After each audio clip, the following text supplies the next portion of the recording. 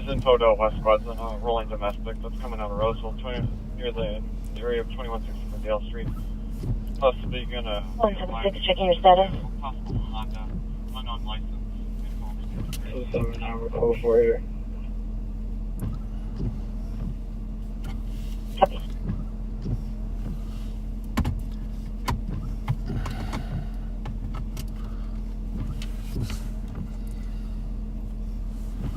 $4504.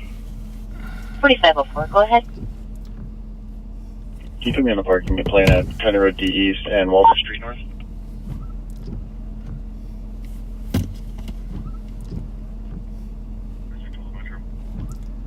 Affirmative, 1937. Got everything around the red, previous secondary. Check where would you like a partner? 630 Metro, mid-round. I'll grab the secondary if you want to send it to me. Check for 1937. Hit Joe, need to. Go ahead. I got them all stacked up, 4 of them in front of me. Can you clear squad to GOA? Copy, I'm westbound 494, passing Portland. Copy, 1938. Hey, we are down at the Union Gospel Mission here on University in Lafayette. And there was just a call up here, a person threatened with a gun up at Regents Hospital. Pat will kind of brief you on what the narrative of the call was. There wasn't a whole lot of initial detail, just that it was a Hispanic male wearing a brown jacket in a Dodge pickup truck. A squad spotted a Dodge pickup truck leaving the area of the birth center, which is where the vehicle was reported to be. And they now have it stopped. We don't know whether this is actually the suspect or the full details on the call just yet. It may have been just the threat of a gun, or it could be a gun was seen. One of our CAT team members was involved in a stop there as well. Yeah, Kyle was right on top of it when the call came out. So we're going to grab some gas. We were going to get some gas before we started live, but then this call came out right there, so we just snuck over there. I'm going to grab some gas.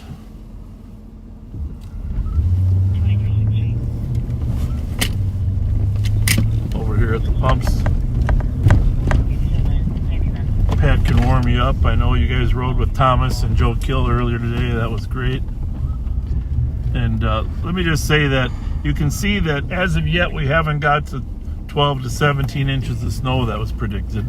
So far, we've been dodging the proverbial bullet. Yeah, and we're glad about that. But we did bring some extra people. Our whole administrative team volunteered to come in today and help with the homeless situation. When we thought we were going to have 2 feet of snow, we wanted to make sure the homeless got to a shelter over at Catholic Charities, because the city shelters are closed because the vans couldn't drive through 12 inches of snow. But in either case, it's obviously not as bad, thank goodness, as we thought it would be. So we'll be out here looking for people that need assistance. We got 4-wheel drive cars. I'll be right back. I'm going to pump some gas.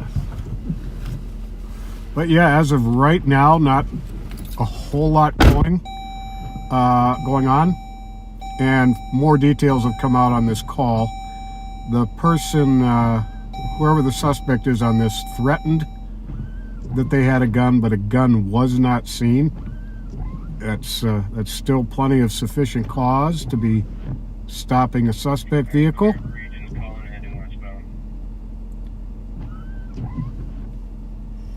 And Deputy Williams is clear from that call.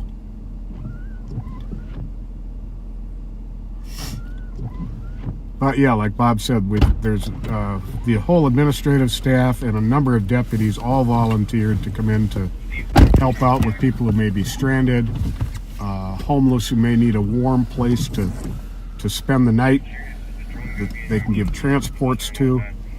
And it's pretty impressive how many people volunteered to do this on a night when just getting here is somewhat tricky in this weather. And Catholic Charities got a variance and agreed to open their lobby at their Opportunity Center. They can house a couple hundred people in there that might normally go to other shelters that the city or the county has, because most everything is closed down.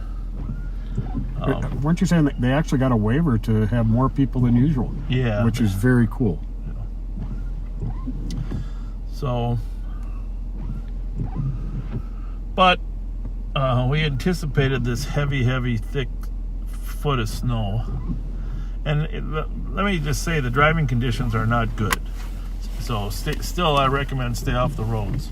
I just about lost control just on 35E over the 36 bridge. And, you know, bridges are unpredictable. Oh, yeah.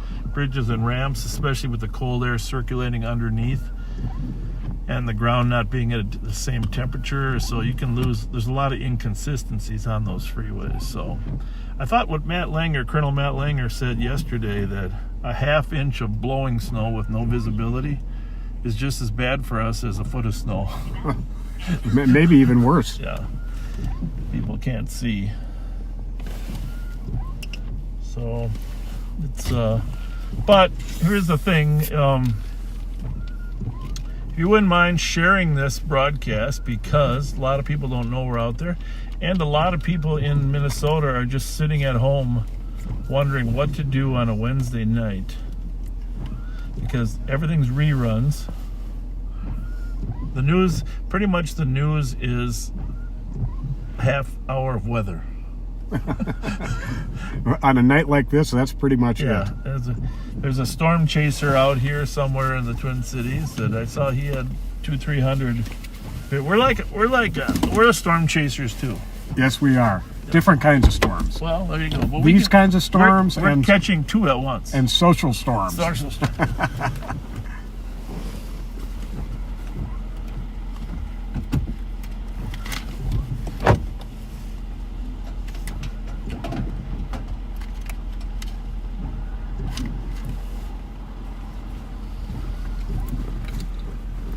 Well, they said there was about 5 inches earlier today. You know, 5 inches is manageable to shovel. You know. Well, it was manageable to have my service shovel. Well, there you go.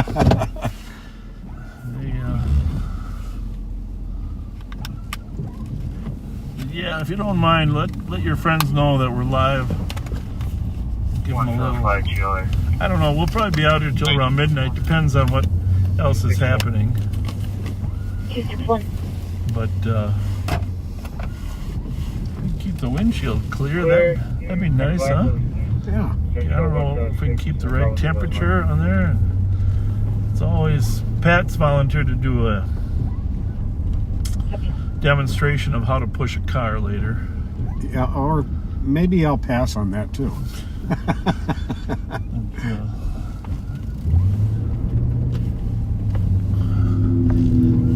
Got a lot of Durangos on the street, Ford Explorers, Durangos, a couple Tahoes out here. We're up in the Northland. We discovered throughout the day that 263 Tango. the auto thieves aren't getting slowed down. No, Still several out there of them stealing cars. stealing cars. I think they wanted to steal cars before the snow hit. Copy.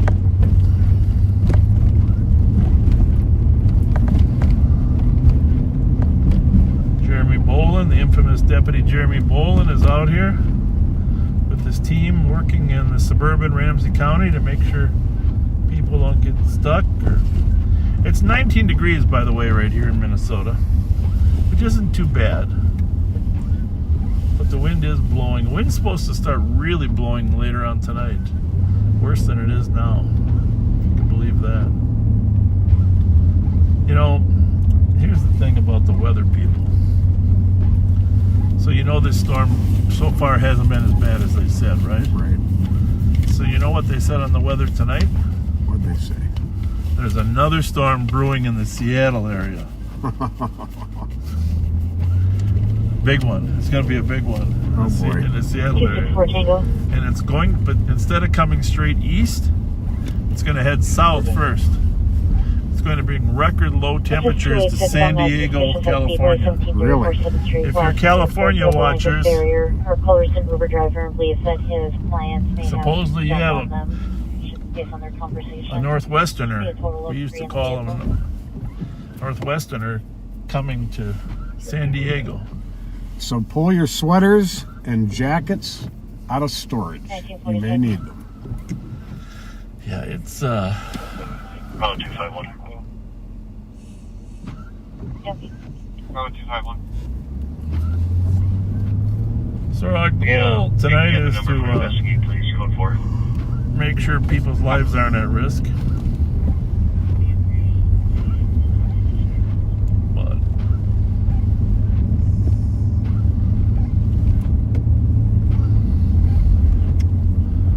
again, it's not as bad as was originally predicted. Although it still could be. You know, with the wind coming up. What's said by 11 o'clock, the wind's really going to be howling. All opposing cars are moving off the 4 lane. 1947. We got the state patrol frequency on dozens and dozens of people off the road on the freeways today.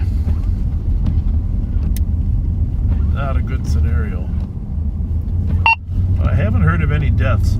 Although I do want that accident that Mike Martin went to on Monday.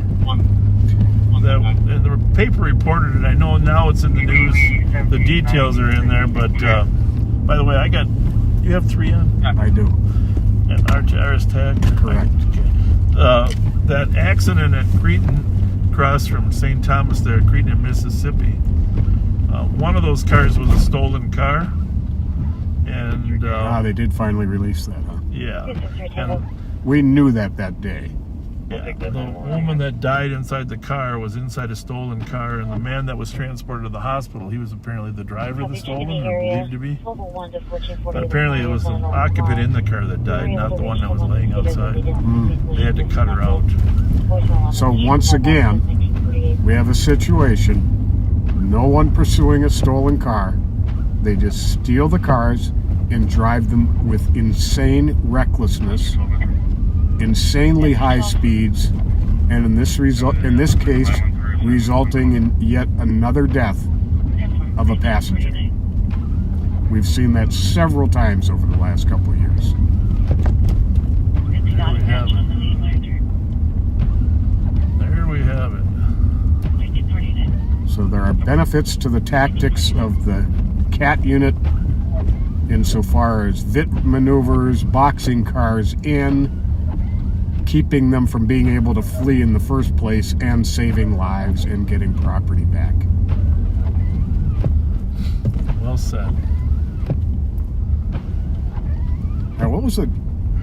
I'm having a hard time remembering the number right now, but I believe the CAT unit recovered, what, over $11 million worth of vehicles last year? Yep. That's $11 million in vehicles recovered by...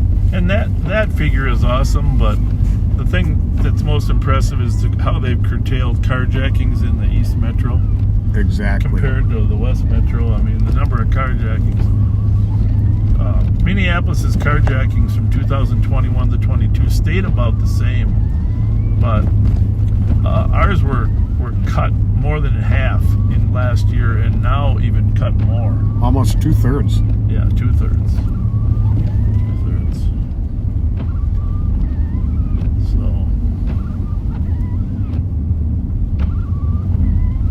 quite a tribute to them. Hey, by the way, I might as well mention now, if you haven't read my letter that was posted on the Live on Patrol page that I sent to 4 of the county commissioners, I would really appreciate it if you did that, because you get a lot of information in the media, but not all of it's complete, and it certainly isn't always tell the whole story. But and you know, read anything you can from the commissioners as well. God bless them. But my 4-page letter that's posted on Live on Patrol lays out the whole issue of why fighting crime is so important, and that when crime goes up, as it has in the last 4 years, and the jail population goes up, and carjackings go up, and homicides go up, there's a cost to that to curtail it. If you don't put resources into controlling crime, it's just going to keep circulating, and that's what's going on in Minneapolis. They don't have the bodies to throw at it, and we feel bad for them, as you've heard us express it. But we have had tremendous increase in jail population, a 40% increase in jail population. There's over 2,000 people out there with felony warrants now, a lot of them stacked up from COVID. And in order to do our job, which the letter outlines our statutory responsibilities, we need the right resources. It's nothing new. We've been saying it for 2 to 3 years. But the letter is on live. It's a 4-page letter. You can read it online. You can download your own. But it would mean a lot to me if you could just read it, because I spent a lot of time, spent 3 days writing that letter, well, maybe 4 or 5, and put my heart into it in terms of where we're at as a department and as a community, and why I think those 4 commissioners have failed to understand the importance of crime. I mean, that's really what it comes down to. I think everybody has their strengths and weaknesses. I don't doubt that they know a lot about a lot of things, but everybody knows something about something different. But when it comes to understanding crime and crime issues and how they impact people, the 4 commissioners that I sent that letter to are out of touch. And feel free to let them know your thoughts on the matter. Absolutely. You know, it's as impressive as it is, the number of vehicles that have been recovered. I don't get the idea of putting a price tag on public safety. Yeah. You can't do that. Tough to do that.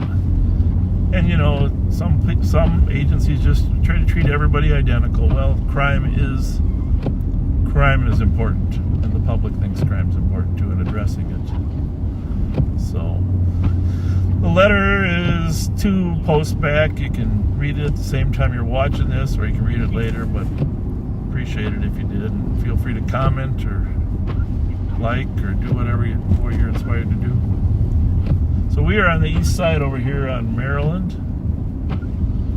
heading east. You can see the snow still coming down. Supposedly the snow is thicker in southern metro than it is up here. Oh, is it? Yeah, I don't know for a fact. Well, we're really lucky. You pointed this out earlier, that we've got the really small, dry flakes, not the big, heavy snowflakes. That seems to be the difference. The small, I gotta give, Ren Claire is Joe Miller's favorite weathercaster, and when I brought up at the meeting that, I think some of these forecasts were wrong, and Joe said, well, I forgive Ren quickly. So He didn't miss a beat. no, it's okay, I forgive him. And he met her at the state fair, of course. She was a big fan of her weather before that, but he got to meet her at the state fair. She's from the metro area originally, which I was surprised. Hopkins, I think. She's Hopkins, originally from Hopkins. So we like it when there's local people on our news and weather. 6-3 Captain. But Belinda Jensen did say yesterday that, maybe it was today, that it's the tiny snowflakes.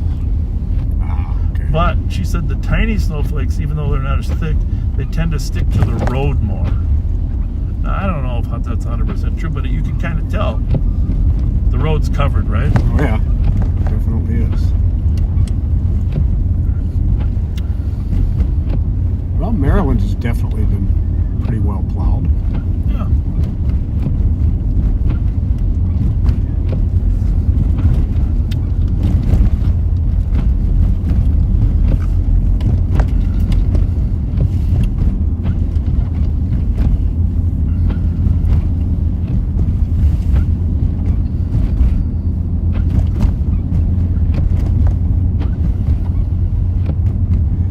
We are eastbound on Maryland Avenue, coming up on White Bear here at the light.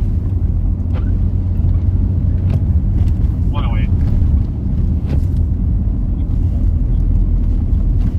9171, go ahead. You call Council 22. Thanks.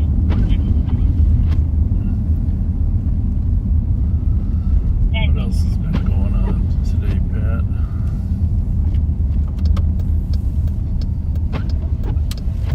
Well, Joe Kill and in the area. Thomas Siegelstrom were really good on the daytime live on patrol. They recovered one of the stolens. Yep. here. From the University of Minnesota. Sorry, what's the same when I'm knocking off?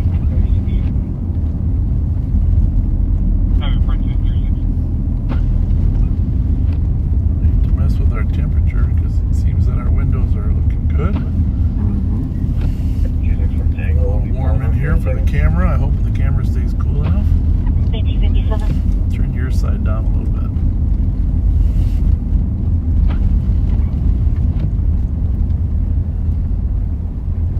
I do think the flakes are starting to get more firmed up because you see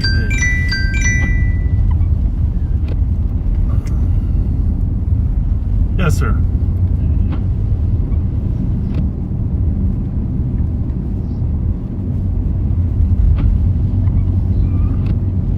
We're over on Whitebear Avenue. We are live on patrol.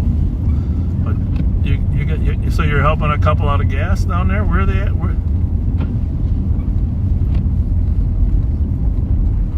Well, just get on. Hang on a minute. Where are you at exactly?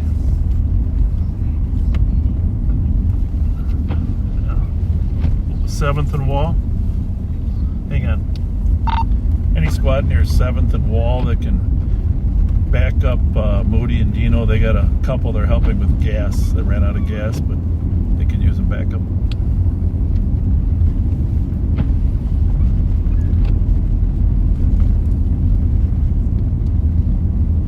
Yeah, I'm on the west side, but I can head that way.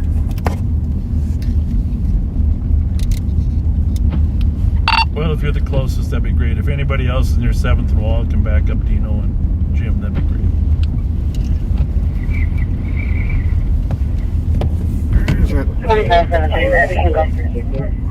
What? Somebody will be there shortly. Do you have a radio or not? I'll go to RS TAC, the second channel. And if something comes up, just use that RS TACK channel. All right, bye. 539 Tango, I'll be clear. So that's one of our squads that's out. We got some civilian volunteers out. That's why they're looking for a backup, if you're wondering about that. And somebody ran out of gas and they're helping them. But, sometimes it's not unusual for people to get, unfortunately, robbed while they're helping somebody. Very true. Right. So, that would be good. Be good. 2411. 2411. Transporting a 49er from County Road D at 61. That was a quick trip at Burglary at 61. Go ahead. Ramsey County Care Center on the right here at White Bear and Frost, now closed. Copy.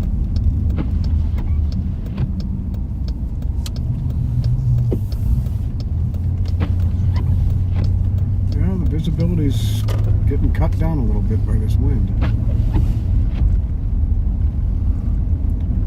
Well, nighttime too is our, a lot of places closed. I mean, schools were closed today and tomorrow. I don't think anybody's complaining about that, but probably didn't need to close today. Just an early closure or something. But there was a lot of people out. I was up this morning going downtown about 6, and which, by the way, I'm not normally up at 6, but I had a mission, and I was amazed at how many people were on the road. Really? Yeah, it made me uncomfortable. I was trying to keep it at 45 or under on the freeway. People were flying by me. I was amazed how fast people were driving on the city streets today. Yeah, it's, you can see the blowing across our in front of us. The winds are starting to pick up now.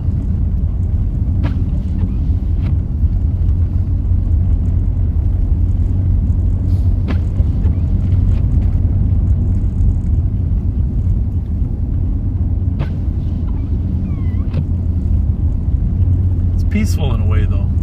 I mean, when it gets late, that's one thing I always liked about working midnights. On days like they at 3 in the morning, back in those days there was nobody out. Right.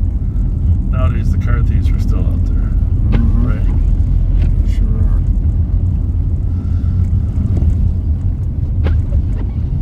Just FYI, the squad that's back in Gino and Moody up. They're going to go in the 422 Dorothy A place. I think it's not by the XL.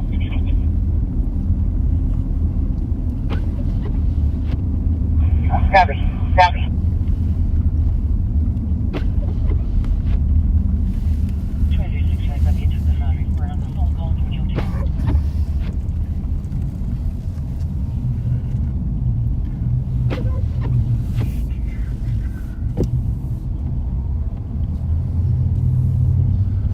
Well, if there are any car thieves that run from us tonight, they're not going to have much traction. No, they're not. Not going to have much traction. But we've got it. Durango.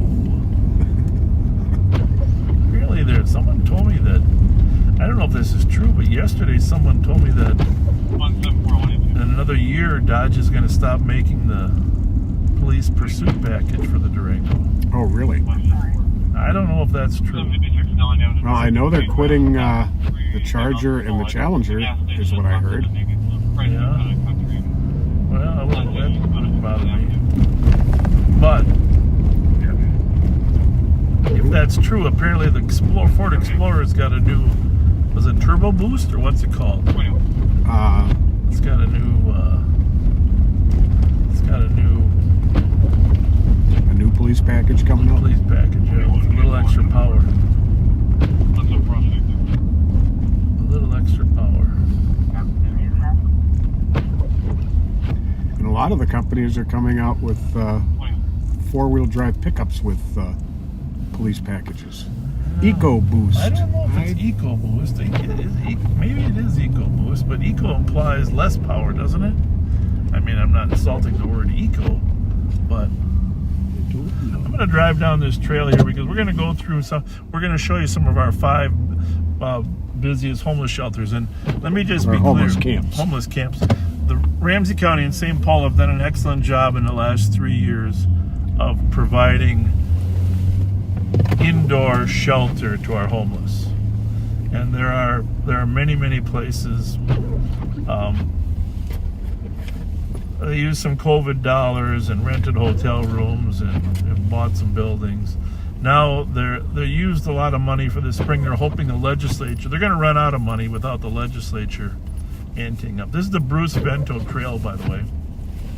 And Bruce Vento was a congressperson that served us for many years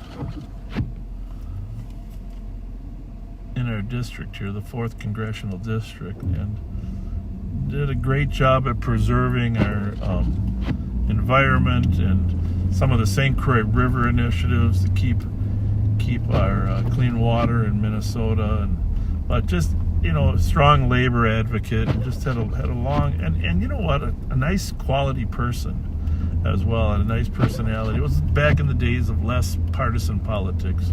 I mean, he was a strong DFLer, but the strong DFLer in those times was different than it is now. So, I'm driving behind the old Moose Younghan's house there. Moose, I think, has moved now. But Joe Bergeron was shot on this trail when he was looking for some suspects, like robbery suspects. And as he came down this path here at the end,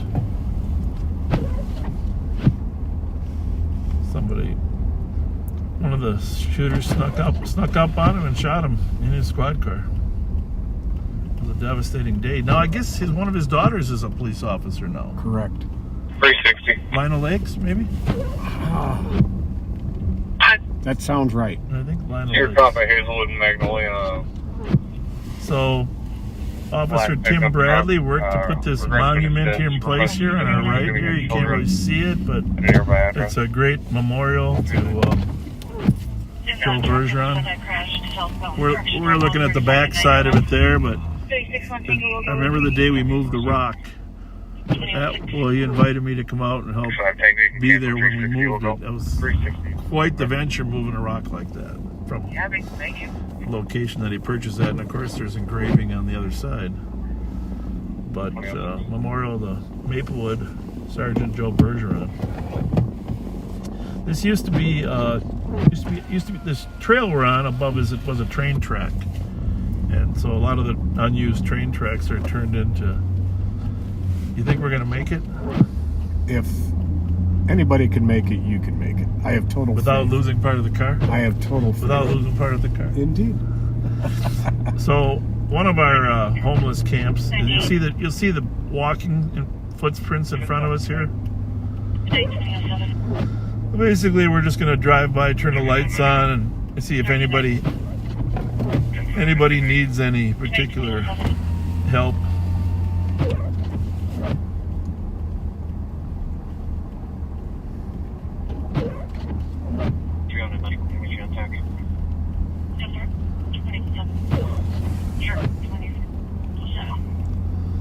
Gotta be difficult. Well, more than difficult. Miserable.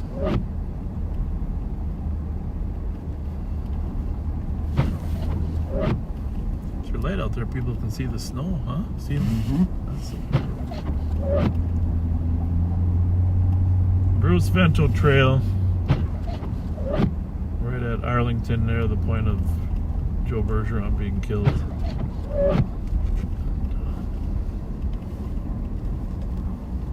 Well, actually, the homeless camp is this other way. Yep. I don't know if we can make that. Doesn't look like anybody's plowed that path. Are we trying? Are we going for it? I say we go for it. Just Servaka said he's got a toe strap, right? yes, he does. So I say we go slow for the first 30, 40 feet. See if it feels like we're going to make it. Does it feel pretty solid? That's a terrible time to ask me. I don't think we're going to stop. We're out here. If you just joined us, we're out here. Just got a huge snowstorm. Just checking on our homeless camps. All these people have been offered a place to stay, an indoor shelter, but many of them have refused or declined. It's off to the right here, and you know. Go ahead. We're on the Bruce Vento Trail. I see our number of viewers is going up now that we hit 8 o'clock. We started a little bit earlier. Here's the camp here. Got a big tent on our right here. Everything good? Looks like everybody's content. We haven't had so much snow yet that we were worried originally if it was 24 inches of snow that it would collapse their tents, but thankfully the weather report has been far better than that. Well, you made it. I don't know though, now we gotta get onto the road. That should be the easy part, right? Okay.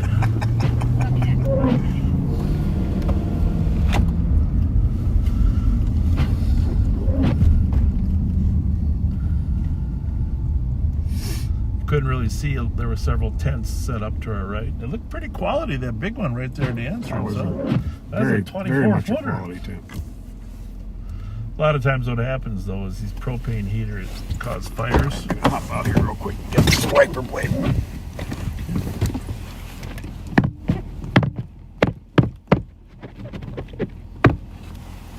It's a little dirt on there too.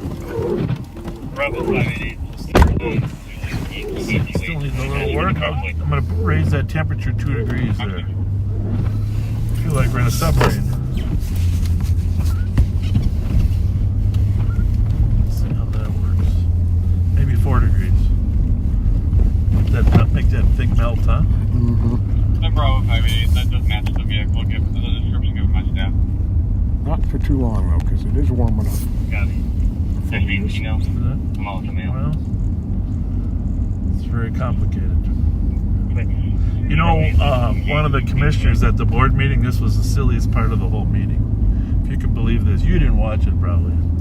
Sometimes it's painful to watch people just tell untruths, you know? Mm-hmm. I did not see it. I didn't try to dispute any of these silly truths, but backseaters, so one of the commissioners accused us of buying high-quality mounts, spending money on high-quality mounts.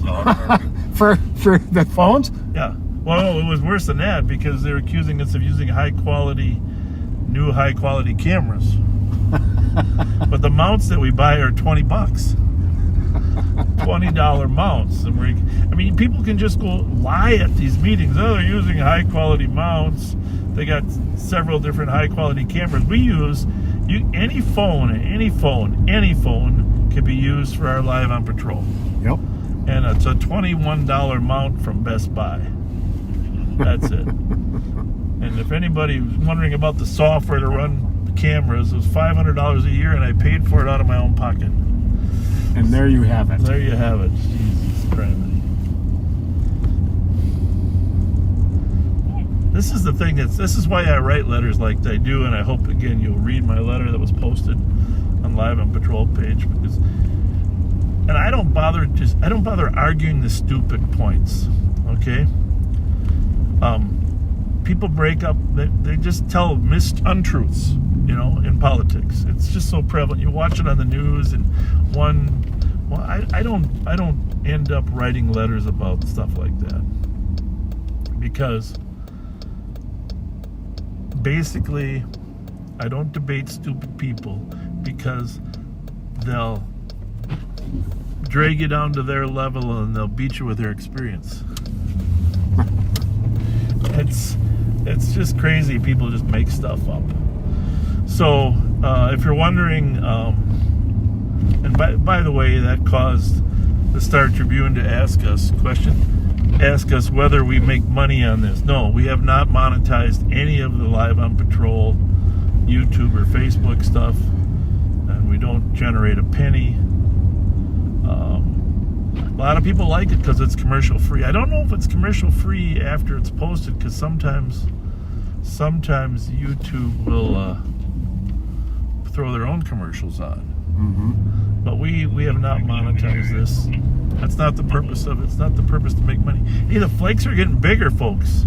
They are. The flakes are getting bigger. What time is it? So, Belinda, it's no longer the tiny little flakes. That's getting bigger. Now they're the sticky ones. I can see they're starting to get stickier. It's 8:15. 8:15 here. The saintly city of St. Paul. I saw 3 females get into the van, unknown driver. Unknown if there was someone that remained in the driver's seat, and they took the other one. The other one. Speaker for this is in the back. Happy. 3 females got in the van, unknown if there was a driver, a male driver, and they took the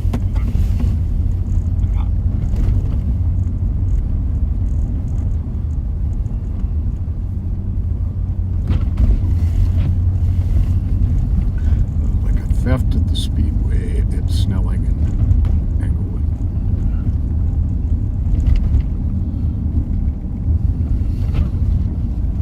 Well, I gotta say, if I was a criminal, I would not commit a criminal act tonight. It's just, there's enough, same number of cops as always, and no distractions. Yeah. My advice to criminals: stay home, watch TV, play NHL. If you really feel like you have to do something, play Grand Theft Auto. Right? Or watch Live on Patrol. Well, there you go. Watch Live on Patrol while you're playing Grand Theft Auto.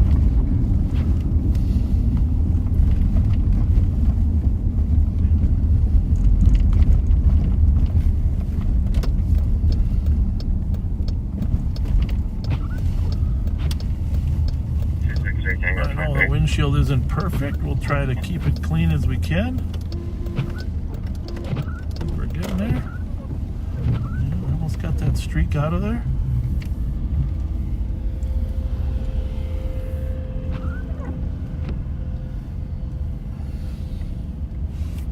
I think the picture's pretty good here, huh? Definitely looks good. Considering the weather. You're 181. Can't squad control the set, weather. Council on Taylor, checking your status. Code 4. Was Ash Wednesday today, although a lot of churches were closed for Ash Wednesday? 21 only description was one of the people had green leggings on and a hat that said security on it. They had a hat that said security? And stealing from the speedway. Which, by the way, that has become a very, very serious matter. Stealing from these stores, causing them to close. So the Walgreens is closing several stores. CVS has closed at least one, the one at Maryland and Arcade. From people just coming in. I watched there was a video on Facebook or YouTube yesterday of in another state, in a CVS store, 3 people who came in. It was a state that allows liquor sales in drugstores and grocery stores. Yeah. And they were prying open the cabinet that held the liquor and stole, I don't know, maybe 30 bottles of liquor, being filmed by someone the entire time in full view of customers and staff, and the police were never called. I thought I saw a car go through that stop sign down there, but I'm just gonna let him. 175. I'm just gonna let him go, Pat. It's too slippery out here. It is. 175. It is. Too On slippery. our residential alarm, 396 Van Buren Avenue, apartment 2. We had a blood Oh, cover. slippery, and it's starting to blow sideways. 175 copy. Yeah, when you just let people engage in aberrant social behaviors and thefts with no consequence, the consequences are stores closing, people feeling unsafe. On 175, the alarm company said it was a false alarm. I can check clear. Yeah. Copy, thank you. No BWC. 2018. Hey, speaking of safety, when were we on last? The 15th, right? We talked about school safety. Yes. What day of the week was that? Or not, wait a minute, 15th? Yeah. Tuesday, I think? Was it Tuesday? Yeah. So, anyhow, if you haven't listened to our audio about school safety from last Tuesday, it'd be a good one to catch up on. It was only about 1 hour long, but we were talking about Devin Scott, young man that was stabbed to death at Harding, and about school safety in general. And by the way, his funeral was scheduled for tomorrow, but now has been moved to Minneapolis, and it's going to be Friday. Devin.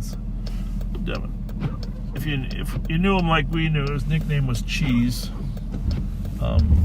But we had a long discussion about that issue. But I want to mention, you want to shift east? last night there was a St. Paul School Board meeting about Works for me. this issue, and there was an hour worth of testimony from people coming there to talk about school safety. And Central District or East Side then? Jay Coles did a piece on it last night, but I also watched it live. You can watch their school board meetings live. It's probably still there if you want to go watch it. It's in the very beginning, St. Paul School Board meeting. And person after person talked about their concerns, and clearly a majority of people were concerned about their safety, and I would say a majority wanted school resource officers. But there were a couple anti-police activists that testified against having police in the schools, but didn't mean they didn't think safety was important. Some of them didn't even want the school liaison security officers in there. But clearly, I mean, you have to provide a level of safety for everyone, not just for the ones that don't like cops. I mean, that's just, you know. So anyhow, I'm hopeful. It sounds like the school superintendent would really like to do that. Chantel Allen, who we mentioned on Tuesday, spoke out against it. And if you watch the video of the school board meeting, you're going to see the public comment in the beginning, and then you don't hear the school board members respond at all to the public, which is a little surprising, until after the school superintendent gives his report. 372. Joe Gothard gives his report about what they're doing to determine what level of security. And there were, there's everybody on that board is concerned about security, with the exception of Chantel. But the rest of them are all concerned. Let's see if we can give this guy a ride, huh, Pat? What do you think? For sure. Looks like we got a guy walking down a snow-blown road, and we're going to see if he wants a ride. Got to move forward.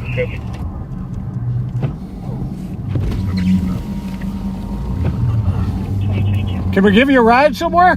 Can we give you a ride somewhere? No, I'm fine. I'm going to the liquor store. You sure? All right. You okay. sure? All right. Checking channels 2 and 3 for any safe and sober.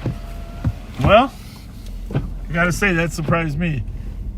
Didn't you? Didn't it? You? Mm-hmm. Blowing windy snow, 20-mile-an-hour gusts. Chicken channel 1 for any safe or sober. Safe and sober squad. You know, in regarding this topic of school safety, especially if you're a St. Paul resident, there is a Facebook page called Working for a Better SPPS, which stands for St. Paul Public Schools, which I would highly recommend you joining, and look up a comment by a gentleman by the name of Ben Wright. And his comments are also talked about in some of the articles about that meeting. Someone's refusing to leave their apartment. And a lot of his commentary I thought was very, very spot on. He was there. Yes. He was at the meeting and spoke. Former teacher, I believe. Yeah, and that's the other thing is your survey you read that was done by the article was written by the Highland Village. Highland Villager. Those figures were amazing. Why don't you just cover them again? Like Well, I can tell you them off the top of my head. Yeah. They did a survey of the St. Paul school administrators. 100% of high school principals in St. Paul opposed the removal of school resource officers from the schools at the time it happened. That was in 2020. And I believe it was 84% of high school students opposed it. Yeah. Well, and if you're listening here, this is one of the reasons. There are several reasons that I've been working with a broad coalition of people to start a new charter school, that safety of the students is a top priority.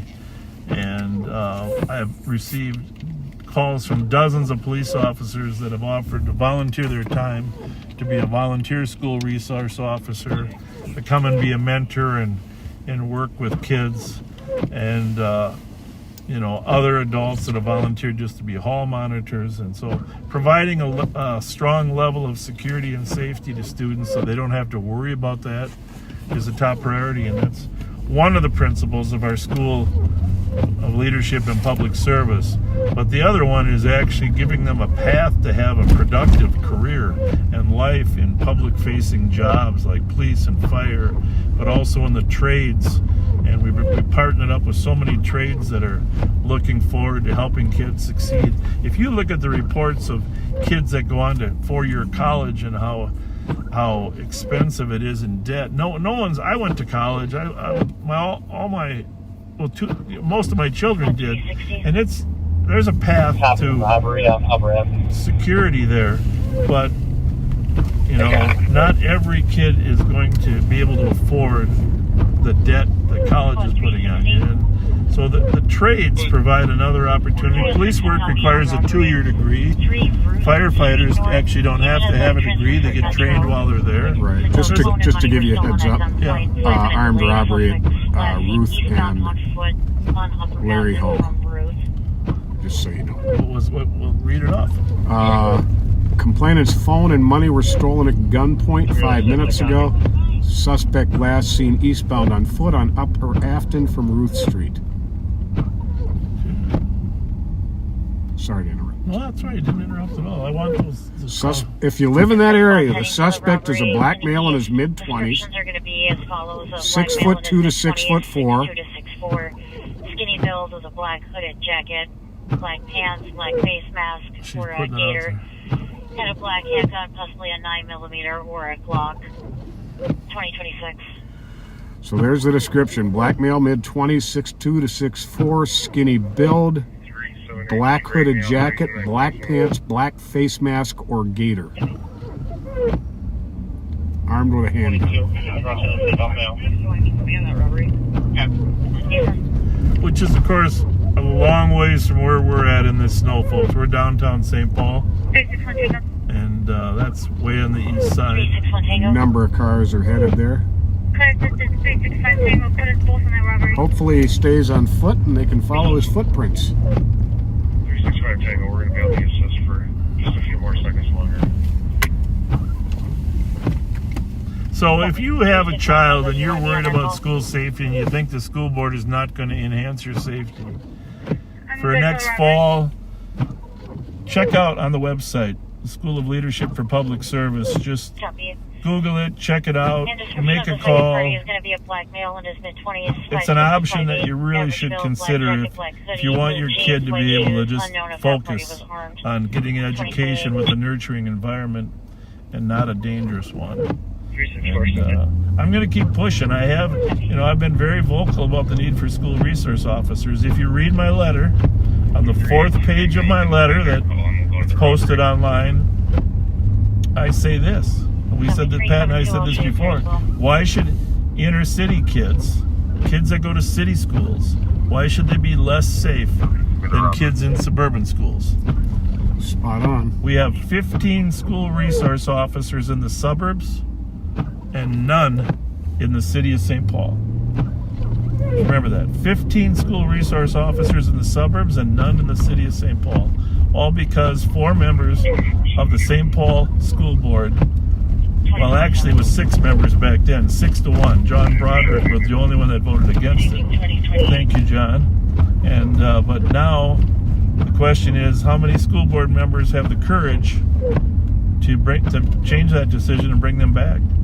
I even said in my letter, the Ramsey County they have about $300 million in general reserve, but $168 million is not dedicated. It's just money from taxes that they've set aside. They take Ramsey County taxes and put them in a reserve fund. Really? All right. Yeah. These guys want to cross the street. Well, we'll let Got you. a bus coming. Go ahead. I guess they're not going to come. So, $168 million in reserve. And I said in my letter, maybe we should spend some of that, put a grant program to help the schools get school resource officers, right? Why not? 263 Tango, can I have you head I to mean, Asia? you complain about money to keep the jail secure and safe and handle the overcrowding. What do we need? What are we doing? Find the climate button. All right. Push that on. What do you want it? My feet.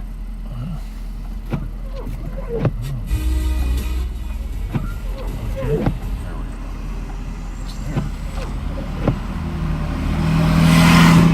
Thank you. I got boots. So do I. I don't normally wear boots, but I got these boots. My wife had a bucket list 2 years ago. Item of taking our son to go snowboarding in Denver. 121, I got boys on call back. Nice. And so we went out to Keystone 2 or 3 years ago, and we drove over to Breckenridge. It's not too far, and I decided I need to get a pair of boots. So these are my Breckenridge boots. And to be honest with you, I haven't worn them since. Well, you picked a good night to do it. So I found them.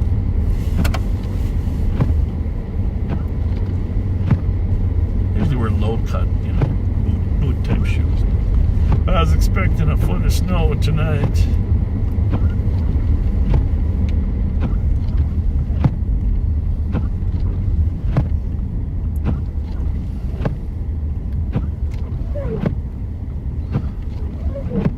So we are downtown St. Paul.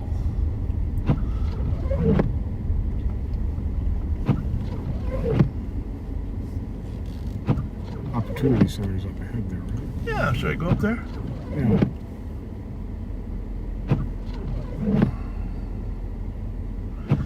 So I think we mentioned that a lot of the shelters that are closed tonight because of anticipated difficult driving to get people there. So Catholic Charities has volunteered to take extra people that need shelter at their Opportunity Center. You'll see there's 2 buildings here, and obviously there's a fire rig there. I don't know if it's the nature of the call is, but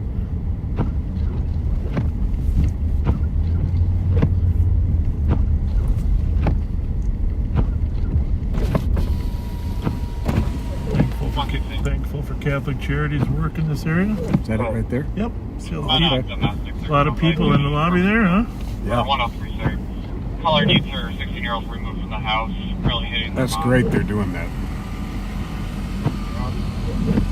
You should grab that camera off there for a minute. Just kind of show the people, and you can kind of see large numbers of people inside the Opportunity Center there getting some shelter. They'll be in the lobby there. They do have food and stuff in there as well. Yeah, this is a great resource. We've used this other side over here on occasion as well.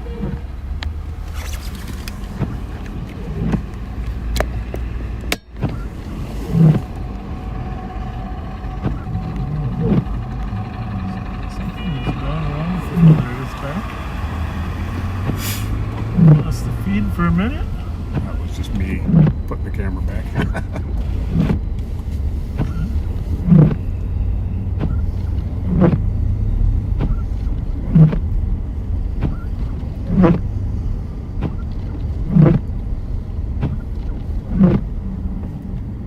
How's it going, partner?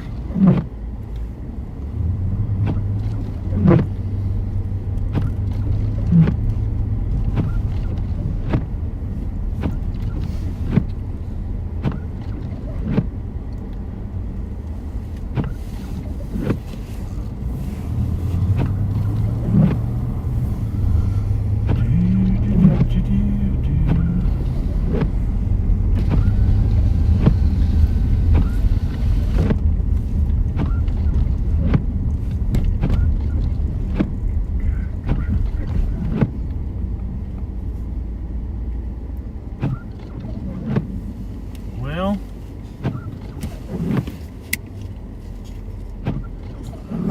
this is a city. Good, This is it. 261.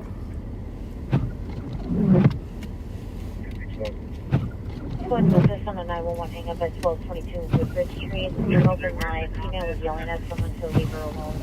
She'll call 911. We are downtown St. Paul, across from the Excel Energy Center where the Minnesota Wild play. Won't think within 6 meters. What a decent year, I don't know. 261.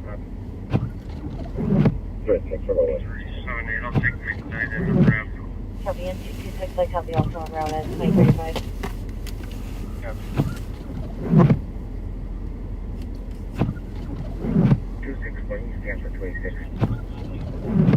286, for sure, sir.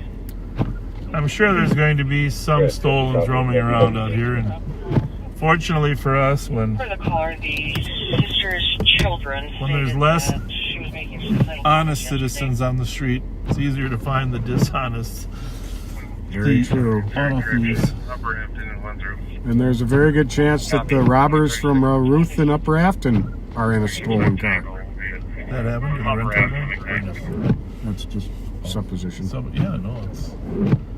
Well, they're not out walking, they're not out on a hike. What about that? Excel Energy Center front. Has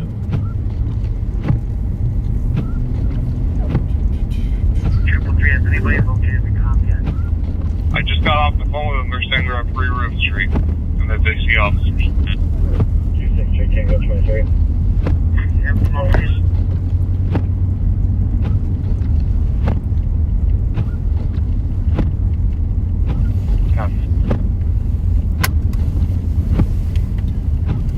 Because of the time delay, they're setting up a fairly extensive perimeter on that robbery call. Copy. Winter Carnival Parade was fun, wasn't it, Pat? That was a lot of fun. Ended right here at Rice Park. On 160, the cops will be stepping out to let you in. And the dethroning was fun. The ice sculptures. I'm just amazed at the people that do those ice sculptures. Snow sculptures are amazing too. In fact, one of our employees, Kelly Thune, Dave Thune's daughter, she won first place in a national contest for snow sculpturing, right? She did. Out in Stillwater, or where was her? I think it was. Yeah. Congratulations, Kelly. That was amazing.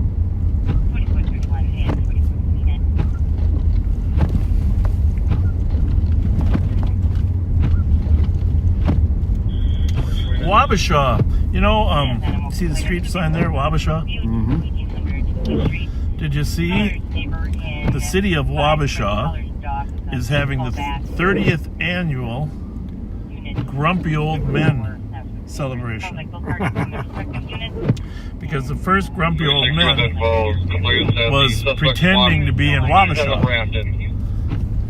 Minnesota, down there. And to be truthful, only a few scenes were actually shot in Wabasha. Okay. Slippery's bar. Most of the scenes were shot out on Hyacinth, just east of Earl, and the three houses that they lived in. Mm-hmm. They vacated the three houses, and Margaret, right, and the two grumpy old men. They lived in side-by-side houses. Most of the scenes were shot there, and there were a variety of other towns that were used. But Wabasha, to their credit, has captured the name of the festival. So if you're from Wabasha or you're from there, put a little post on here as to when that is. I was looking at the agenda. I actually think it would kind of be fun to go down to Wabasha. And if I'm not mistaken, that's down near Red Wing, right? I believe down near Red Wing and then east. Well, east. Isn't it close to the Wisconsin border? Yeah, but so is Red Wing, right? Yeah, not far. Yeah. But I think it's called Grumpy Old Men Days. I don't know. I'm going to be all the way down at Glen Ridge.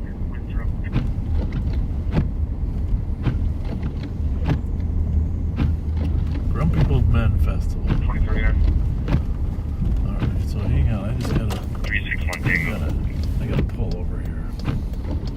361 Tango. Pull this up here. Yeah, while driving That's a on the classic. road, You know, everybody's watched that movie. What we saw were heading towards the back from the bus stop on Ruth. Sorry, not Ruth, but Upper Afton and maybe Larry Hall area. They're heading south towards the rec center. We didn't see any footprints going eastbound on Upper Afton on the south. Grumpy Old Men Festival, Wabasha. Walter Matthau and Jack Lemmon both passed on, but the odd couple's influence remains strong in the Mississippi River town of Wabasha, where they filmed both Grumpy Old Men movies late in life. Like the namesake films, Grumpy Old Men Festival finds fun on the ice. So they have a bunch of ice stuff on the river and costume. I'm gonna actually click and go to the web page. I don't know if I'm gonna get there. View website. 360, can I get one more squad to Ruth and Upper Afton for 30th annual, February 24th and Saturday 25th. If you go to the Grumpy Old Men website, you'll be able to. Oh, they have a lot of events. Tons of events. 20 they have the National Eagle Center there as well, which all the eagles near the river. That's kind of a great place. They have The kickoff party with live music on Friday night, a buffet dinner earlier. At the top of the ramp from eastbound 94 miles. Best dress contest. Bring your plaid shirt. Story time and crafts on Saturday. Fishing tournament. 183 Tango. 183 Tango. Live music, raffle. They have last year, it may be anyhow, kind of you follow can look it up after yourself. something. Grumpy Old Men, 30th Annual, Wabasha, Minnesota. 360. Wabasha, Minnesota. Sounds like a fun time. Congratulations to those people. See, if I was the mayor of St. Paul, I would have capitalized on the fact that most of that film was shot in St. Paul. Oh, heck yeah. The victim's phone And, able to be tracked. I remember it because they had a bunch of trailers out there by Lake Phelan where they would get ready. And, We are working on that. you know, because I was only 38 years old then. Copy. 122.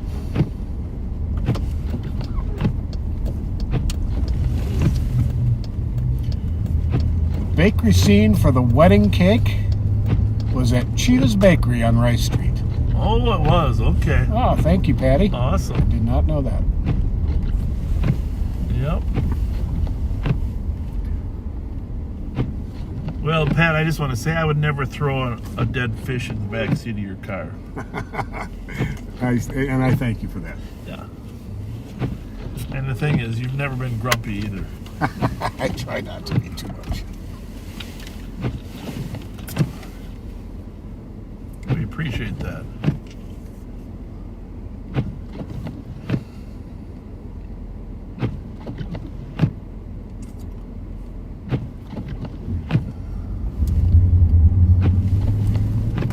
Well, I bet that storm chaser's disappointed, huh? Vincent or whatever his name was, he's up here Yeah. chasing storms. I don't think we're done yet. You don't? No. But it's kind of amazing, right? Oh, yeah. So if you're one of the weathercasters predicting all this snow, and now it's 8:45, and if you're Ian Leonard and you know you got at 9 o'clock you got to come on and explain all this, all right? What do you think you say? I'm glad we were wrong. Or if you're Ren Claire, you got to come on the 9 o'clock version that's on the channel 45, and you got to explain it. What are you going to say as to what? Maybe you take credit for it and say, we did our part, right? There you go. 121. 121. We're gonna be giving juvenile females and males ride to Popeye. I'll give you the final address once I get there. Starting mileage is 734. Copy. Rapid recovery. 175. Our starting mileage will be 65.9. 364. Yep. 364. Just for squad info, it looks like there's a vehicle in the rec center parking lot. The lights on. Actually, we have shown the Mary Tyler Moore statue on live. Yeah, it's over Minneapolis though. Copy, vehicle in the rec On the center parking Nicollet lot. Mall. We got to drive over to Nicollet Mall.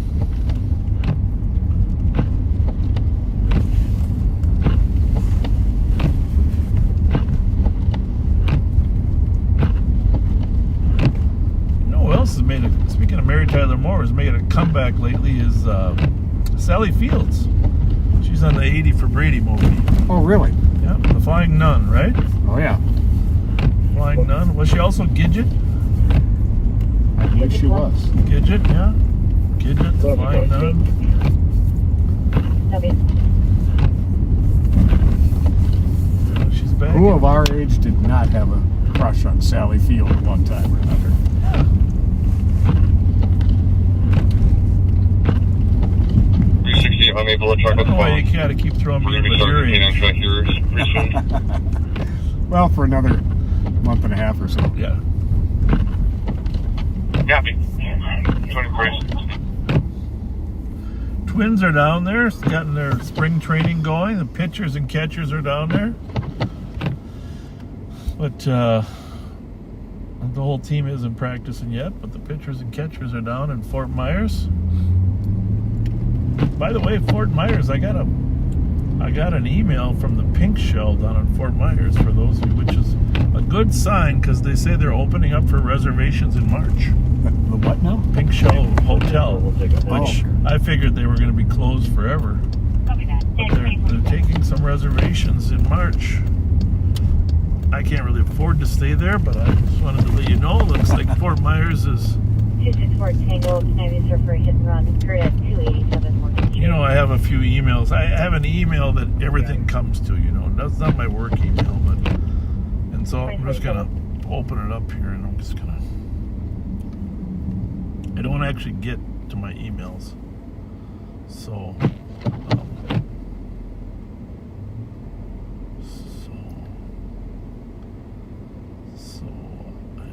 You see where it says 9,365. Well, that's not actually 9,365. That's 93,000. Oh my goodness. 93,650. Unread emails. I don't know how to show you that. I'll make a computer. I mean, it's hard to read all those advertisements they send you, right? Yes, it is. One after the other. One after the other.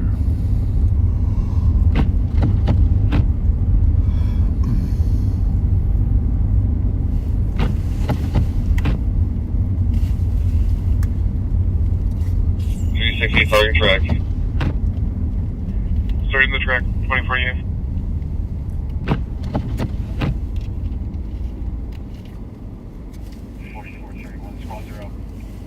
Copy that. Head 2048. Come on, admit you're shocked that the weather is this calm. 360. Totally eastbound shocked. up Rapid Forest.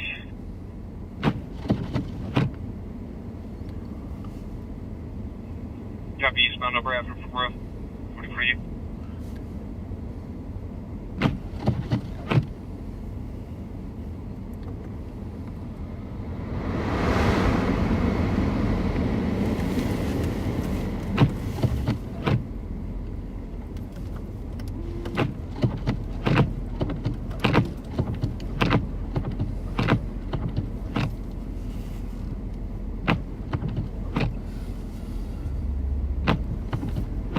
Well, Chris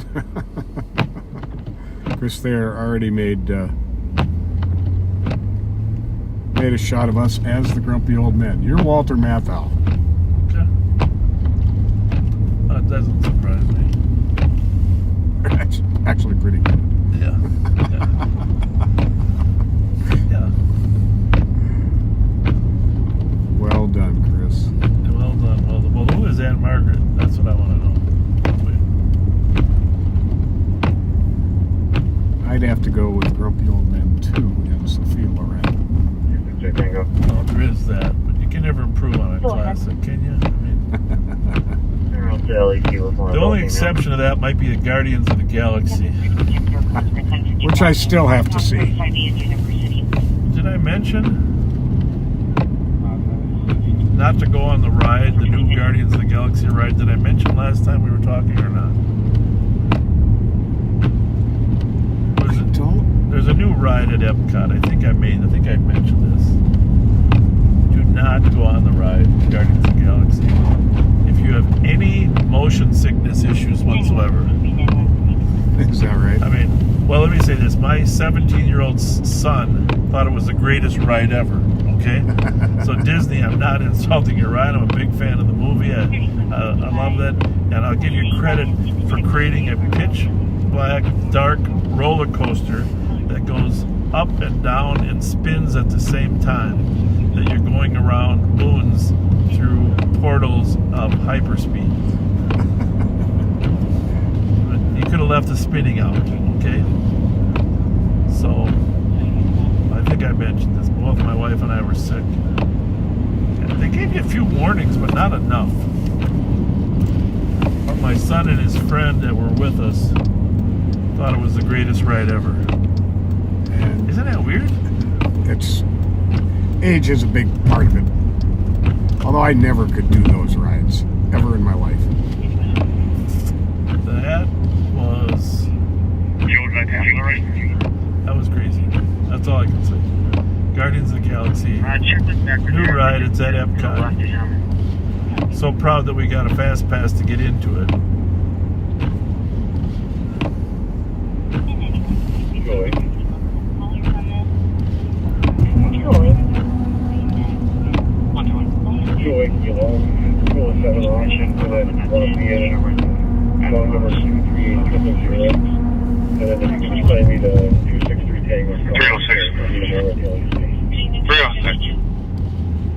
Myself, 364 and 388. We'll be checking out this lone vehicle here in the parking lot of the Battle Creek park here. Okay, at 9 o'clock here, tune in to either Channel 9's News of the Inland or Channel 5's News. Channel 5's News on that Channel 12, which is actually 45. And let us know what the weather people are saying about why we didn't get what was predicted. Or, better yet, we can't watch TV while we're in the car because we don't know how to do that. But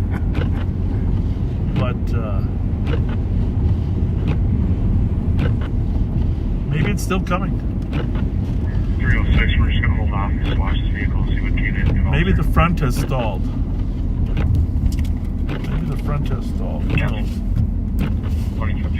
But as of right now, it shows the snow stopping by 3 p.m. tomorrow.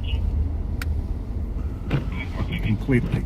So, I'm going to give this guy a McDonald's gift card. Thank you for your help, backseater. Hey, here's a McDonald's gift card. $20 right over here. You bet. God bless.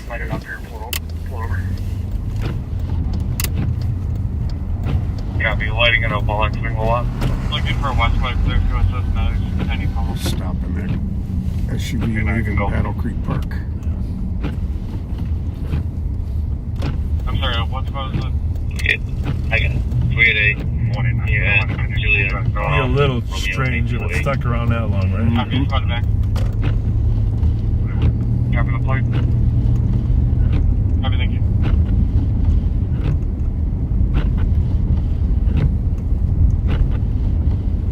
And first squad just find a Como. They're around for a 75-year-old female conscious breathing who has been drinking and won't take her breathalyzer policy. She's also being aggressive. Jason Gadram, the officer from Logan, Ohio, who did a live stream, retired from law enforcement, a well-deserved retirement. And now has devoted himself to his woodworking. Yeah, he does amazing work too. I think he still broadcasts from his shop, right? He does. And he talked something in his second or third broadcast. He talked about the stress that officers are under. Go ahead. I thought he did a really nice job of kind of laying out some of those issues. Copy. 998 Virginia has 26 minutes.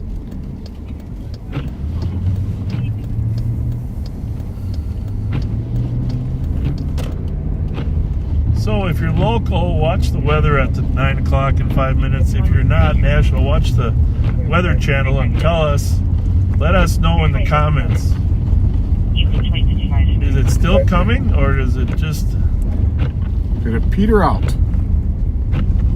Go ahead. Where did that phrase come from?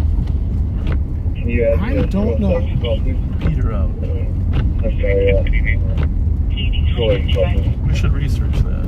Hold it. I want to know where the phrase peter out came from. Up ahead, you'll see a squad there. They pulled a car over that was leaving this Battle Creek Park. Keep in mind, this is right in the proximity of where the robbery was. They saw a car staying in the park there. Not the most likely scenario. I can check that. Although this may not be the stop here, huh? This might just be a perimeter spot. 21 copy, no. Actually, I'm not even sure. And they were last tracking with the K9 Yep. east on Upper Afton from right here. That was the K9 car. His 2 cover cars going with him. 446. And this is right where it was, number 3, Ruth Street, where the 306, this vehicle's not related. We're getting a loser. Vehicle's not related. East Side Sergeant just said the car they were stopping from Battle Creek. There they are over there Not on the other side related. of the park. Metro 558, update. Go ahead. Starting medics precautionary for the Toyota Prius. 2057.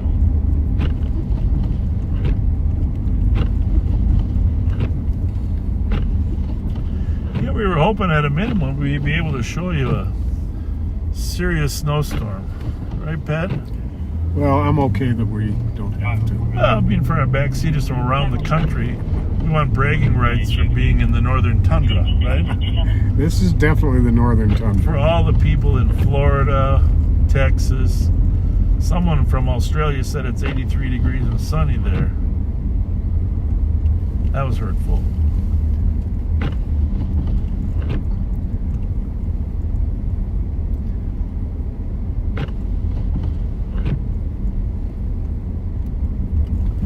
But I think Pat's supposition that it's more likely he ran to a waiting stolen car than just being out running for a half mile in the snow is probably true, right? I would think so.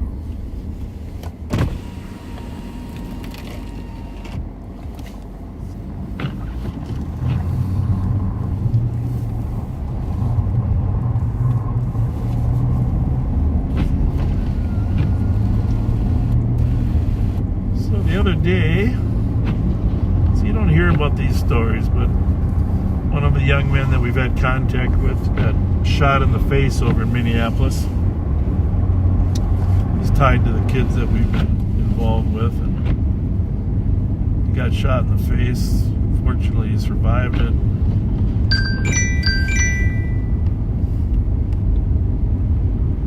Inspector Whistler, you are live on patrol, so just be aware of that. Wonderful. Yes, sir. Appreciate that. I'm headed to St. Paul Opportunity Center right now to rally with Chris Michaels and Jen McCullum.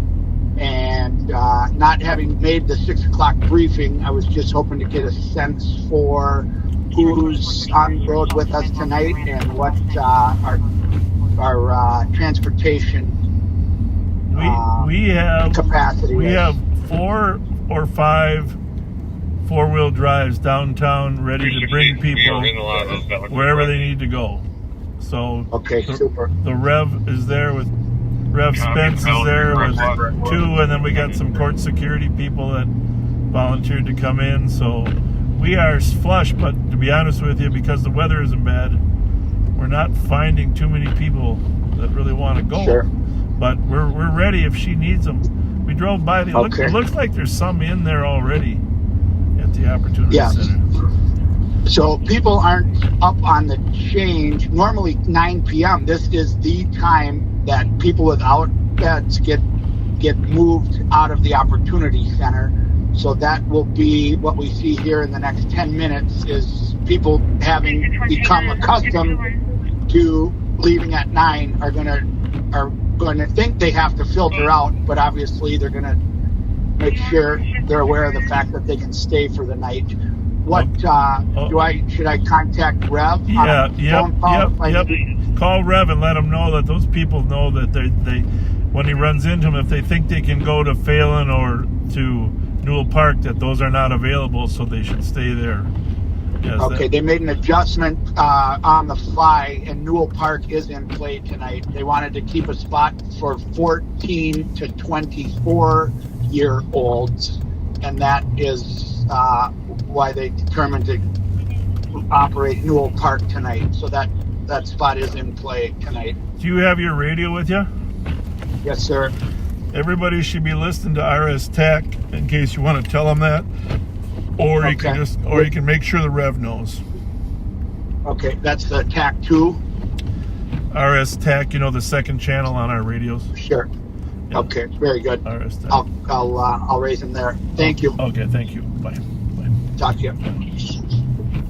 Well, thanks to Backseater Tim. Based on radar, the storm currently extends into Colorado. The bulk is still moving east towards Minnesota. The expectation at this point in time is 10 to 16 inches in the next 24 hours. It's just moving slow?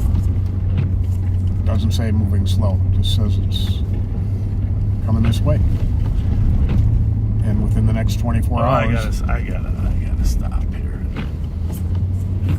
I gotta call Ren Claire and say, Ren, what the heck's going on?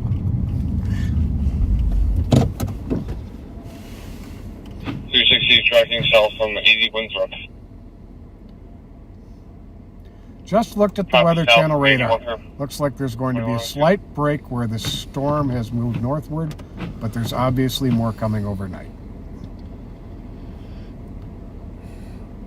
Gee, thanks, Matthew, for letting us know there's no snow in Alabama. That's mean. All right, so 101 degrees in South Adelaide, Australia. look at that, Pat. You see that? See that little spot there? Whoa, huh? That's us. There's no blue over that. No, there's not. What does that? It kind of looks like a ghost. See Is red- all that around us snow? Yeah, that's all around the snow.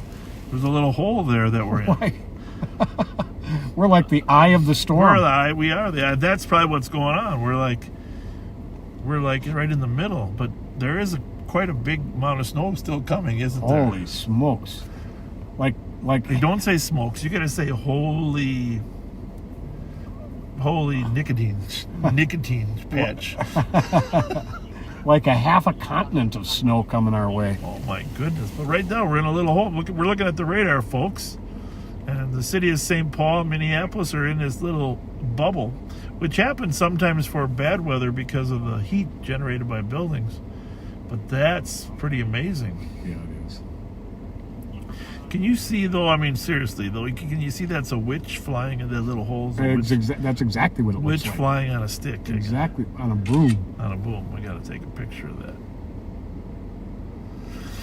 All right, well, folks, I guess the bad weather could still be coming. But let us know what Ian Maitland and Ren Claire say. They should be on right now. You guys should be watching them. 12 to 14 inches still coming. Heavy snow coming from west to east. 175. Go full medic. Copy. What's that say? I can't repeat it. The weather's like a man. I get it, yeah. I can't exactly repeat that. That's really nasty. And not really nasty, insulting. Oh.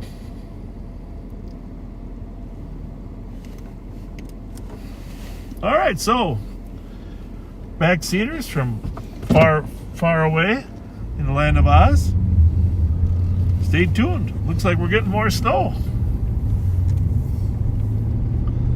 I can't believe we're going to get another 10 inches, but looking at that radar, it is possible, right?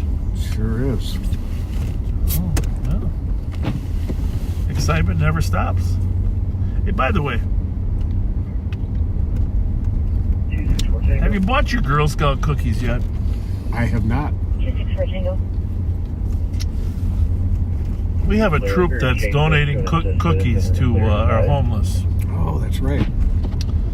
I don't remember the number, but I'm going to have to post. They have till the end of March to sell the cookies. But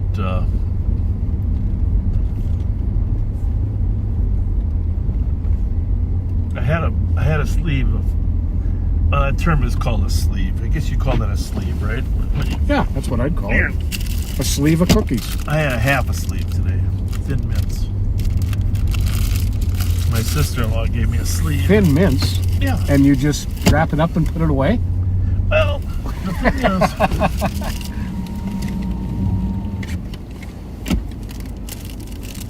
How's the snow going, gentlemen? How is it? You loving it? They say we're getting 10 more inches. Yeah. Lucky us, huh? Nice. Right.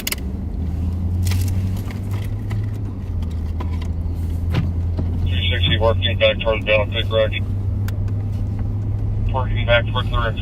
I can't believe we'll get another 10, but based on that radar, I guess is anybody watching the weather there? Well, I've been keeping you I updated. gotta hold those weather people accountable. Ren said there's a lull now, but more will come after midnight. Sergeant Boland, you are live on patrol. Go ahead there. Hello, sir. Are you anywhere around Rice Street? No, but I'll head that way. Can you head toward White Bear and Larpenter up that way? Sure. Yep. I'll meet you in the McDonald's lot. Well, let me see. No, I'll meet you at White Bear and Larpenter in the Pizza Hut lot? Sure. Perfect. Okay. Thank you. I'll be down there in 5. Thanks. Thanks very much. All right. Bye. Bye. Sergeant Boland has some traffic vests for us, Pat, Oh, good. in case we get out and have to push. We want to make sure nobody runs you over.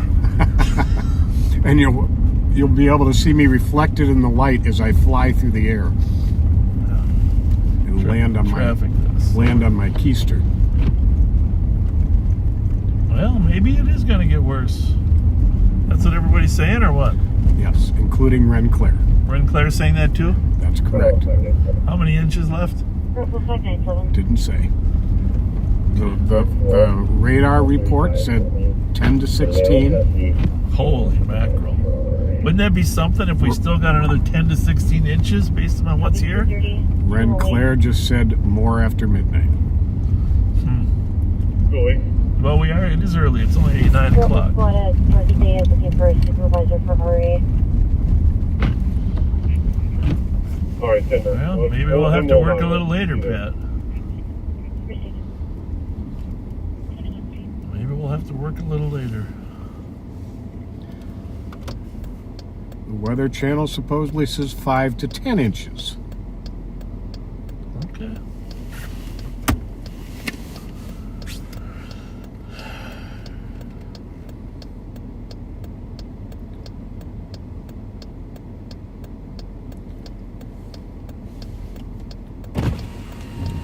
If you're with us, remember we had this bad accident, a fleeing car, a stolen car, smashed into another party right here at Ruth and Minnehaha. Car was in over there by the pole. It's a bad thing. Copy. Squads on the perimeter can break. 2109.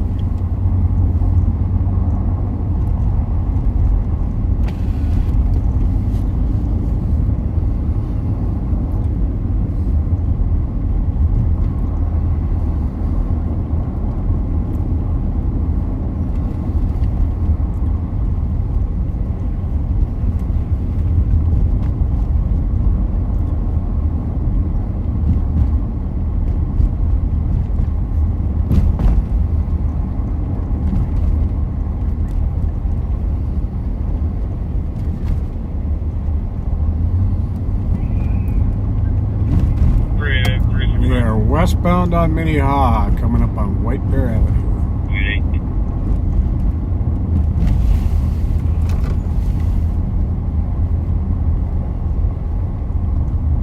369. Turn back to the rec center.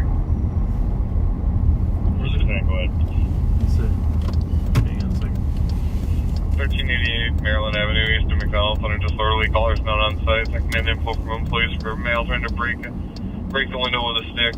White male, thin build, wearing a black or dark gray jacket, a brown ski mask. Trying to get access to a donation box. Oh.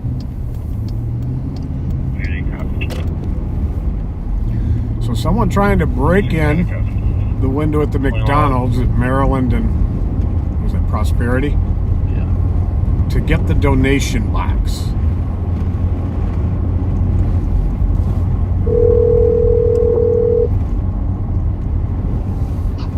Yes, Sheriff. Hey, you just want to meet me down at the McDonald's on Maryland and Clarence there? There's a call down there. Just slide down there. I'll meet you there. Okay. Thank you. Yep, Bye, you're welcome. bye. All right. We're gonna slide over there.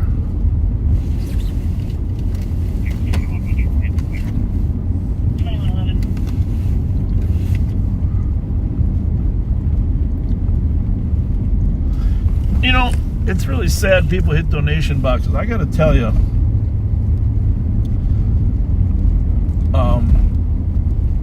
I've been running into people on the street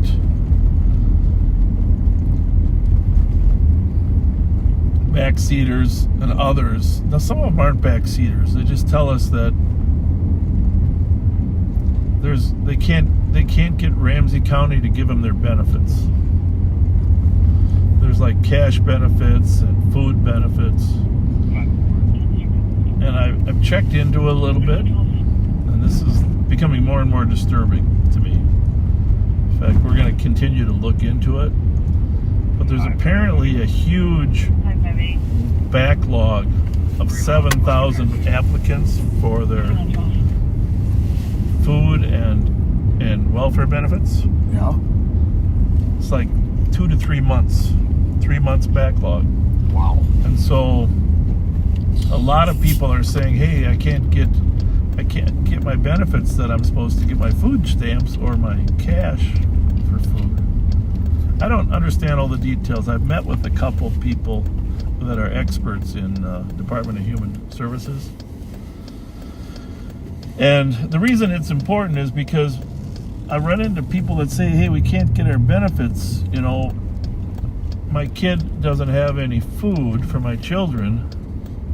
We're talking about 7,000 cases, Pat. And that 7,000 cases, on average, people have 5 kids apiece. We're talking about 35,000 children that aren't getting the food benefits they deserve. That's not good. And that forces some of them to commit crime. Now, I'm not excusing the crime, get you. But if people are starving and can't get their food benefits because the Human Services / Welfare Department in Ramsey County is 12 weeks behind in the benefits, People take desperate measures. People take desperate measures, and we know that. It's a crime impact. It's a child impact. So, well, we're digging into it. The sheriff's office is digging into these concerns. Turns out that in addition to those benefits, there's another program where seniors can get a waiver to stay in their own home, you know, in their elderly years. Mm-hmm. And other counties throughout Minnesota, you get it in 1 or 2 weeks, you get the waiver. In Ramsey County, it's taking 3 to 4 months. Wow. So you apply for your parent to stay there to stay in their home, and it turns out they're not able to get to it. So we've been hearing these complaints for the last couple of weeks. We're digging into them, and but the reason we're digging into them is that it has some crime implications, and you know, we're going to continue to dig into those issues. We're not going to say much more, but rest assured, if you're forcing people, we're looking for a white male, right, with a stick. Yeah, trying to break in the window. I think that's one of our squads right there, because Yep. they got another Durango. So if you were done here, where would you go? Cub? I think I'd check the walk-up window first. See if we've even got something that happened. I hear somebody yelling, but I don't see them.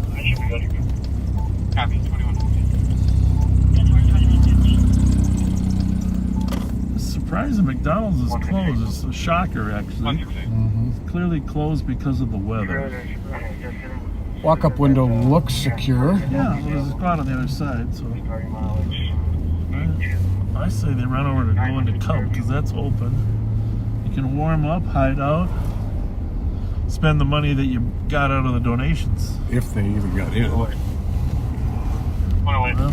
that's the problem. But here's the thing. It's all works together. This is when people get desperate that they can't get food, they do crazy things. And I did a little checking. 7,000 plus cases that haven't been handled by Ramsey County Human Services. That's crazy. 7,000. In average, like I said, 4 or 5 kids per family. And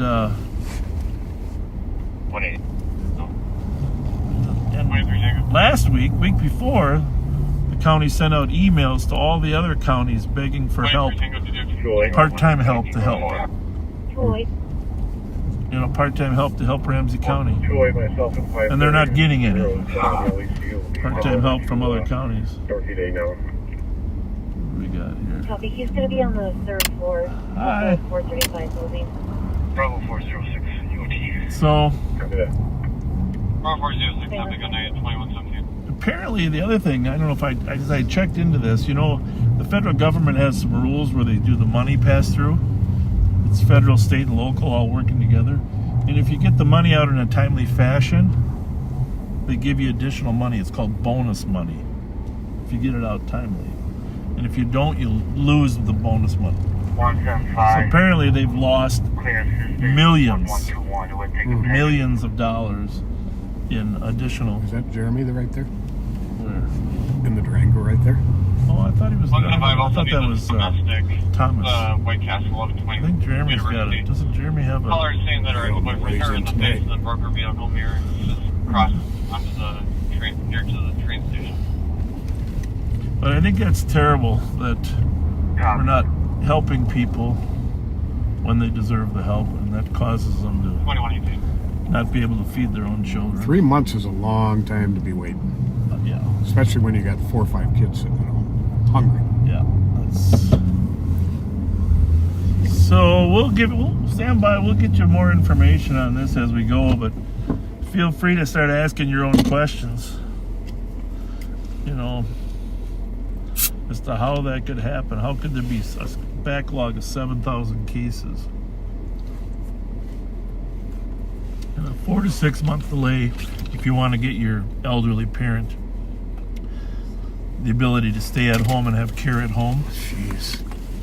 Or care at home versus, you know, being in some form of institution. And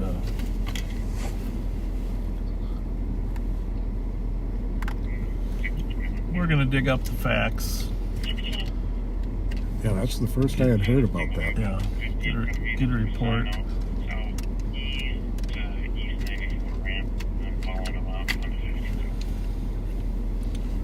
Because someone's got to find out who's responsible for that backlog. I hear somebody yelling. It's got to be the guy. But where is he? Roll your window down there, Pat. Eagle ear. Your eagle eye, now be an eagle ear.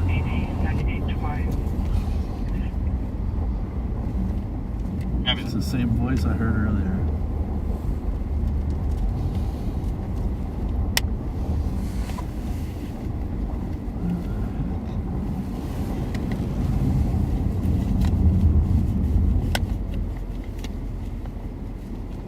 So you're the answer. Maybe they're talking on their phone. Because they're on, looks like they're talking on the 20. speaker of their phone. I can't hear that person talking at all. M175, the suspect's name on your domestic is going to be Landon Charlotte Shunley, date of birth of 1991. So yeah, I drove around the lot. 31 years old, 5'6". Copy, nothing, anyone on site. How are you? Couldn't find anybody, but we're looking. I'm assuming that's her. Are you familiar with these young kids? 175, copy. Yes. And I just want to confirm that suspect. Well, did you see some of them around here? Where? I did not. There's somebody screaming out here. I'm trying to find this. Every once in a while, I hear a scream. Oh, there's the guy over there. That's screaming. Wow. That's probably who it was, because. Let me go turn around. Yeah, well, you can just go out the lot. You can see me. He just walked into the bus stop. I don't think he's bothering, but he's screaming. Thanks. Both en route to 1178 Barclay Street. 2120. 1178 Barkley. You want to see what's going on there, Patty? For the next month until St. Patrick's Day, your patio Finnegan. Patio Finnegan.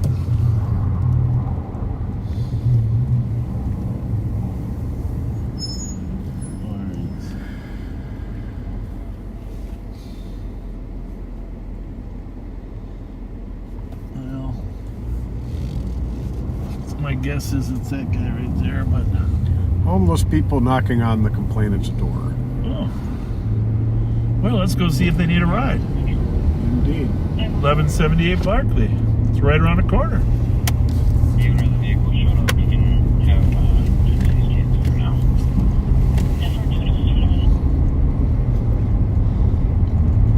We might have to call reinforcements, though. What do you think? Can you push that down just a little bit? There, we're Sure. got a little up there. 161. So there you go.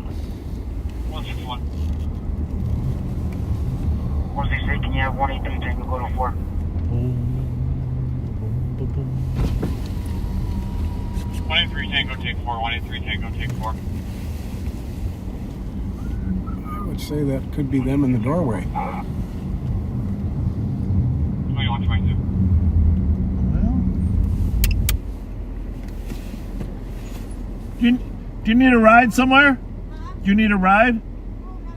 You good? Okay. Are there some homeless people inside? No, not at this time. Oh, they're gone? I didn't know there were any homeless people. What? Earlier today we had that meth that Marty Johnson Okay. was here, but then the officer called as far as I know, they're probably Okay. Somebody just called and said there were some homeless people knocking. Hi. But, So the, all right. the ones down here are 2 extra. All right. 4XL. Thank you. Thanks for your. Some of these are large, These like officers large might have a action couple large questions and for you. all that, so. Okay. I think there's 12 there. If not more. Well, we don't need that many. But here. The bottom ones are. Do you have an 2 extra? Yeah, I've got cases of them. Cases yeah. on? All right. Well, we'll put that in there. Thanks, Thank you. Jeremy. You're welcome. Appreciate it. Thanks a lot. Hey, Jeremy. Yep. Hey, come over here a minute. So, backseat is Jeremy Bull, and you remember him from the infamous chase to Elk River. Do you, if we do get 10 inches of snow, 12 inches, 16 inches, are the snowmobiles ready? Yep. And the airboat. We take the airboat out? No. On the lakes we will. But we have a Polaris Ranger with the regular snow tires on it. Yeah. Now we have a new Polaris Ranger with a track system on it that will get us through anything. Okay. And then we have 2 snowmobiles that are ready, gassed and ready to go. Worst case scenario, you're going to get hit here by this guy. Hopefully it's not. Is that a squad? Yes. Hopefully it's not. So anyway, we got snowmobiles. We're ready. Yep. Worst case scenario. Snowmageddon hits us. We're ready to go. All right, buddy. All right. Thanks a lot. You're welcome. Thank See you. you guys later. Appreciate it. See ya. You're still working? Can't stop, won't stop. You guys got your beards are looking good. You got matching beards. That's a handsome crew. You're like those AT&T brothers, handsome guys together. We're working hard to look. We checked this out here. There isn't much left here, for you. But Who is it? I don't know. Martin, is it? Well, she said that Martin was arrested. Yeah, earlier we in did the that day. last week and they let him go right away. They did? Got him twice. You did. All right. Thanks for your work. See ya. 175. 175. That's good to have cops like that know their beat, right? Can you add me so Now that's what we remember, right? You knew everybody, you arrested, and checked to see if... 1707 East Rose. 2125. Heard someone bang on her door 3 minutes ago. Was too afraid to look. Okay. Yeah, they went the wrong way here, but... It's still impending. Sloop around. 2125. 175. We are going to go to that call. Available squad will advise Metro to look for the suspect westbound unit. He's wanted for 5th degree domestic assault.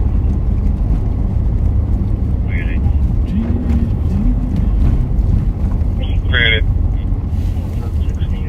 I think you're suspicious, and I give the karma code, see if we can figure it out.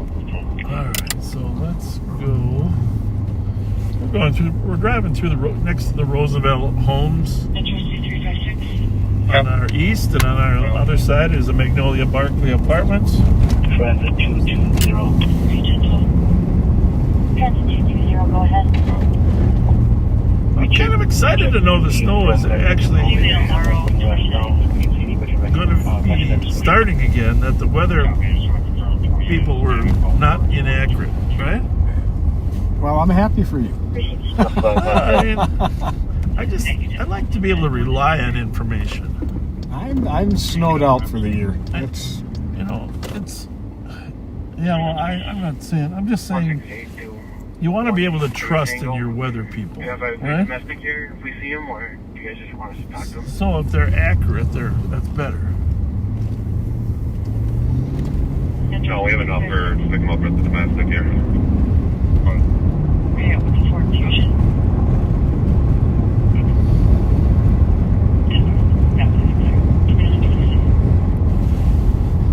Undersheriff Bill Finney is out on the streets tonight, folks, helping with the homeless. He's out here. He supervises Rev Spence's group. We're thankful to have him out here. Well, we got somebody who works for the county.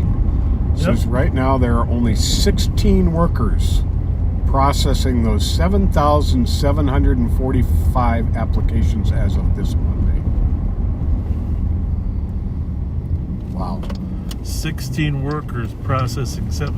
And it's got to take, a significant amount of time to process an application. I think. I mean, so somebody wrote in, huh? Yep. Well, here's the thing. If you do have more information on this, would you please send me an email? You can find my email online and send us any information you have, because it's we just can't allow. See if you're looking for footprints, huh? The thing about it is well, it must not have been the front door. We'll go around the back, but we're gonna call the person. What the heck? It's a long alley there. My house makes noise too. Yep. Depending on the temperature, the ice sliding off the ice dam. Bravo 597. Paramedic ready and send them over. Yes, inside please for the 30-year-old American crisis home. What car is that? Lincoln. Copy. What's going on? You live around here? Okay, you don't have a front plate on your car. Are ya? Well, do you live here or in Arkansas? Yes, do you live here or Arkansas? You do live in Minnesota or Arkansas? Okay, well, after you're here in Minnesota for 30 days, you need to get license plates in Minnesota. I don't know if you knew that. What's your address here? Wait, mute that a minute. Okay, well, we got a call about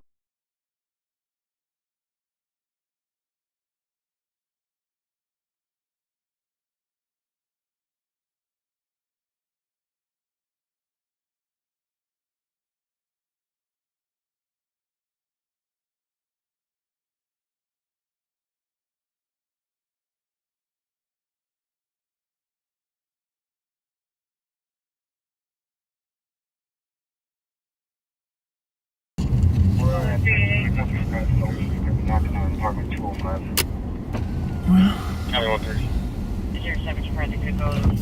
well, there's actually snow covering that rear license plate too. So we're gonna have to go back and check on that at some point here. But we gotta go back and check on this woman that's worried about noise. Right down the alley from where that car was is where the woman heard a loud noise. Has that been dispatched yet, Pat? Yeah, it sounds like the squad is talking to her now. Oh, really? Okay, yes. On the phone or? Hard to say. Hard to say.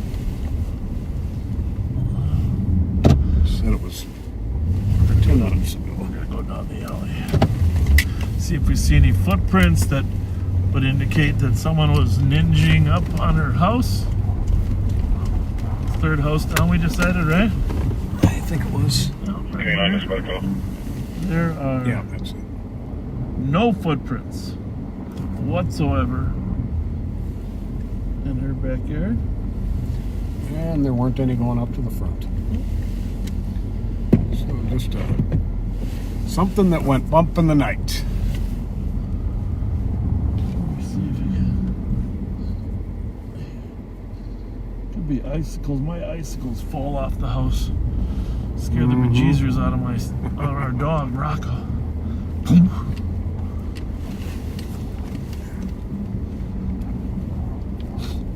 Well, we are now going to demonstrate a 27-point turn.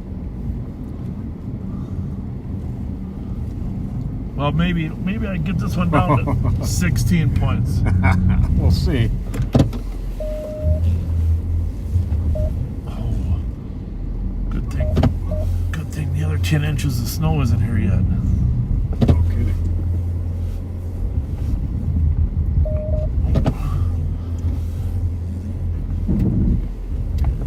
Oh man, I have a lot of space back there. Like I told you, Pep, I never hit what? Never hit anything in front of you. Yeah. Can you look a little bit behind me? No, just look out this way, over my shoulder. This way. Am I going to hit that garage or not? You're really Metro close. 2410, 3470, Go ahead. for VOR, on the right from Squad's back 1232 Hazelwood Street, Apartment 306, on a domestic. Oh, I got plenty of room. Male One more time forward. Not answering his question. I'm not saying it's one more. Started crying. Did anybody count these moves? 4470 cars, southbound 3. The problem is there's a big snowbank right in front of me.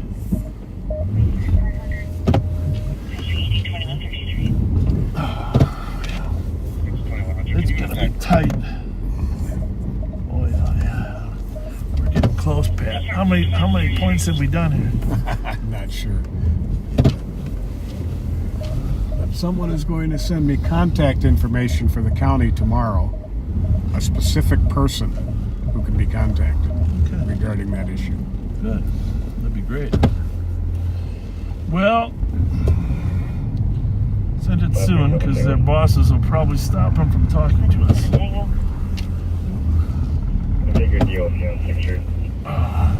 Well done.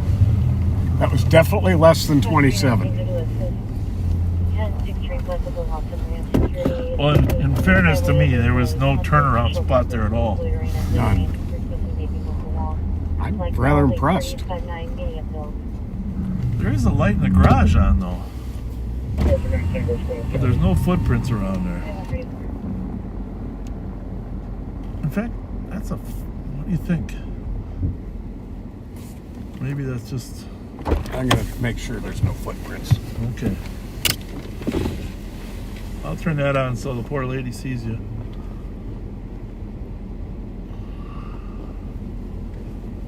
Nope, no footprints. You think that light is... I wouldn't even begin to... It's kind of flickering, right? Yeah, definitely flickering. Metro 2410 or 70 cars for single vehicle into the cable. There's not a single footprint around. Could be that her light comes on in the garage when there's motion somewhere. Well, definitely wasn't any motion around. Squad's in front.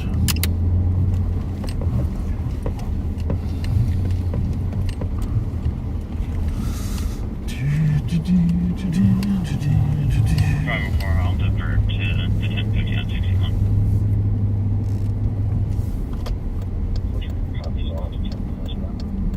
Oh, I might as well see who this is, huh? Here we come, walking down the street. We get the funniest looks from... Stop. I'd say what we had there was a failure to communicate. Did you notice that there was a huge pile of snow in front of his windshield? You know, you gotta brush the snow off so you can see where you're going. You're gonna have to counsel him, Pat, because he actually can't see where he's going. He's gonna hit somebody. It's like 6 inches piled up. I don't know if he's... registered to anybody, but it's a 2014 BMW. See that snow on his...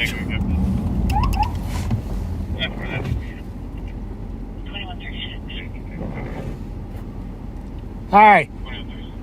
Do you have a snow brush? A brush for snow?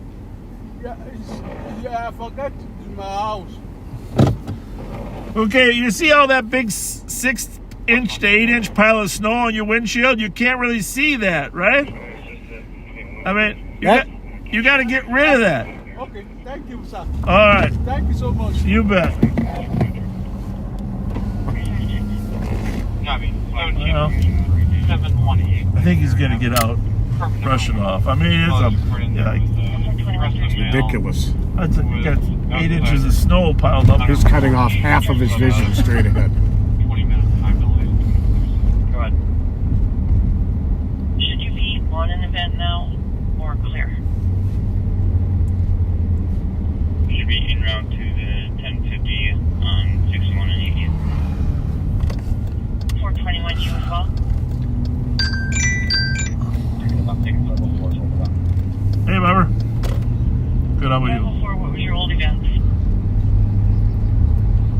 Yeah, we're on 52 in Concord. I did, yeah, thank you, yeah. Yeah, the driving's not too bad right now. You can stay out a little. Okay, so everybody's... Yeah, and then 11, another 10 inches is supposed to start, so.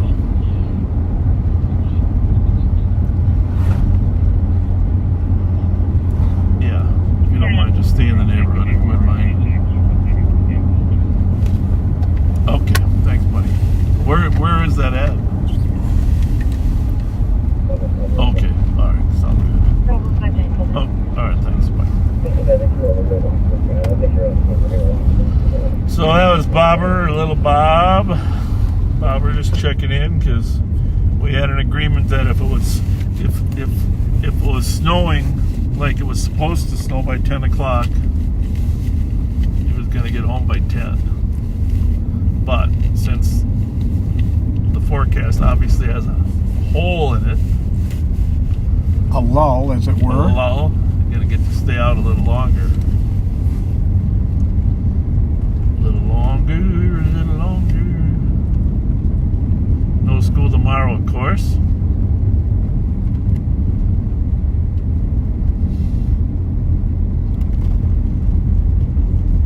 I got one casting people on Maryland eastbound on my truck stop coming up on Johnson Parkway. Bingo. Copy that, Suki. Maryland and Prosperity. Okay. Suki's got one.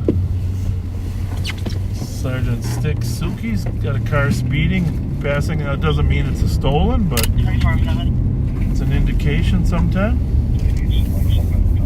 Oh, for crying out loud, Pat, we're not even close. I'm going to be ready. Sticks these stop sticks in my face to make sure that... Maybe pulling over just east of Johnson. Pulling over, that's good. Yeah, they are. Whoa. We're stopped. 1310. He's got him stopped.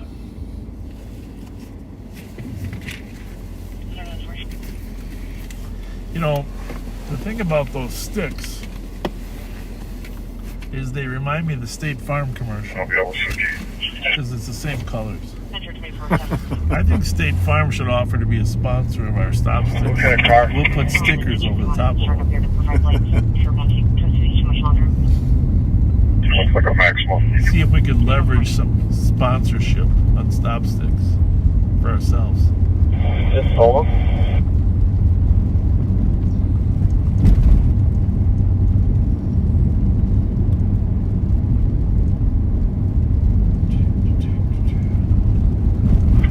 Juliet Alpha 0778. That's where I was. 636. I'm 10-6. Can we also get 2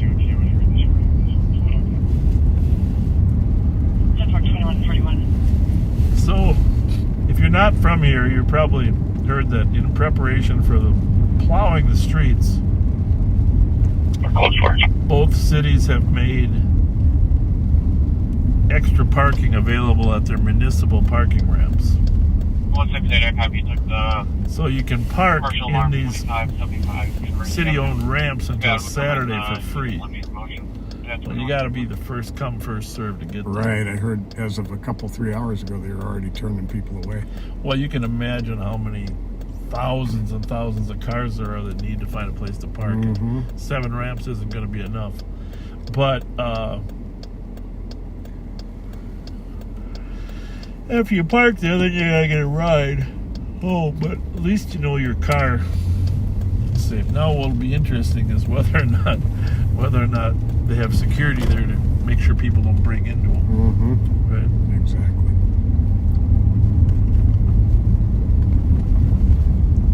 Fair number of squads out here tonight. I'm sure you've noticed too. Mm-hmm.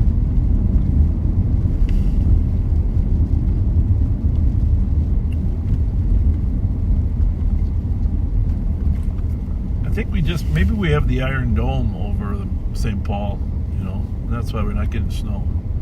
Just the Iron Dome is, before it hits, melting everything. This is our guy again, isn't it? Huh? This is our same guy again. 504. So hopefully he did brush off the snow. That's why he's... a stone I'm sure he on the did. ramp southbound 61 to 80th. That and must be why he's getting such a it'll be late for that start. same Black Ford pickup. I'll divert to that after the VOR. I thought we already told that. Twin Cities canceled, he got the vehicle running, and I caught up to it, and it's dead again. 10-4, but we're at 80th now, correct? Correct, on the ramp to 80th. 2143. Speaking of kids and resourcefulness, one of the things that I'm the most proud of Bobby for is that he's resourceful and is always problem solving in his brain. He's a smart kid. So this morning he was going out with a friend to shovel some commercial sidewalks for money. And so when they got to where the truck was with the snowblower in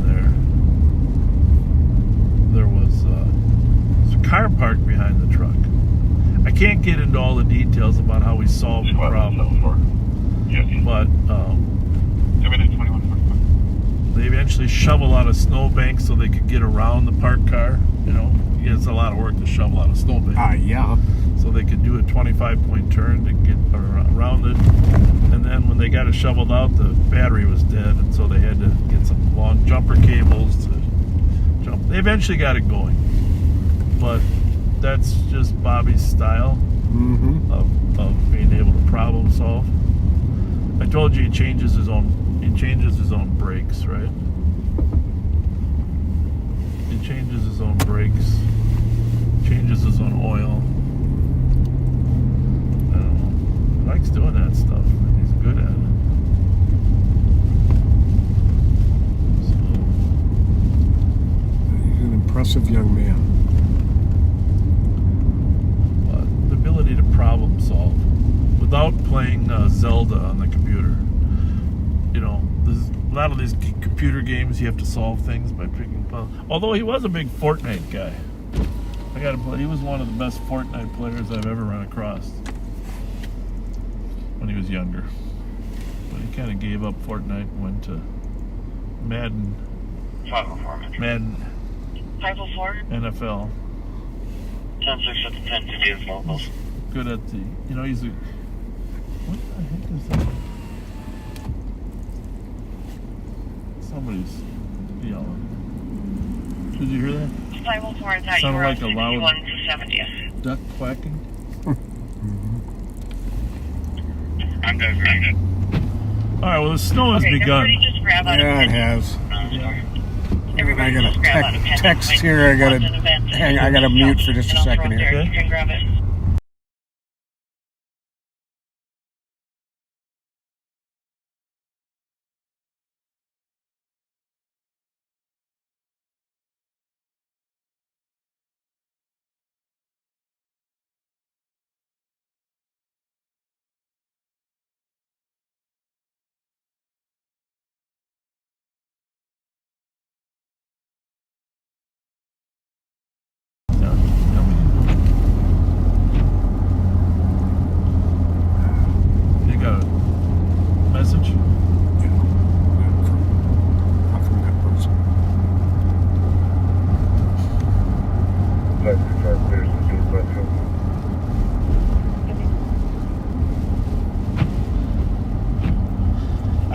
always wanted to be a storm chaser. Did you know that?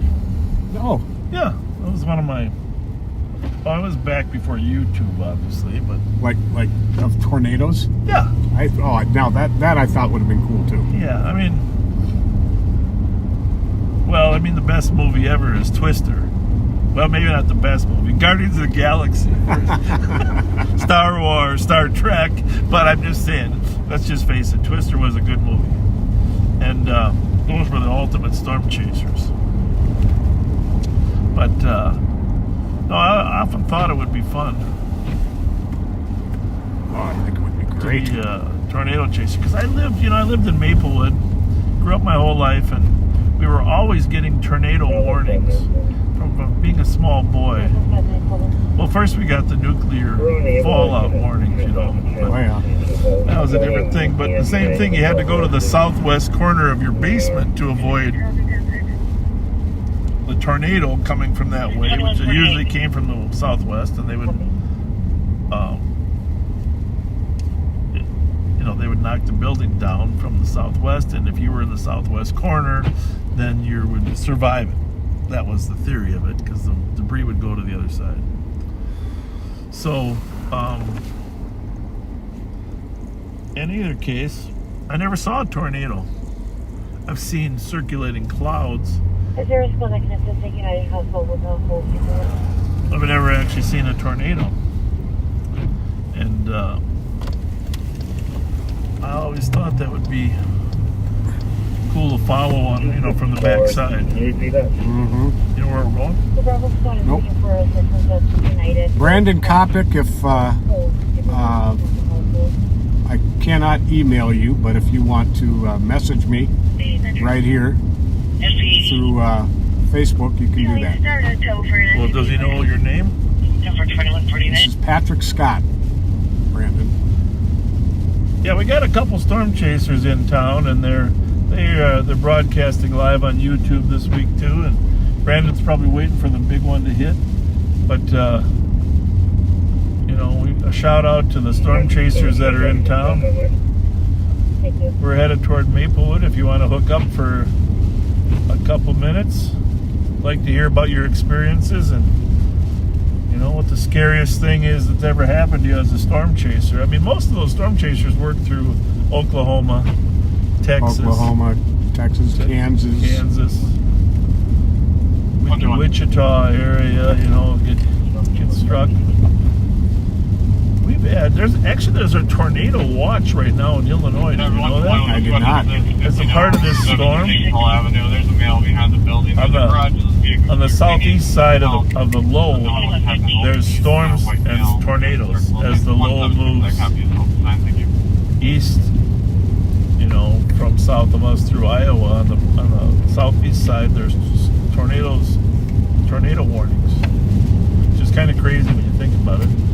10 inches of snow on the north side and tornado warnings on the south. So Brandon, either put in the stream right here where you're at, or message me. Well, you don't have to put. I mean, maybe everybody will be running out to his hotel. You guys do give that sign that's jumping head to that picture. You can message Patrick Scott. I guess you can message Live on Patrol too. Actually, you might want to check the Live on Patrol stream, Pat. That's another thing. Live on Patrol.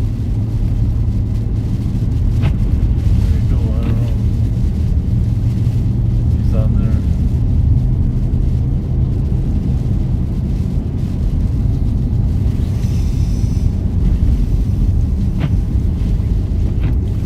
We're putting Pat to work now, folks.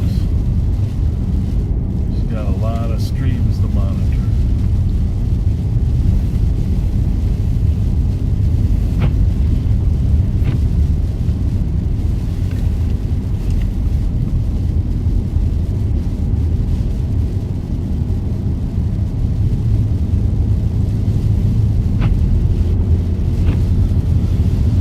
Yeah, actually, the house I grew up with right over here on Atlantic Street, just north of Atlantic. Yeah, 121. It sounds like medics are now en route. South of Atlantic there. Guy really between the buildings. County Road B. Used to be outside whenever those storm warnings came looking for tornadoes. Never saw one. When I lived in Texas, I saw 2 at the same time one time. Now, having said that, I was at Boy Scout camp in 1966 up at Rice Lake Tomahawk Boy Scout camp when a tornado came through and knocked a lot of trees down. Now, I never saw it, but it was a lot of rain and a lot of wind. And you know, when you're 11 years old, to be honest with you, you're not really that terrified. Right. But you probably should have been. If one of those trees fell on you, you would be in trouble. Huh. They did move us to a shelter after a while. But we were at Camp Mohican.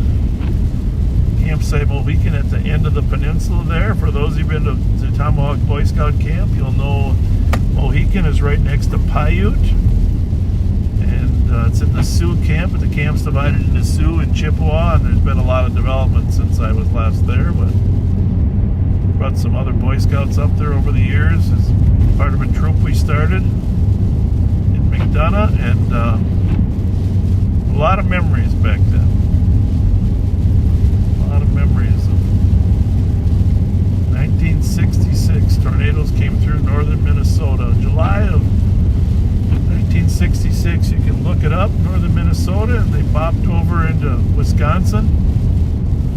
Mostly, I think it was straight line winds then.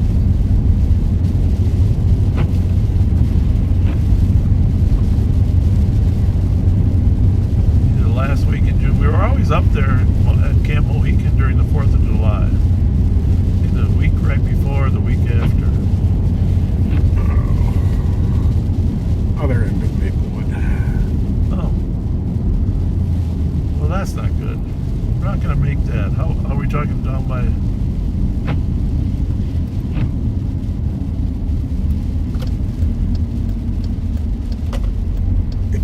This is not giving nothing away. He's getting on 94 from 494 westbound. Oh, right he's now. moving though.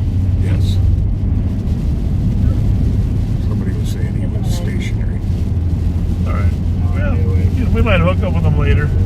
We're on the opposite ends of town from Brandon, the storm chaser, but we'll be out here for a while. I'm sure he's going to be, because he's probably counting on Red and Claire being right about that extra 10 inches. At the start of the hill cross, traffic's coming up fast and it's like in the left lane.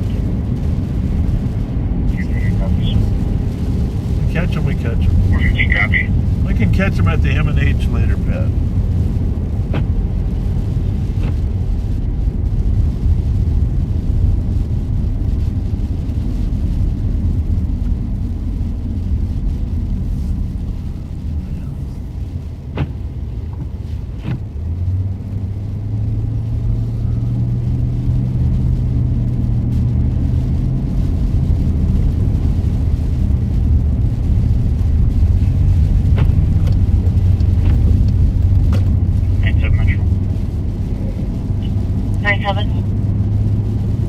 Ramsey, clear your name. 2156. Bravo 597. Bravo 597. Yeah, full squad coming down there. They will go to Feather Creek. 537 single, we'll show you there. Copy, no camera.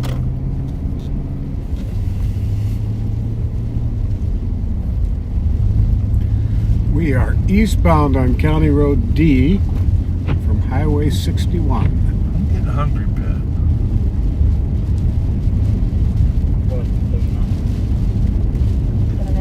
You didn't say anything. I think you should stop. Not eating alone, Pat. I'll grab a little something. Metro 4450, 70 cars for stop blocking north 77 to west 62. There's been more traffic on the state patrol frequency than we're hearing on 630, 2156. our radios. Right?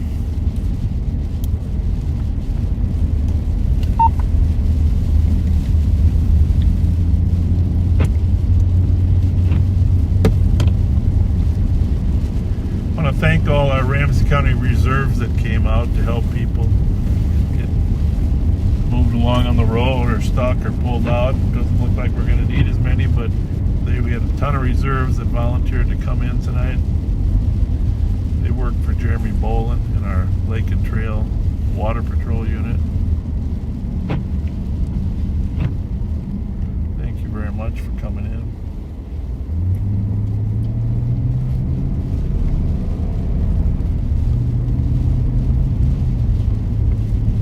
What's our delay? About 15 seconds? Yeah.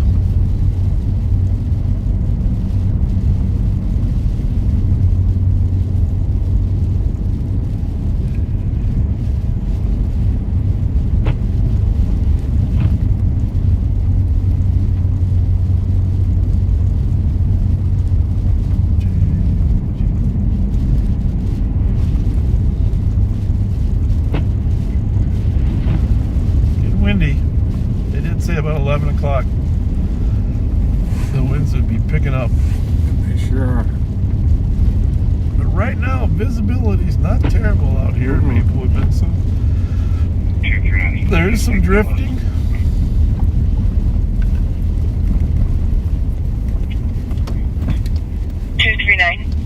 It's kind of cool how that drifting looks right there, huh? You almost could do a science project on drifting. 239, 415, can you set up near 35E? There's traffic out there on the freeway moving a little slow. See them out there? Good more. Yeah. Yeah, they're not. That's smart. Glad to see that.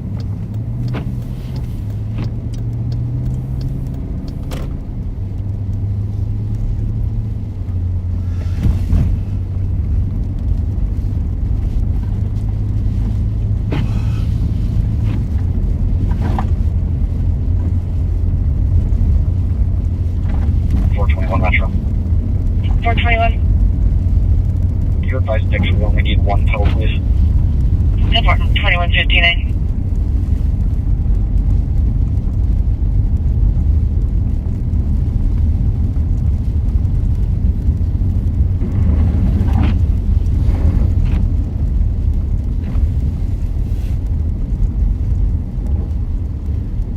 Do you think that McDonald's closed? Oh, sure did. That fish fillet sandwich is sounding good. I love their fish fillet sandwich. Yeah. Everybody closed early here in Minnesota. Fear. I wonder if the Applebee's up on Highway 96 in Centerville closed. That's one of the Are you still in Applebee's up there? Up there. Oh, Applebee's. Yeah. My wife and I, when we want to go someplace late night, Applebee's is the place up there because they serve food till 11. And you know, there aren't many places that still serve food till 11. Although we did learn that the Pizza Hut on Snelling and Larpenteur open till midnight. Chili's looks closed. I mean, it's only 10 o'clock. Everything's closed. Everybody was scared into closing by the dire forecast.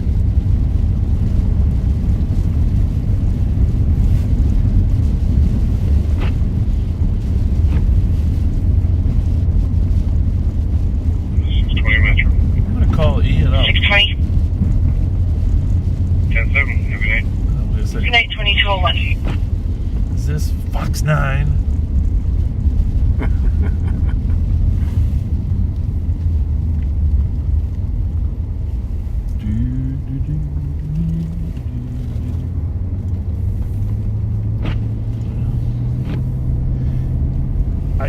I wonder if the McDonald's in Little Canada at 36 and Rice is closed, because that one is like open 24 hours a day.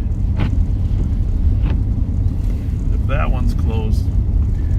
Does anyone know if the McDonald's at Rice and 36 is open right now? That would be a statement about the weather.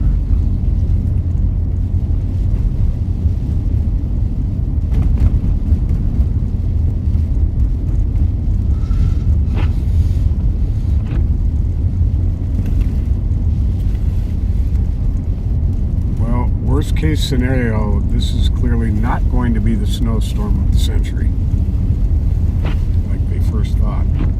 Well, I think you should hold out. It's possible the Vikings are going to win the Super Bowl. Where's your hope?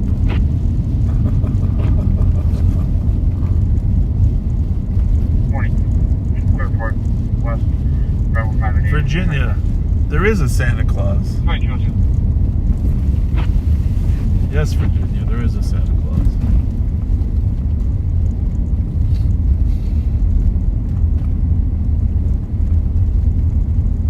Well, I don't know, Pat. We might have to go over here and check and see if we haven't pushed anybody out for a while, but I see a car that needs some assistance. It's kind of a tradition, right? Right. Alex just called that McDonald's and there's no answer. Okay. So, that's not a good sign. That's not a good sign at all. There's a car over here trying a 12-point turn. What the heck is going on here? Stand by for impact. 940 Oakwood Drive on a welfare check. Caller requesting welfare check on our nephew. There's a road here somewhere. He does not have any heat or power and is now not responding. No, the vape store is open. Yeah. Well, there was a car trying to get out of a vape store that slid into the snowbank here. Let's see if we can be of some assistance. And for the caller, the male party does have some mental health issues, PTSD implications, and possibly not even responding. Are you having trouble? Well, we're going to give you a little push. All right? Yeah, we're going to do our very best. Do you know how to rock the car a little bit? Well, I'll tell you when we get there. You know, if you fall, Pat, you know that this is going to make Chris Thayer's next video. Of course. I got my good boots on. I got my good gloves on. I'm going to back up a little bit, though, make sure she doesn't spin toward us. What are we looking for? Gloves and stocking hat. We're not going to be out there that long. We got it down. We got this down. We got this down.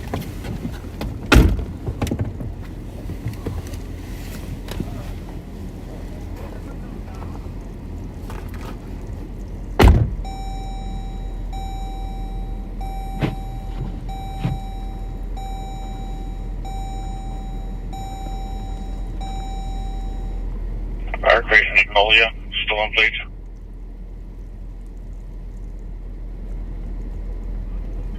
Yeah, I'm not too far. I'm right there with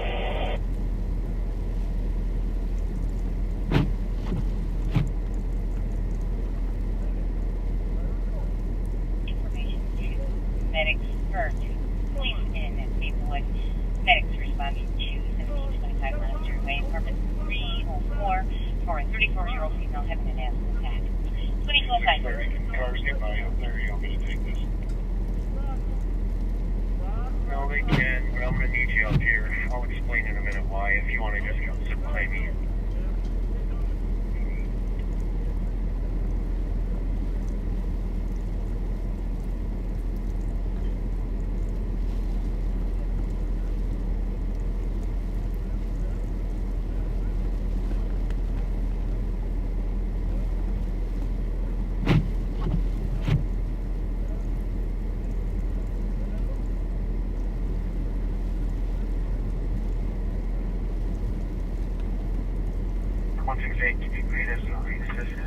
Target on him with. Copy, Sid, for you, assist citizen to target. 7-Illinois transfer. 7-Illinois. Send it all mail back to the PD. 2206.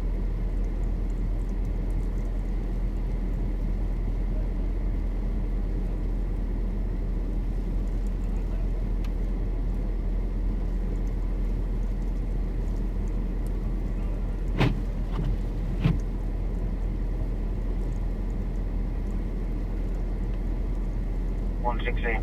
44-31. 168. courtesy ride, Copy that. 900. Does anybody know where the sheriff is? I can go help us push bumpers.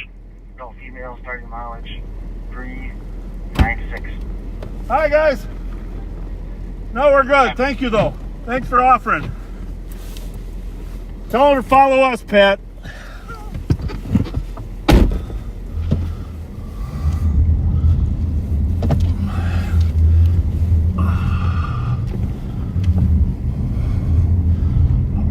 Bravo 270 SEOT. Bravo 270, have a good night. Somebody goes in. Tell her to follow us, Pat. Somewhere off like that. What the heck?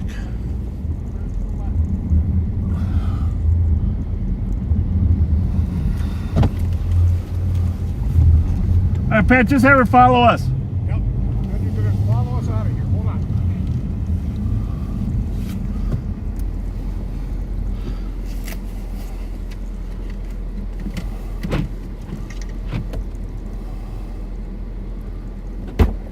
I don't know. I heard my voice at some point. What? Heard my voice. Do we have a radio that's on?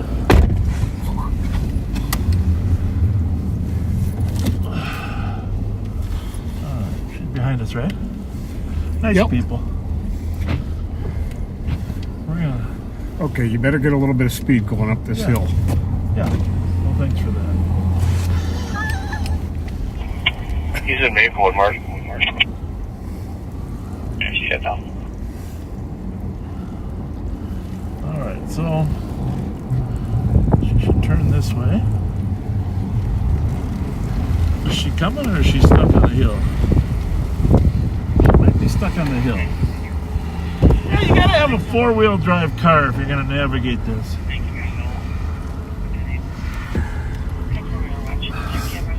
We'll go back and rescue her from the other hill. You can tell her she doesn't have to stop for the stop sign.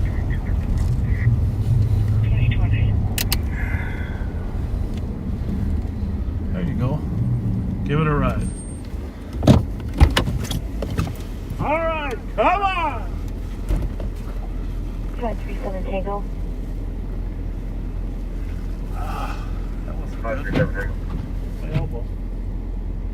What was this at the TPT building, 172 4th Street? There's a male saying he's being attacked and is asking for help. TC's trying to work on further.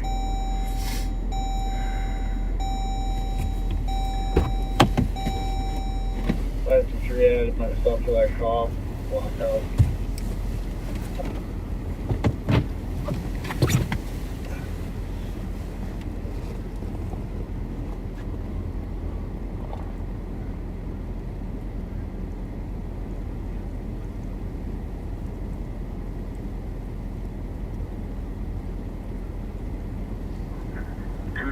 Tango, can you go to 4, please? The sheriff has two healthy young men with him. I'll let them take care of it. 4.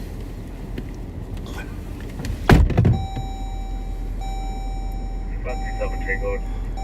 We're coming from Green and Dale.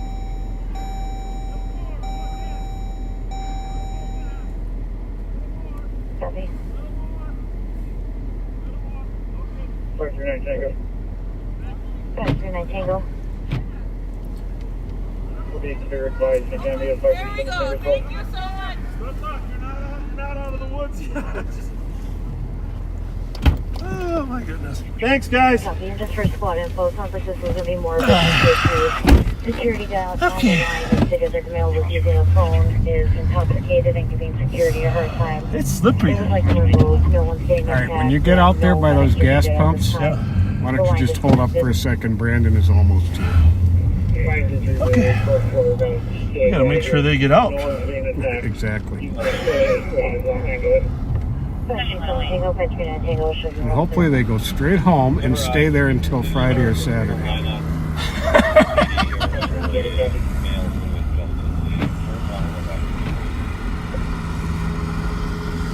They made it.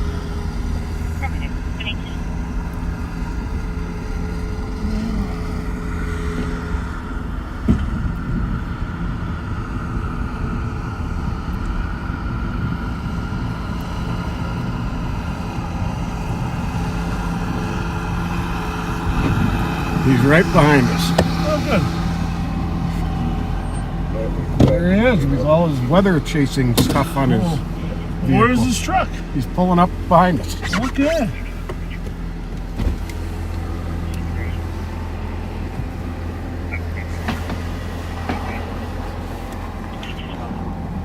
Look at that. Checked it out. We gotta put that on our. Before he goes, I'll have him pull broad. Now, when we're done, you're going to need to pull broadside in front of us so we can get show this all your truck. stuff. All right. And you got nailed by a tornado? Yeah, the back here. Hey, Brandon, jump in the back seat. It's too cold to be out there. I don't mind. Okay, well, I'm here, a northerner. Come on now. Tell us about, I want to hear about your most exciting storm chase. Well, if you want me to sit in the back, that way you guys don't get cold, I don't care. Yeah. So the most exciting storm chase I had, man, I don't know. I've had too many. Well, I mean, you heard me say with the back of the vehicle. Okay. Brooksville, Mississippi in 2020, I got close to an EF2 wedge tornado and it threw a drainage pipe at me. Oh. One of those big plastic drainage pipes. Yeah. Lofted into the side of my vehicle. Luckily, wasn't tall enough to shatter the windows. Yeah. That's cool. What kind of equipment? You got a little radar on there? So that's Starlink. Okay. That's Starlink up there. Well, tell us what that does so the people that are listening will know. What's that? Starlink. What does that do? Starlink is satellite-based internet. Okay. That's that Elon Musk stuff. Okay.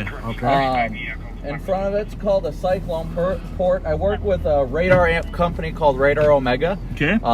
Where you guys can track my exact location on there, my live stream, everything. And then on top of it's an anemometer that measures wind speed and direction. The cyclone port on the bottom measures temperature, pressure, dew point, humidity, everything. The whole 9 yards. That's very amazing. cool. It's fun. That's amazing. Where's your home at? Toledo, Ohio. Okay, good for you. Ohio. How many miles do you put on a year? Probably over 100,000. Wow. In the last, so... How long have you been doing this?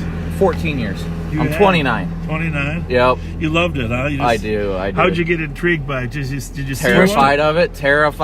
Did the movie Twister make you do it? Not really. No, not really. Everybody says that, but no, now they got Twister 2 coming out. Oh, they do? Oh, Yeah, wow. they do. That comes out in like July. I think it's like July 6th this year. What'd they call that thing that all those little sensors in there? What was the name of that? The Dorothy. Dorothy. Yeah. Dorothy. Yeah, we're working on things for our vehicle. Our team at Radar Omega is working on getting us tornado probes for this year too. So Okay. yeah, I mean, just about a month ago, I got into a car accident. I had a much better looking vehicle, but some genius on I-20 down in Louisiana stopped for no reason on the interstate. It was just raining too hard for him. No hazards, nothing. In the number one lane, and I caught the corner of him as I swerved to avoid him, and the state trooper goes, you know, you're going to be at fault, right? He says he was driving. I was like, I got dash camera proving otherwise, brother. And he's like, oh, yeah, you're good. Yeah, good for you. Yeah. So what state do you spend most of your time in? Are you, I can't say. It varies. I mean, You'll go wherever. Yeah, I go wherever. I mean, I was last week, a couple weeks ago, I was in Louisiana. The week before, I was in Alabama. I mean, It's amazing. I spend more time on the road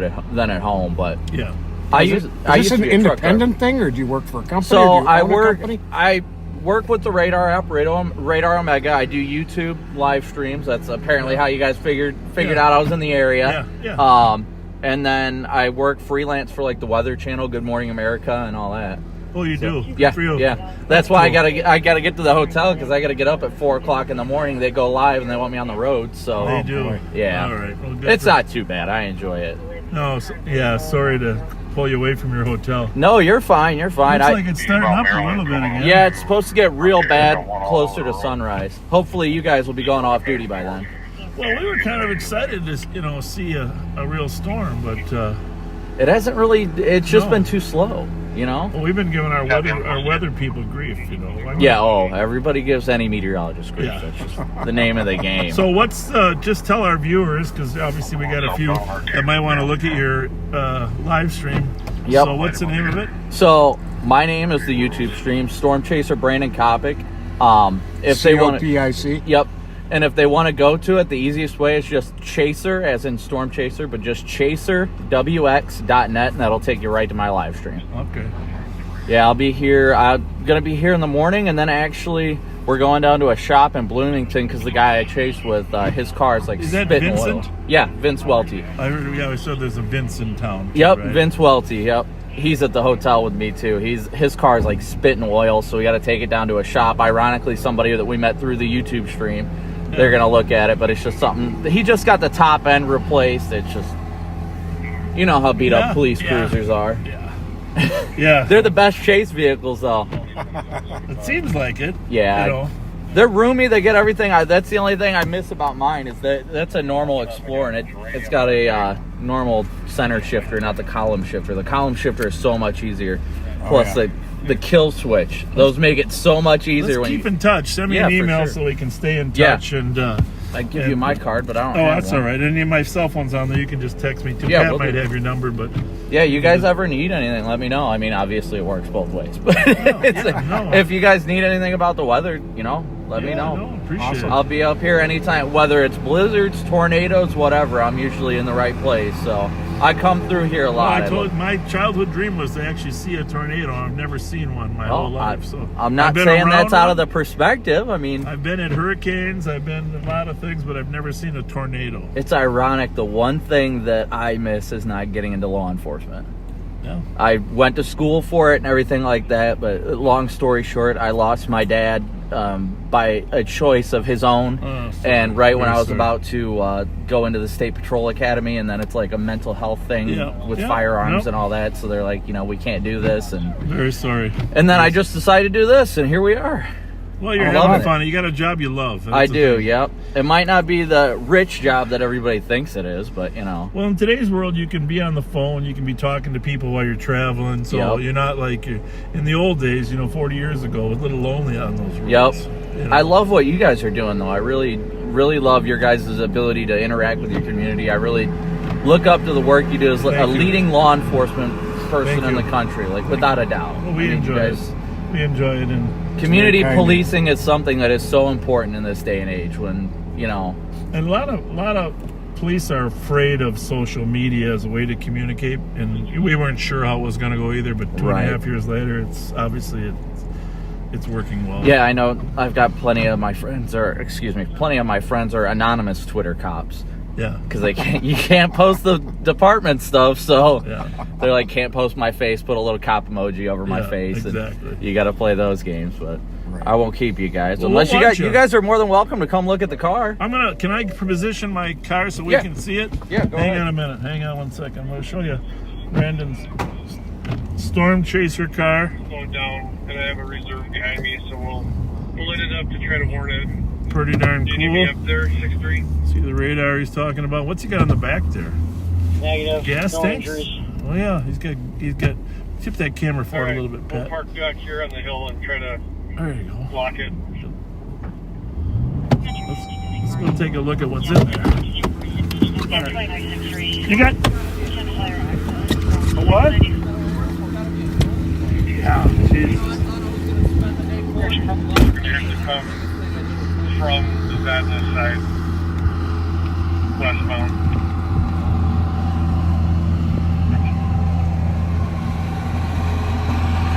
It's right in the apex of the flyover on the left side.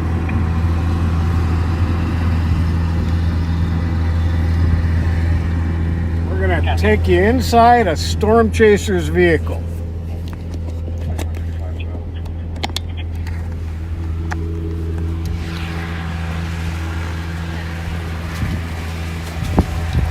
Got 3 spare gas cans on the back. Alright, and the thing in the back is what? Okay, so that's Starlink. That's the Elon Musk prodigy stuff. Yeah, their satellite internet. In front of it is an anemometer that measures wind speed and direction. Below that is a cyclone port unit that measures temperature, pressure, humidity, all that good stuff. Dew point, things like that.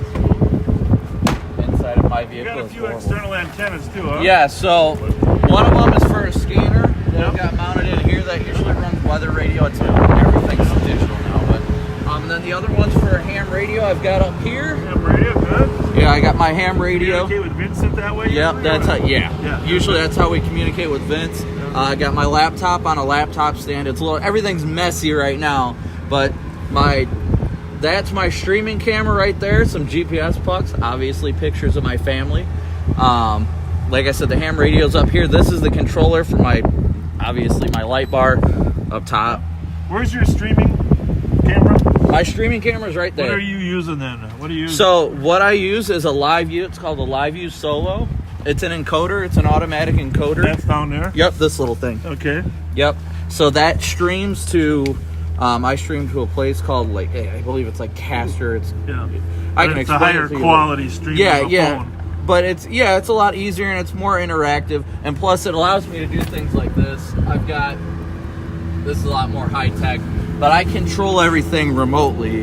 That is all a back-end computer at my house. Okay. So I stream to the back-end computer so my stream never drops if I lose cell service. Got it. So pretty much what happens, and then next to it, like I can show you guys, most people see, but it shows my stream loading right now, and I didn't upgrade the quality. Trying to save data. But what you'll see here, like you can see now, that's what my stream looks like. I always have live radar up next to me, and it'll have my location. You don't see it now because I'm further north. But all I've got to do is, where is my phone at? All right, and tell us your YouTube channel again. YouTube channel is Storm Right Chaser there, Brandon Coppin. There you are. There's your screen. Yep. And all I got to do is hit this nifty little button right here on my phone for Radar Omega, and it will pop up my location right on that map. So give it about 1 second. It just popped up on there. Yep. So now there goes my map, fixing up, showing my exact location. Very cool. Yep. So yeah, you guys can. It's a normal radar app like anything. You guys can download, and it shows our location. Then if you click our location, it shows not only our live feed, but the temperature, pressure, dew point. That's all coming up. Yep, that's all coming off of that. That's pretty cool. Yeah, it's definitely nifty. I love it. Stay safe. Will do. You guys too. I'd Nice love to to get a meet you. picture with you guys. Yeah, for sure. Pleasure meeting you. Yeah, definitely. Yeah, here we go. With in front of your car or ours? It doesn't matter to me. Yeah. Well, let's go in front of the Durango. There we go. Makes no difference. We gotta put some lights on maybe. Our stuff isn't as cool as yours though. Yeah, but you've got the lights that people get out of the way from. What are we gonna do? You're gonna do a selfie right here? No, we can do it however you guys want. Well, here, let me stand on the side then. There we go. We gotta get an angle. Oh, yeah. All right. Oops, that's the wrong way. You guys ready? Yeah. All right, I got it. Thank you. Nice to meet you. It was a pleasure meeting you. Yeah, my guys. pleasure, Brandon. Like Thank I said, you. you guys need anything, don't hesitate to reach out. I'll shoot you a text right now so you got my number. Perfect. You guys stay safe tonight. You too. Thank you. That's great. Kind of interesting. I like that kind of stuff. Yep. He's living the dream. Hang on a second here. My hands are a little cold. You want to plug it in? I got it. Yeah, that was fun. Getting to see a real storm chaser.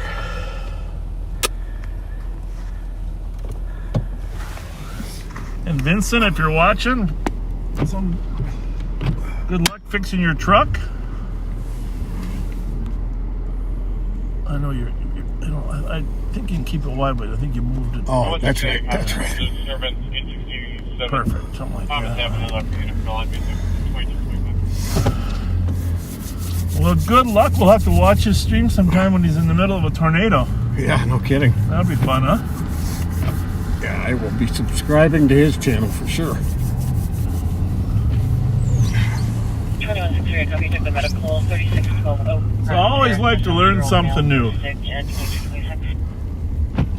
Well, he had a lot of equipment in and on that vehicle. Over at 735 roll, your toll roll. Get a guy into the alley. So at least we helped one couple out with their parking, huh? Mm-hmm. Sergeant Servaka's on the way to help out with his tow rope. Another address over on Rose. 700 block. You know, it's kind of cool to be able to, everything, the way he streams stuff, that he can stream stuff for national television, you know? Mm-hmm. Morning America. He said he's got to go to sleep. He got to get up at 4 o'clock because they're going to stream from his car when he's out in the morning to the national media. So, Brandon Kopic. Pleasure meeting you too, Brandon. Thank you. Very much so. And Vince, we hope to run into you as well one day.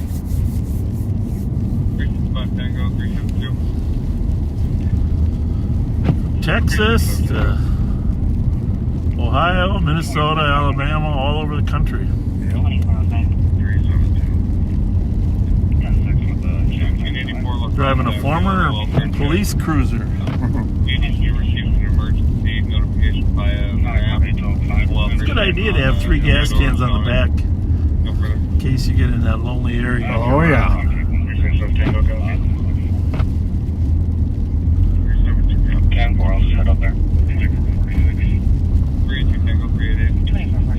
Storm Chaser Brandon Kopic, C-O-P-I-C.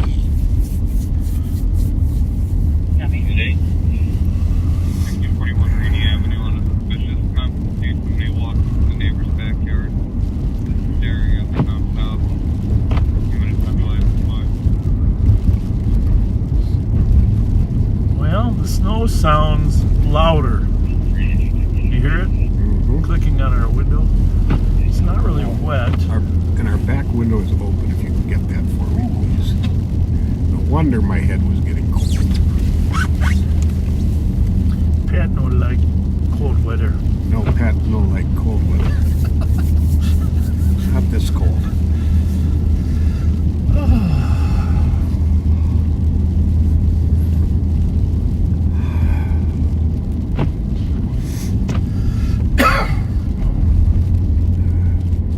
Slippery. See that? That sheen on the road there. Of course, we're going uphill, so you still see. Stop looking at it.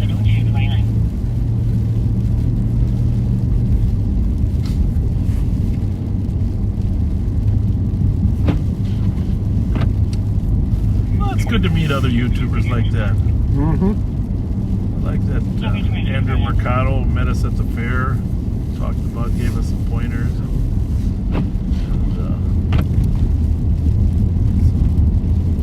That was a very good point somebody brought up. When he's out chasing the storms, power may be completely out and gas pumps unavailable. So he's got to have gas with him. Yeah. Do you know how many pounds? 52 pounds. I'd hate to get rear-ended though. Looked like he had a pretty sturdy Yeah. bracket protecting him. 421.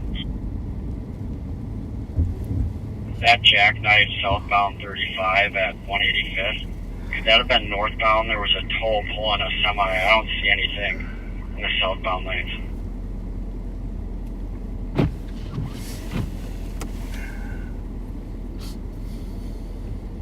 It is possible both callers said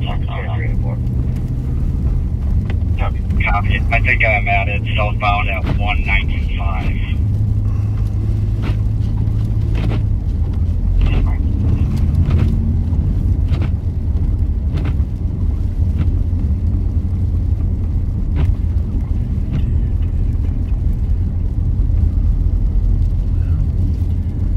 Well, Brandon, I just now subscribed to your YouTube channel.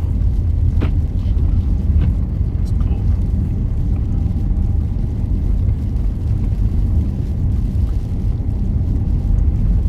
It's good to have a partner. It's good to be a little safer when you got somebody else out there with you. Mm-hmm. Travels with you, you know? Definitely. So if you get thrown off the road by a tornado, somebody can come and call the police, pick you up. Yeah. Yeah, he said he was starting an EF2 drainage ditch culvert that thrown against him. He had a big dent there. Yeah, lucky it didn't hit his window.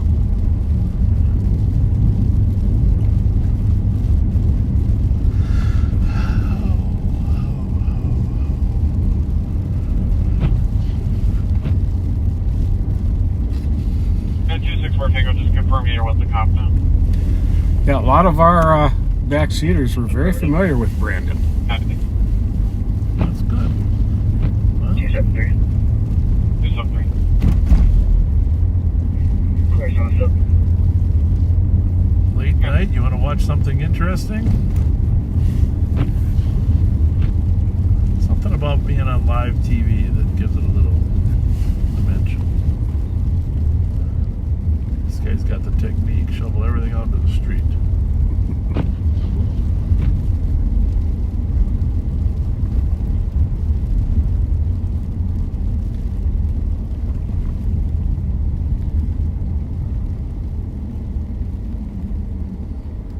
What did we decide that there's no answer at the Little Canada McDonald's? Somebody said it is open there. Does anybody know for a fact, not because of past experience, that it's open 24 hours a day, but know for a fact that the McDonald's at Rice and 36 is open right now? Please let me know right here on the stream. 2233. Because a lot of places that are open 24 hours are usually open till late at night. You confirm with Merrick Did that close they have down a towing today. route. It's a pretty big trailer. I don't know if they're going to need a big rig or not, but the driver said he talked to Merrick's and they're on their way. Got a semi up there on 35 and 185th that's jackknifed and blocking. Bro, 209, 530, 208. The good news is I haven't heard of too many deaths, you know, because people are at least driving slow enough that even though they lose control, they're not they're not traveling so fast that the impact is resulting in serious injury so far. Okay, somebody said that that McDonald's is open till midnight. And it was open a half hour ago when the undersheriff drove by. Okay. So if you're out there and about looking for a place to eat, McDonald's is your kind of place. Your clean and happy place.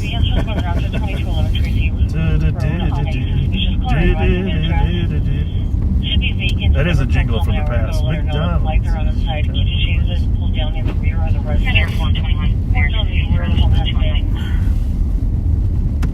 Possibly is open. Copy, thank you. 2234.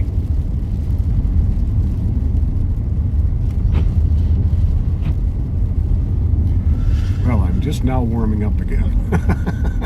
You were shaking out there. I was. Yeah, we do see the horse. You got me in the mood for a fillet of fish now. Well, good. I'm glad to hear that.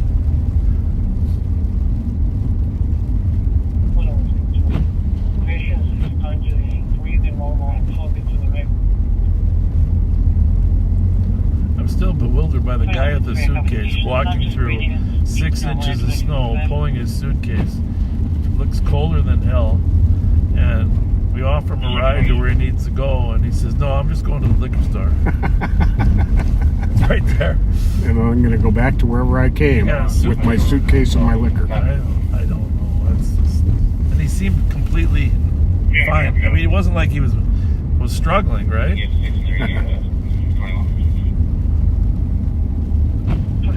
He seemed responsive and not intoxicated. And he seemed...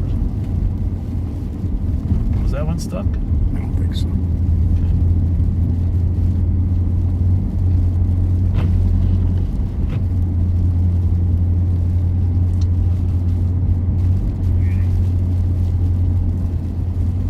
By the way, we just... Oh, well. I just got to drive by. I got to drive by the houses for the Grumpy Old Men, since this weekend is the Wabasha Grumpy Old Men celebration. Friday and Saturday down in Wabasha, Minnesota. Let's just drive by the houses that were used. Pat can pull the camera out, show people. It's right here in St. Paul. 3 blocks north of Maryland Avenue. We just got a message that since we met up with Brandon, Yeah. he's picked up 1,300 subscribers. Well, good for him. That's very, very cool. Yeah, good for you, Brandon. Send us a couple our way.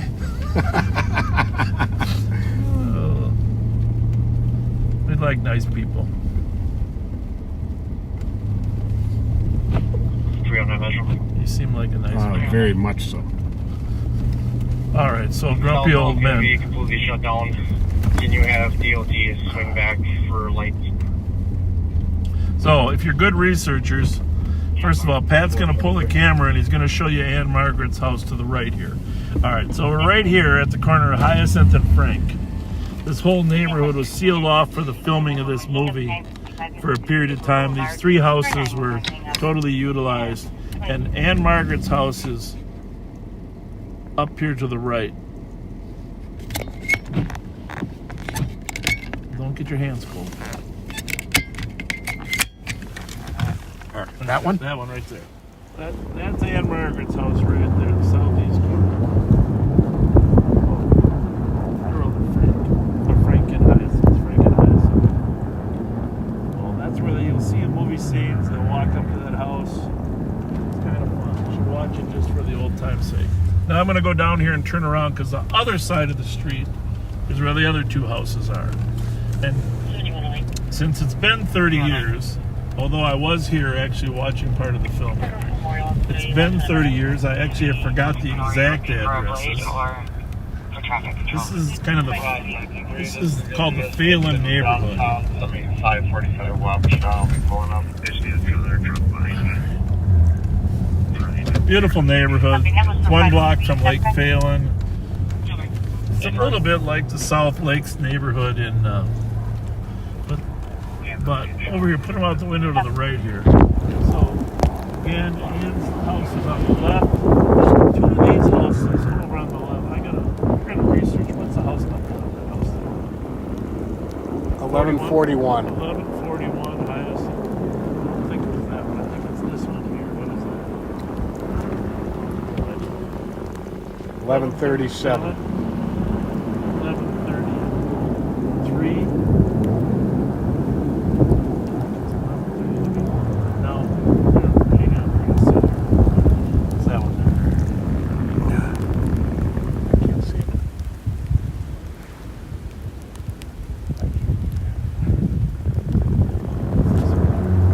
It's going to be 1127 or 1129 now.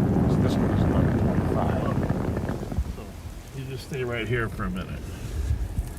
Look and watch that right here because some of those viewers will remember.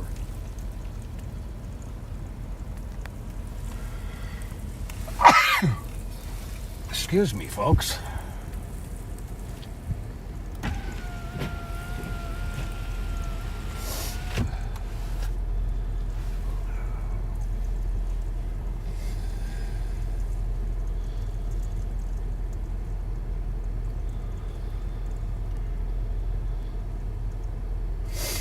Google is amazing.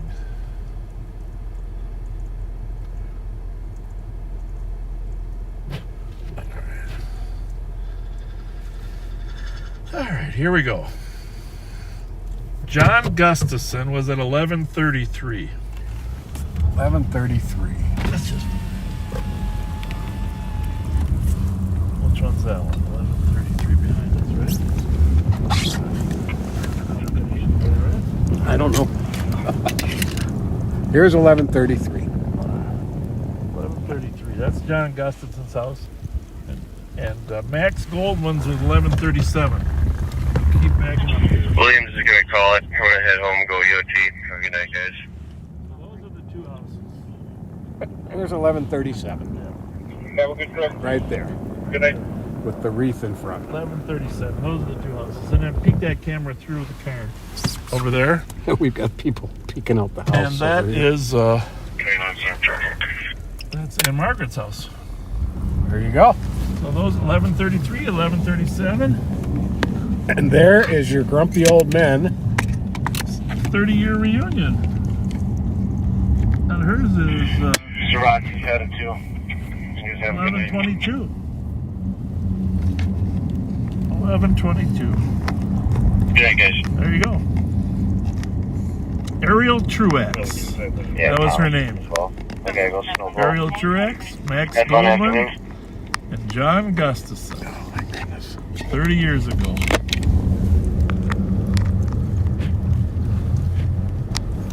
There's a little bit of history. Right here in St. Paul, Minnesota.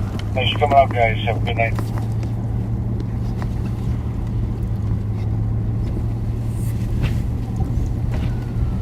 Actually, they filmed a scene right down here.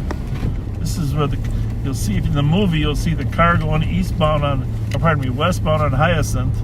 Right here, you'll see that hill up ahead of there, and this is where the fish was in the back of his car. This is the corner of Earl and Hyacinth. 590 Park Street for male standing in the corner of the vestibule building. Color would like to remove. Hats off to those gentlemen and Ann. Thanks for providing some great entertainment to us.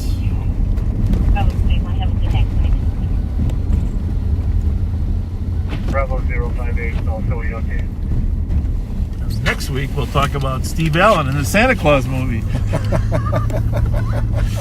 two streets down. True story.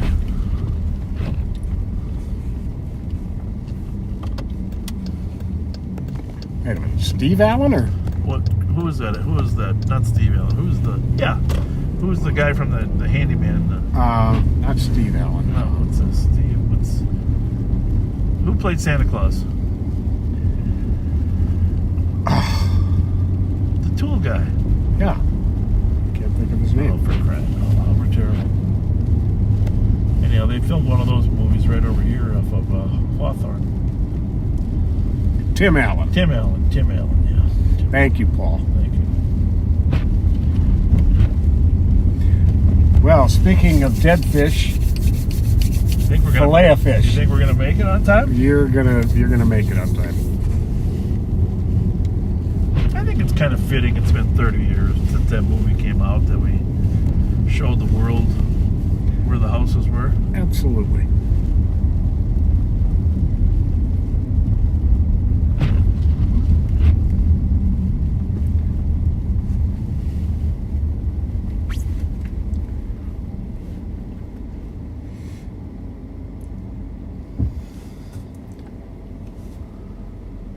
We're still waiting for the big storm. Did he just say Tim? Yes. Must be a longer delay. Why, thank you.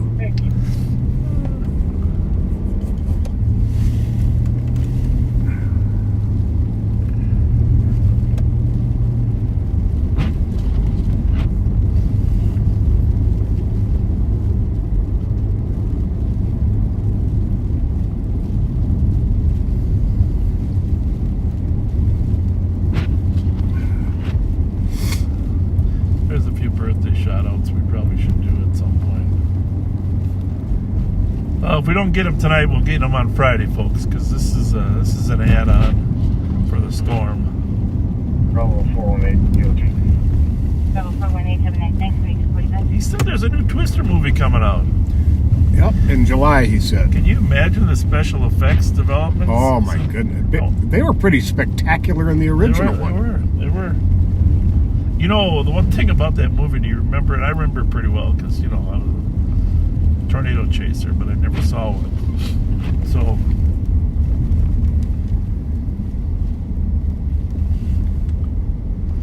but we're gonna get an update from Inspector Whistler here on how things are going down at the Opportunity Center down for the homeless. And then I'm going to talk about one of the parts of that movie. There are a lot of great parts of the movie.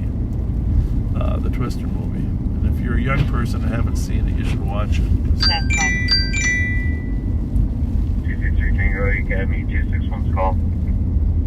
Yes, sir, Inspector. Yes, sir. Update is that we've provided transportation to upwards of 24 unsheltered individuals. The leadership here at St. Paul Opportunity Center and the Ramsey County Housing Stability Team believe that there are no more transports that they are going to need assistance with tonight. They're extremely grateful for the help that we were able to provide, and they said if we see anybody in our travels here, they're welcome to come back, but they feel as though no more transportation assistance is going to be needed. Perfect. For the remainder of the evening. Perfect. So, all right. Well, I appreciate that. Once you get a hold of the troops on RTAC and let them know the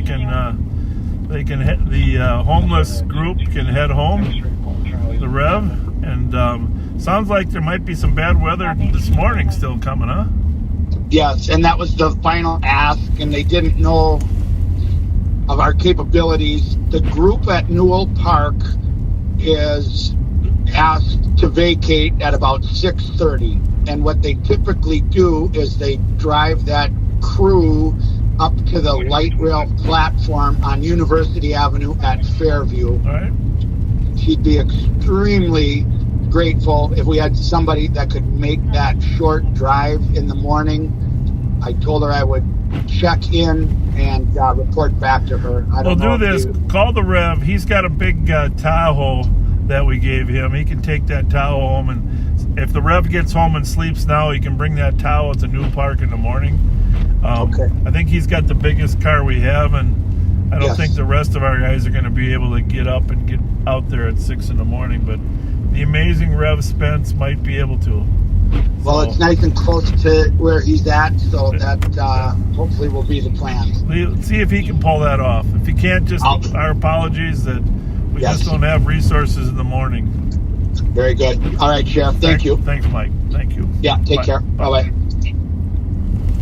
That's a good report. Thankfully, the weather wasn't terrible. I'm sure a lot of people are still in their camps, but it's only 18 degrees and not heavy snow on the top of them. But anyhow, back to the movie Twister.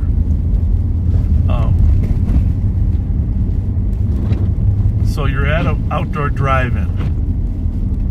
And you're watching a movie at an outdoor drive-in. And all of a sudden, the Twister comes and starts tearing the movie screen apart. And at first, you think it's part of the movie. You know? That would be terrifying. Yeah? Very much so. There you go. Be terrifying.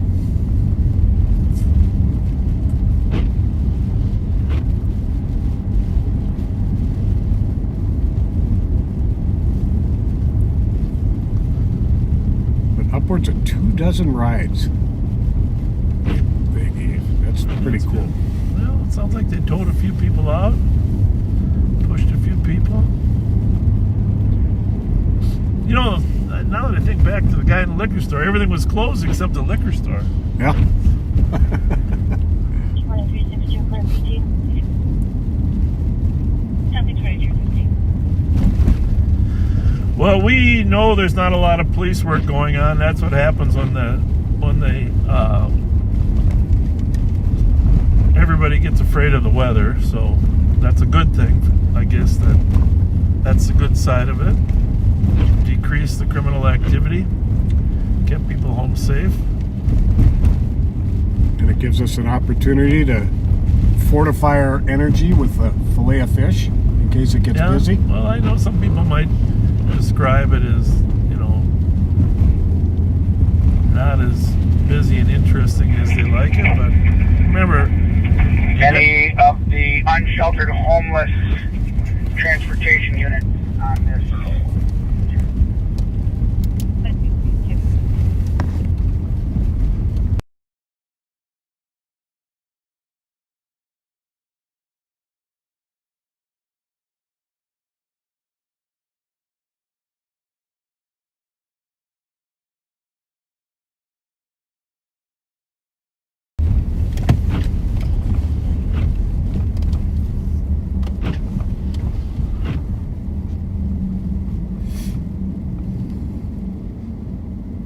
City of Maplewood, population 2020, 30,954 people.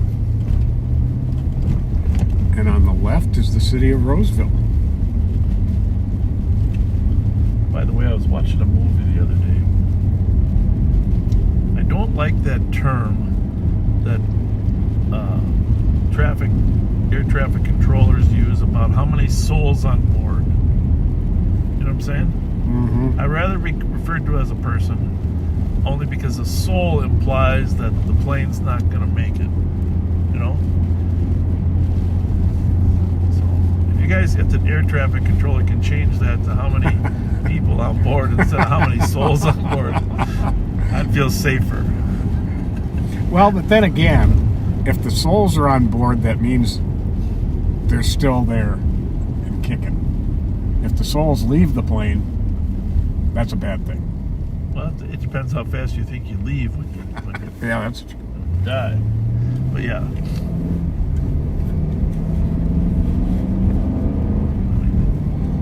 I respect the spiritual entity aspect, but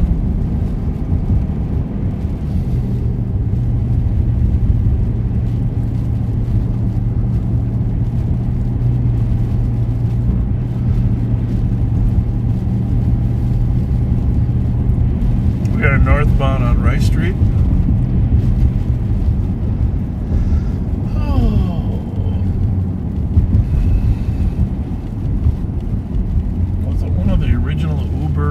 Offices right there. That I do not know. Rice Street. By the way, Jet's Pizza. Yeah. I can't remember who brought several of those down to the Cat and Intel office the other day. Okay. That is some really good pizza. Good to know. Good to know.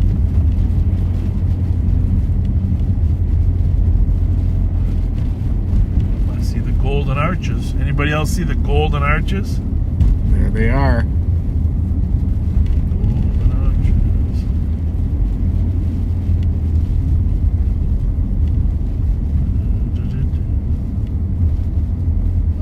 Line's Not too bad a long. line? No, not too bad at all.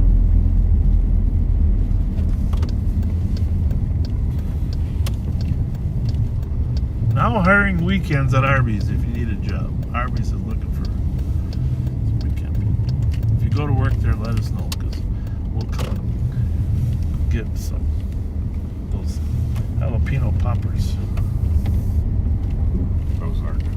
Yeah, jalapeno poppers. See, the Shamrock Shake is coming, old Patty, old Bal, buddy, old. It's fam. here. Shamrock Shake, famous meal. Famous meal.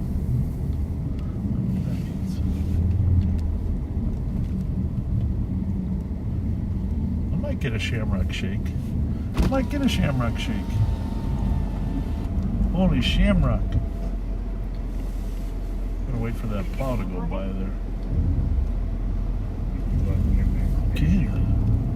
What are you gonna have? A number 6? Filet of fish. What Sandwich. Sandwich only. You're not gonna get any to drink? No French fries? Nope. Oh, that's too good. Okay then.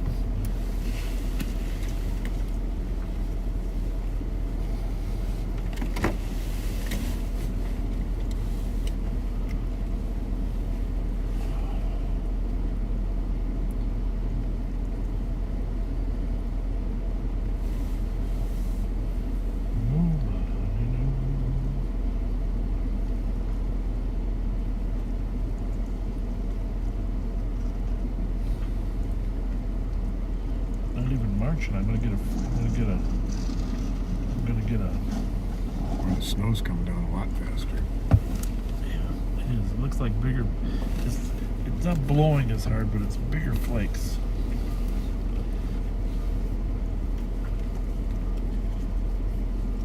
And Ian Maitland, if you're out there, Red Claire, you can use any of our streams if you want for your snow broadcast. Hello?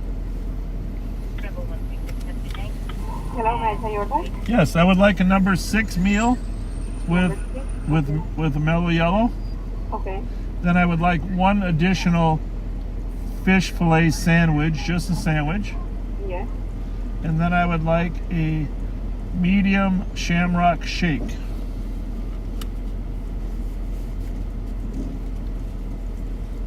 Would that complete your order? It does. 1962. Thank you. We're gonna try the Shamrock Shake out, Pat. All right. I mean, that's not actually a minty kind of guy, but I like Shamrock Shakes, and I like that Arby's Jamocha Shake. okay.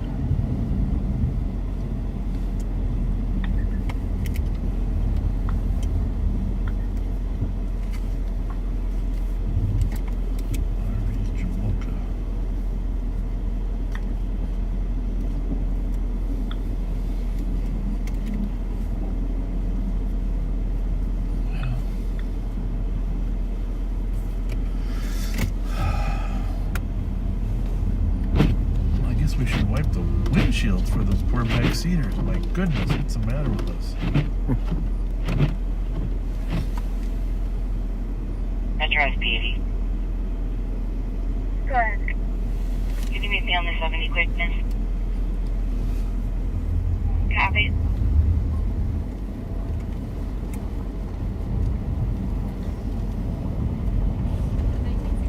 How are you today? I'm doing fine. And you? Good, thank you.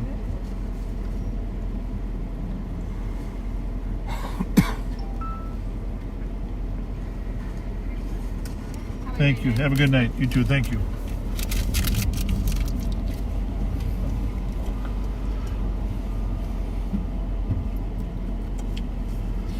Thought she was guessing my birthday.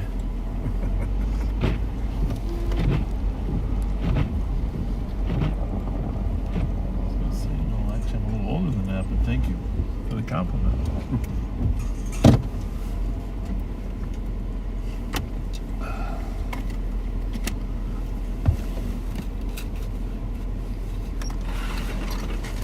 How are you? Can I get peppers? Couple salt and peppers? Peppers too, huh? Thank you, thank you. Okay, just for a little bit. Hold that one. I don't know what else I'm gonna do with this. Salt and pepper. God bless you. Are there straws in there? One? 2. Okay.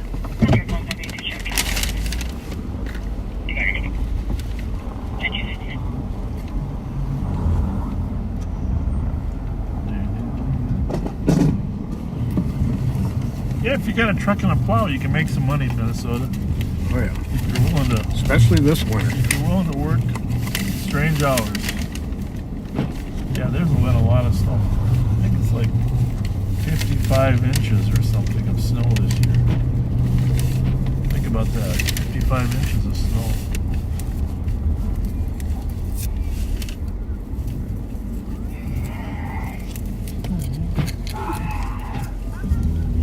Something's going on. You can't get a burger without running into people. Something's happening here. This lady here is having a domestic. See if she needs our assistance. Everything okay? Yeah, we're good. What's the argument about? Taking a moment. I'm just walking back. I live just down the street. You okay? What was he yelling at? We were just not getting along very well. I'm okay. I'm just taking a minute. Okay. Because, I mean, we live at the apartments just down the street. Okay. Just taking a minute to kind of... Sounds good. Good, Okay. Good idea. That's all. Thank you.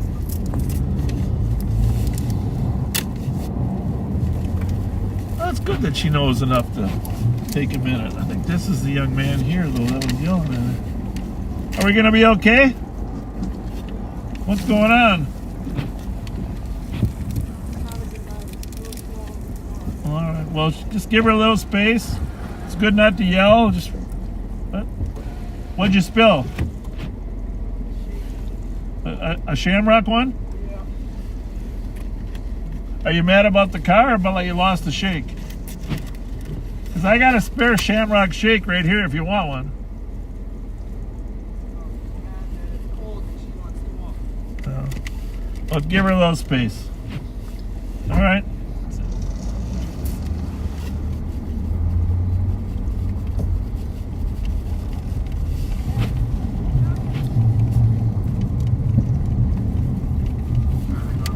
That was definitely his voice that I heard screaming. But obviously there was no striking, just yelling. So she didn't want any assistance, and she seemed pretty sober, right? Good. Very much so. But that must have been an unlucky Shamrock shake. We'll sit right up here and we'll eat our fish sandwiches just to see what else transpires, if anything. Yeah, a bad leprechaun must have made that Shamrock shake. Something like that. I'm just thinking. If you don't mind, backseaters, we're gonna eat these fish sandwiches really quick before they get cold. And I must say, it is hot and fresh. Well, give us a more of a blow by blow. Did you put some pepper in there or what? I did not. Well, what's your pepper for? Oh, I put pepper on my sandwich. That's what I mean. Yeah. You like pepper on them? Mm-hmm. That's not a bad idea. You got leftover pepper? No. Right up here. Okay. I want to try pepper on my fish sandwich too. Huh. I've never actually. I think I put too much. No, that's just right.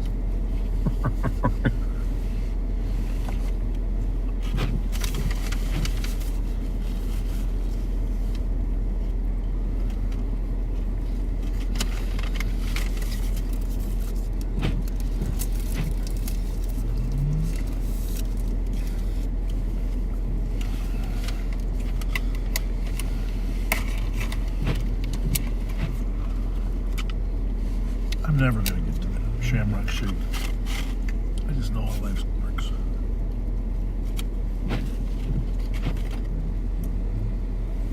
It's definitely getting worse. Yes, it is. Because there's a cumulative effect.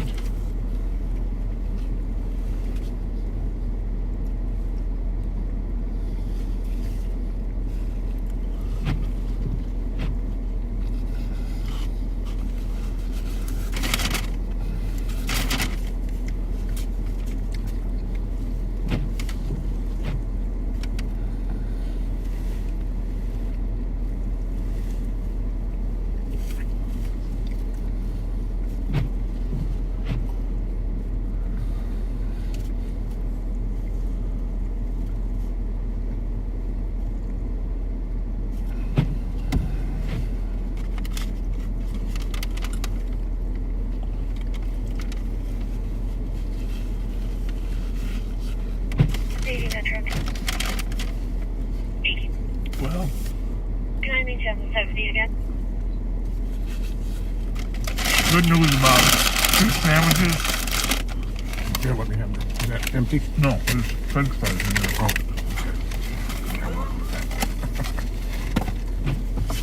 You're gonna have them? Eventually. Okay.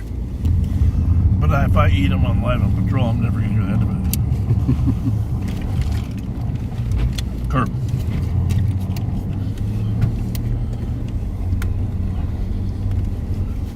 That was just what we needed, Pat. A little nourishment. Mm-hmm. A little nourishment to keep us going. Keep us going there.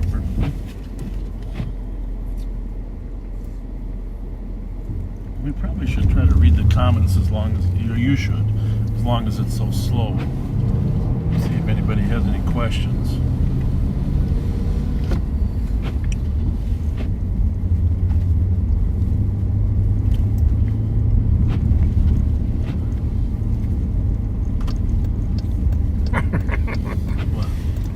Doug Rue is apparently being sent out to get a fish sandwich and shamrock shake for his wife.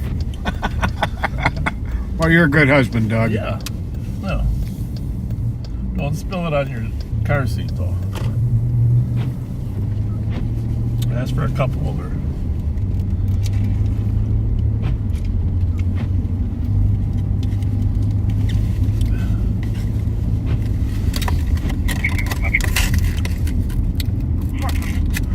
Well, this is about the time that Sergeant Sticks does his best work.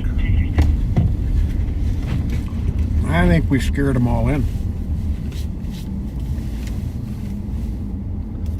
I've worked enough with these kids to know this. They get anxious from sitting in the house all the time. Mm-hmm.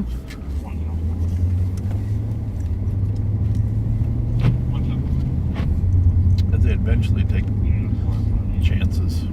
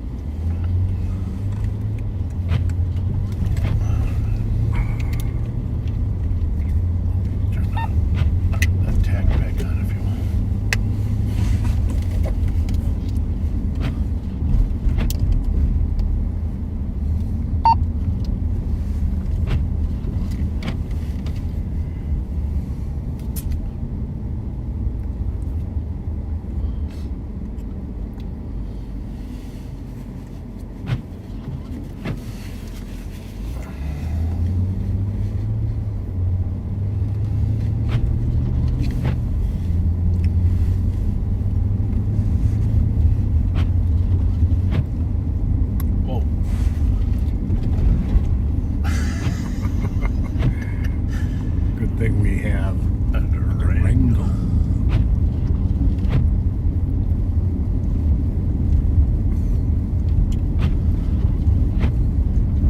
Well, you know, we hadn't planned on working tonight, but we thought the storm would be somewhat of interest to the rest of the country and the world, but it hasn't really materialized to the number that we want, but it looks like it's ramping up again, right? Yeah, it did not get to the number they were anticipating, which means it didn't go too far past what I wanted.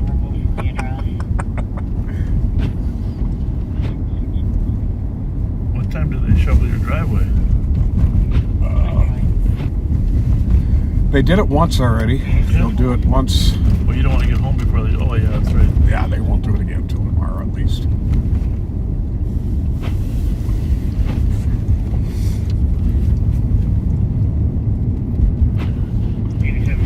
Transport. 8712, go ahead. Adult male in custody. Locations at Regions Hospital. Metro 1074 for VOR. Southbound 52, Concord. Have a shootout to Regions, that's 666 to 3. 2446. 2446. Out with one in the median. We are 694 eastbound, just west of Lexington. That's not one of our squads has got a car in the median on 694. Westbound, just west of Lexington. That's a tough spot to be, stuck in the median. 94 west of Lexington for a vehicle in the median at 9310.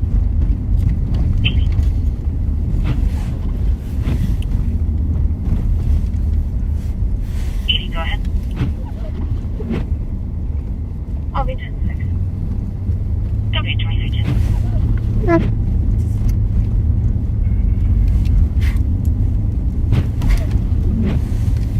Wednesday night. What's the date today?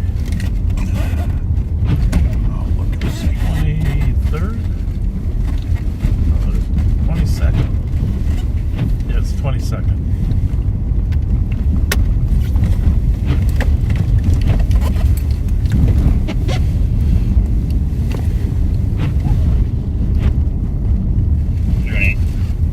Thank you.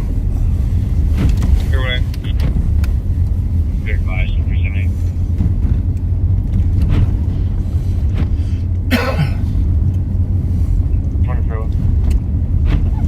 March 17th.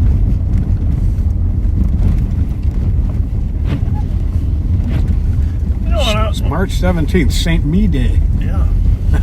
Hey, when I used to be younger, I used to come out when the snow was still snowing to shovel.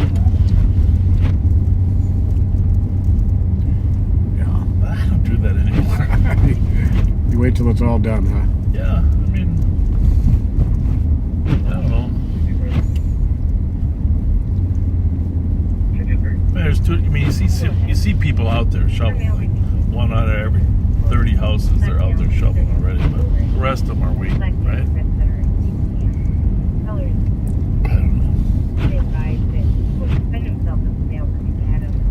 Where's that at? Sounds like the situation may be escalating. There we go.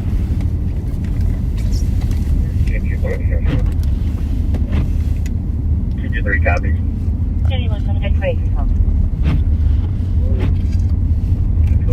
209 East 4th at Urban Walk. 85, you are clear.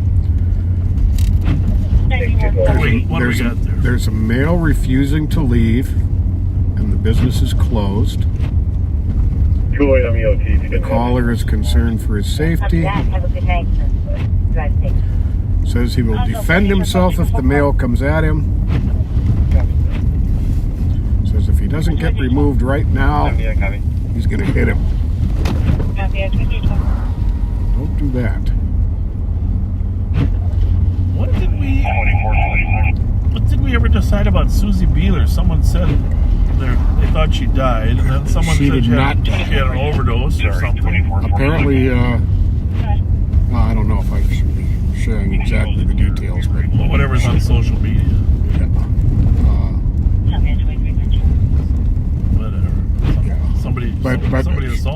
she is apparently alive and well. Okay. That's good.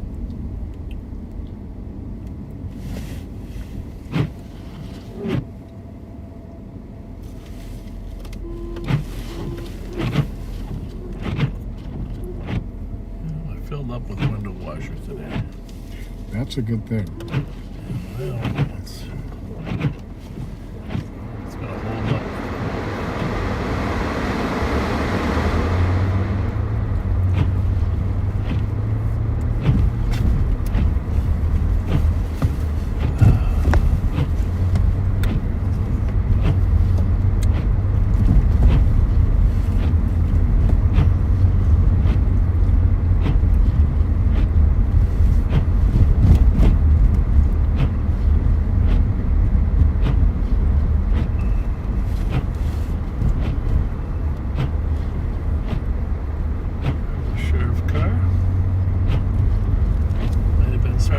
There, huh? Could be.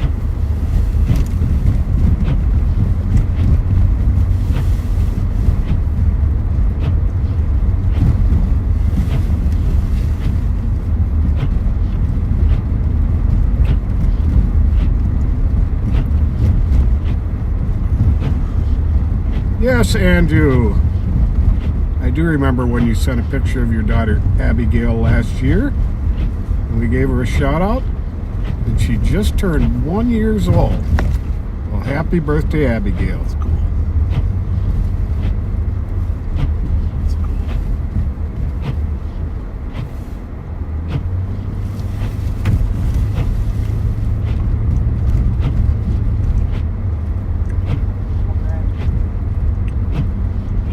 How good are you?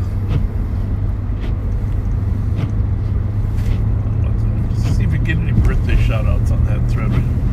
I mean, some of them might be unanswered. Look answered because Carol reads them for us. But that doesn't mean we've actually given a shout out yet. Chase Yuri in Salt Lake City. Thanks for watching us.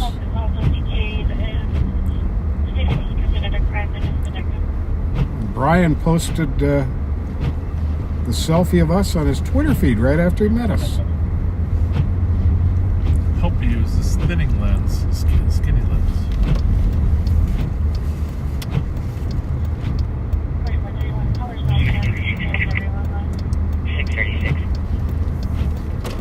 Can you have DOT the Ramsey calling from shoot so long as it took place?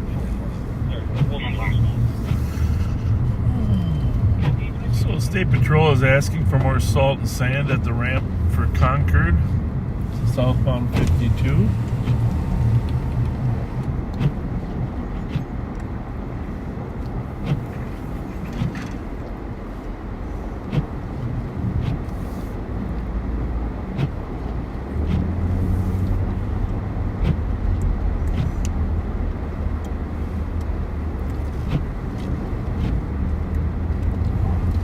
Kendra Levercom wants a shout out for her boyfriend PJ. He's a plow driver for the Department of Transportation. Oh, PJ, thank you for all your work today. And yeah, we talked to him at a gas station last year. Oh, we did? During the Live Up Patrol, I remember that. He's plowing 694 as at the time she sent this. 321 traffic. They've been together 8 years. 321. Wilson and Road, Hotel Sierra, Uniform, 892. It's a critical job. We'd all grind to a halt if nobody was plowing those freeways. Copy traffic, Wilson Road. Frank Sprandl had somebody had his phone, and the guy was trying to extort him for money to get it back. 2 St. Paul police officers went to the address it pinged to and got it back without incident, and he wanted to thank them. Great job. Well done. Yeah, we appreciate that proactive follow-through. That's what it's all about. Drake, you'd need to contact Ramsey County personnel about getting you can change a job like that. Crisis response aid. That's where report. Sergeant, good name, Sergeant Grand. Jason, thank you for bringing this up. Have a good night. There was a long time scanner page called St. Paul Police and Fire Scanner Followers. Now the "and" is spelled out A-N-D, and that page was hacked by a hacker, and they took control of the page from all of the administrators. So that page is an invalid hacked page that is actually a report was made on that page and the person who did the hacking. Do we know who it is? Not yet. But as long as your followers are out there, they'll jump back over to your new page once you get it up and running. There you go. My friend Andy Richardson. Well, hello in Glasgow, Scotland.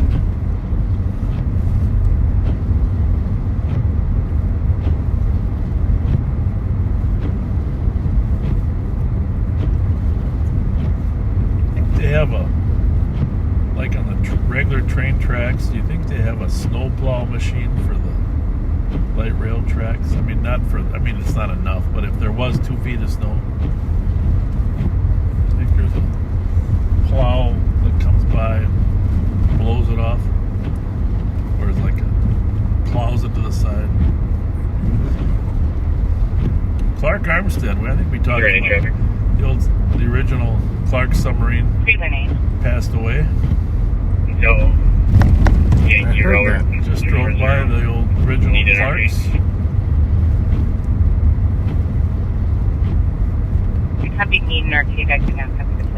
Andrew Colby is going to be celebrating his 28th birthday on March 1st. Happy birthday to you.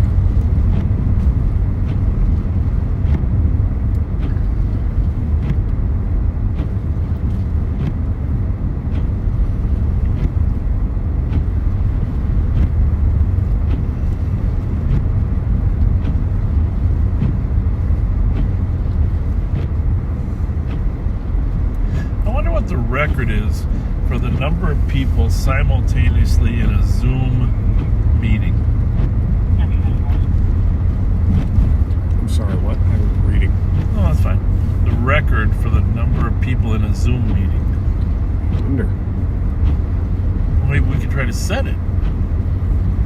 There you go. Have a Zoom meeting of all of our backseaters. Now, everybody wouldn't be able to talk at once. Well, Doreen Platt, I wish you had put what your daughter's name was in here, but you said it's the 23rd now? Maybe it's on the earlier. 22nd? It's, this is still the 22nd. Well, happy birthday to your daughter from Mom Doreen.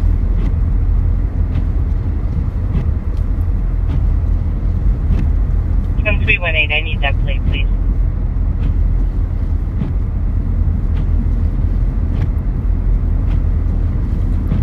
We are on University Avenue westbound. You can see we haven't really passed the car the entire time from Rice Street to Lexington. It's a 2-mile stretch. Thank you.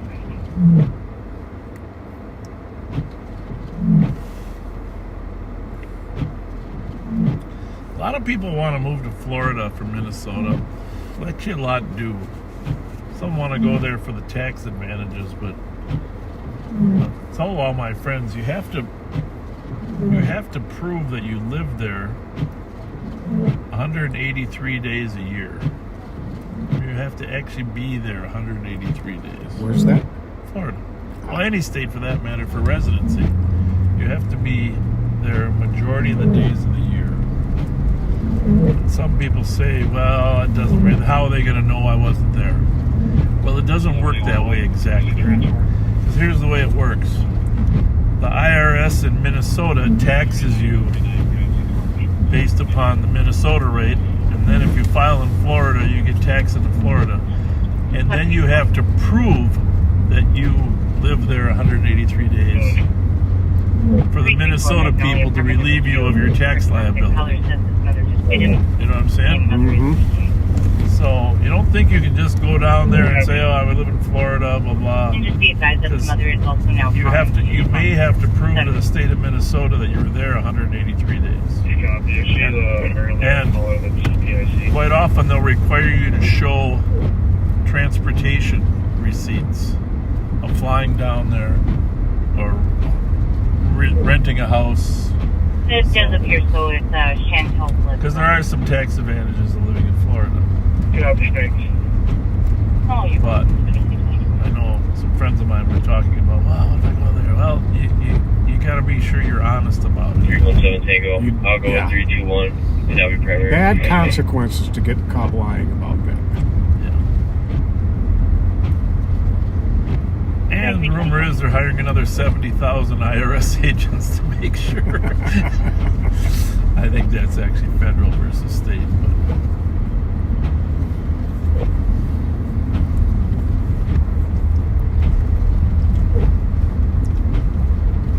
Flavor of the day, Oreo overload at the Culvers.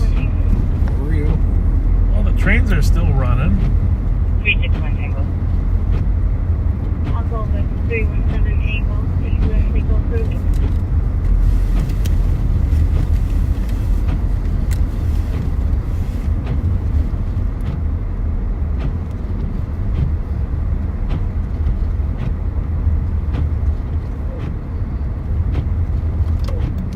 Real one, did you copy? 361 Tango's asking if Leslie still is approved.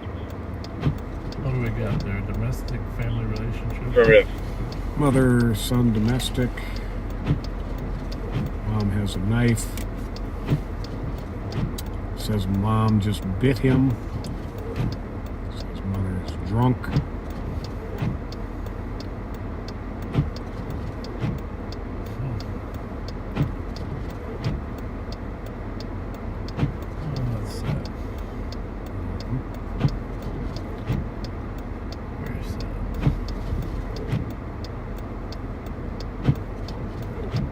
The thing about domestics is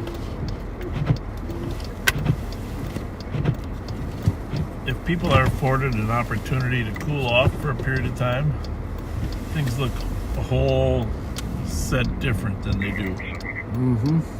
But sometimes they don't have a chance to cool off. 318, checking your status. Things go downhill. If you're able to walk away, walk away. It all looks better with the benefit of time. 24 hours is ideal, but if you can't get that much, get a few hours.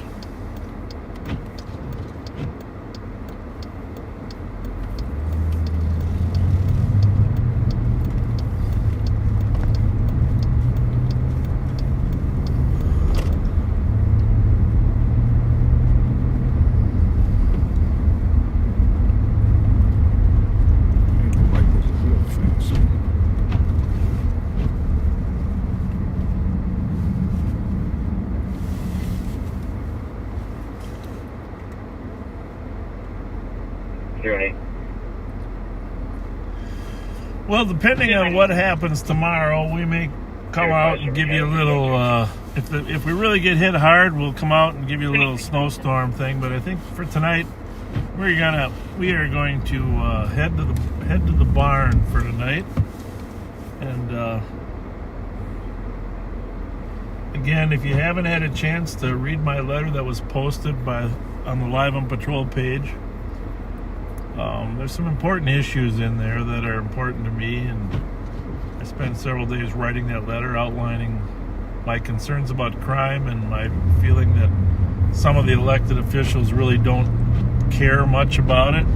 It's troubling to me. I've been working at this for 40 years, well, with other politicians, and I've never really felt as I do now that majority of the county board members really don't care about the crime issue, and that's a troubling feeling. I've always, even if you have differences of how to combat crime, at least you always knew that they were vocally in support of combating crime.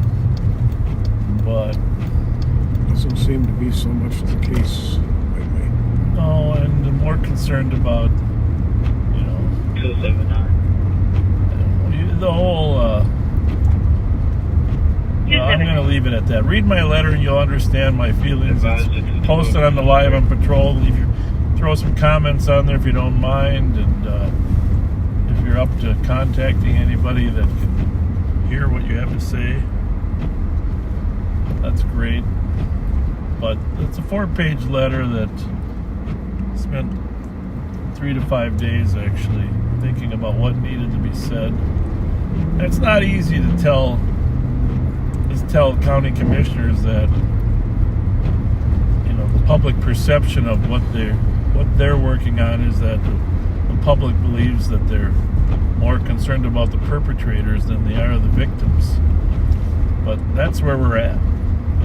We have constant discussions about how can we improve the situation for the offenders, but very little or no discussion about the victims. How do we protect people from being victimized? And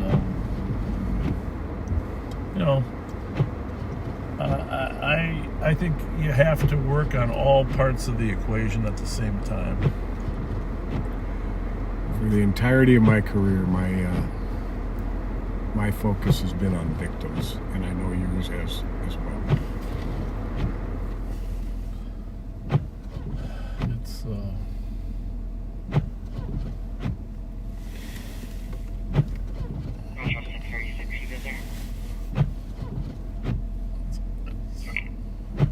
troubling times. Yes, indeed.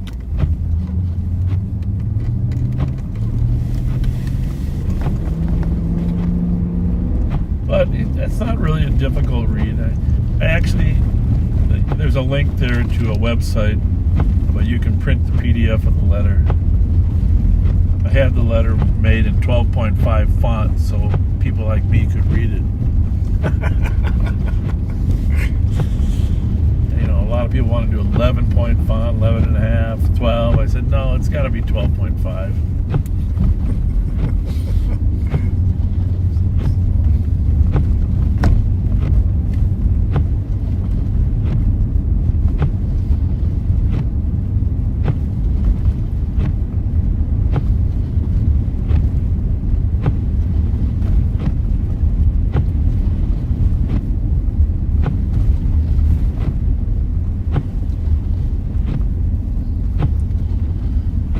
Recreation Center opened up.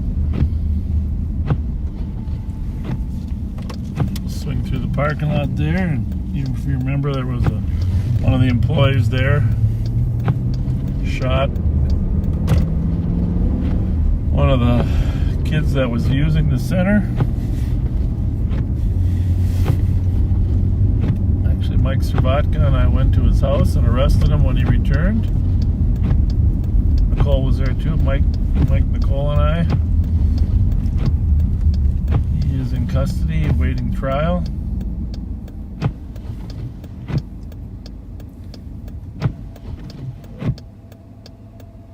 Yeah, that was some nice work you guys did that night. Well, it wasn't that difficult. But thanks for saying that. Mickey Frost was at the meeting of the school board too. We're right by his 8 to 18 Truth Center, and 2446 UFT, good night.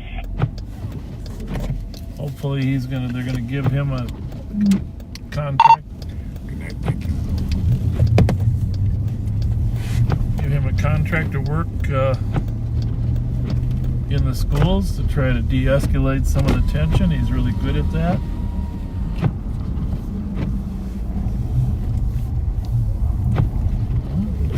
Plowed, but they just had the grand reopening this week after taking a few weeks off after the shooting, and the person didn't die, but he's seriously suffered some serious brain damage.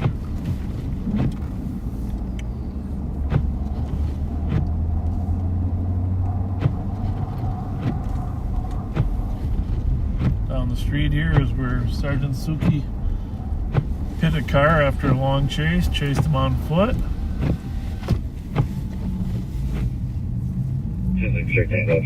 Chased him right into Thomas Siegelstrom's arms. 263 Tango. Yep.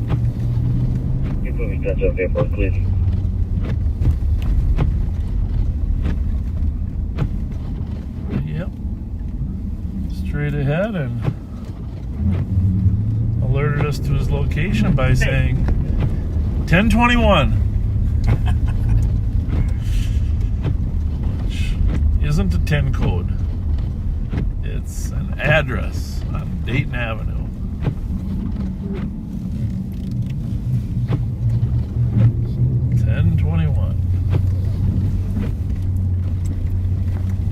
Then the officers, just in case there's any confusion, it's right here on our left here. We're arresting him, but the officers saved his life by administering Narcan. Yes, they did. And you know, there was some debate on the thread as to whether or not it was, you know, listen, we want kindness, but every once in a while a little bit of humor is allowed, of course. But nobody thought that an overdose was funny. Just for you know, I mean, some of the backseaters were accused of, we just thank God he didn't die from his overdose, and well, you know, we just appreciate the officers being able to recognize it and administer Narcan fast enough. But people were making funny of his pants being down and how he, if he had his pants up, he could have outrun Suki.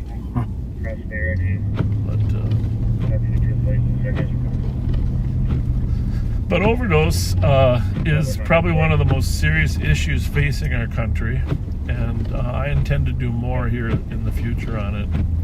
Just trying to figure out the best way to impact it. To be candid with you, because you know, I lost a son to an overdose. Had there been Narcan there, I'm sure he would have survived. But I just think that we've gone up to, with the fentanyl surge, now we have 100,000 deaths a year from overdose. Jeez, 5 years ago it was only 50,000. So we've had like a doubling in the number of deaths. And there's a lot of people that are saved by Narcan. If we didn't have Narcan right now, that number would probably be 150,000. Easy. So, but I've been giving that a lot of thought, how we can, what more we can do to combat chemical addiction. And of course, it's a multi-pronged problem with fentanyl coming in from Mexico, and it's just a very, very multi-pronged problem. But in either case, I'd like to create a group for loved ones that are impacted by it, and just see if we can begin stronger messaging for children, young adults. Do not take a pill someone else gives you. Absolutely. No matter how much you trust the person, do not take the pill someone gives you.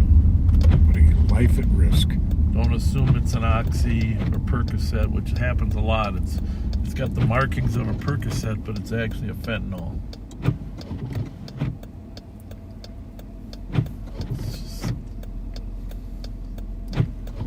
Don't do it.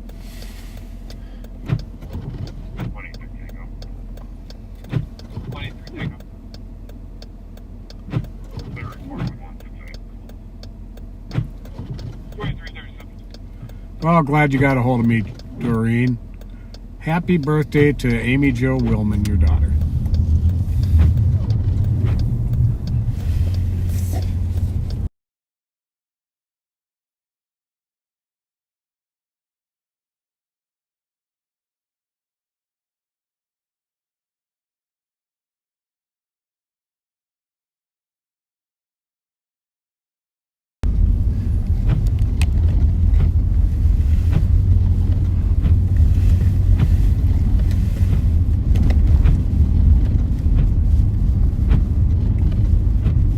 Amy Jo's 31st birthday. And we're still on her birthday. So happy birthday to you, Amy Jo. 22nd or 23rd? 22nd. Okay.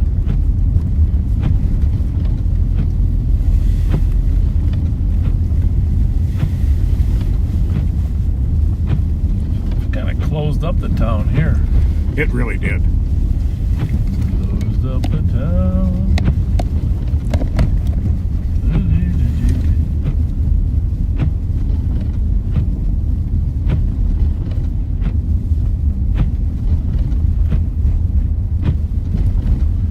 Well, to all of you that went out and bought your 24-inch snowblower, psych. Well, you might be speaking a little too soon. You never know. Oh my goodness.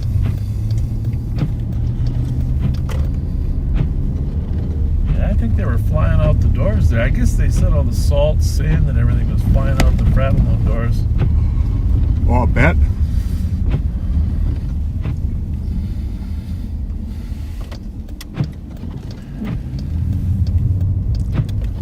Summit Avenue.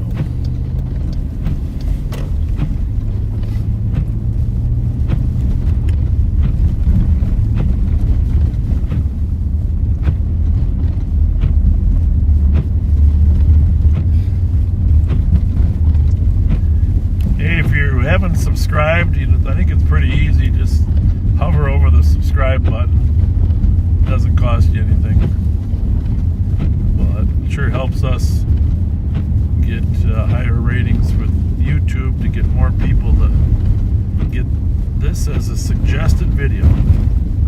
If you get in the suggested category, it helps communicate our message.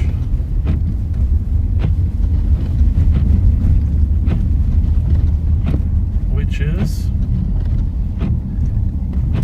if you get to know us a little bit, we're not that bad. Nope. Not just us, but all police officers. Just out here trying to help people overcome their obstacles, and just figured if we're transparent and let people.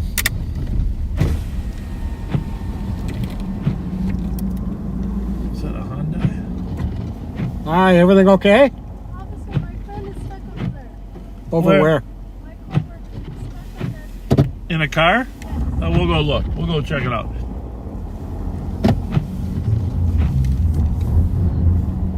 Alright, well there we go over there. Well, Pat, you're going to get another chance to reproduce your...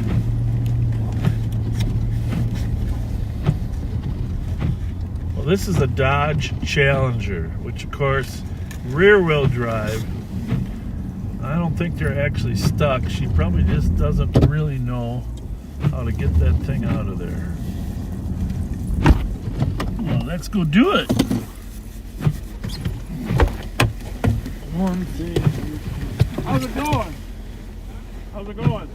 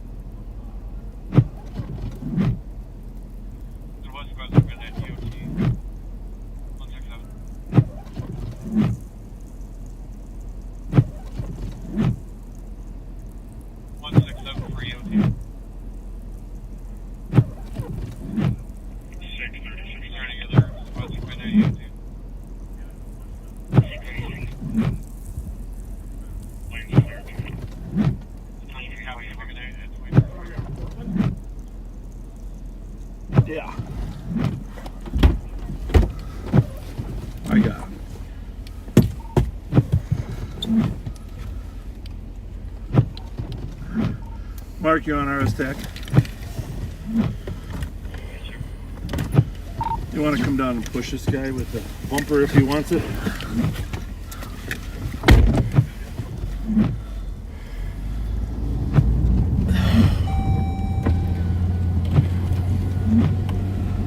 Let's see. I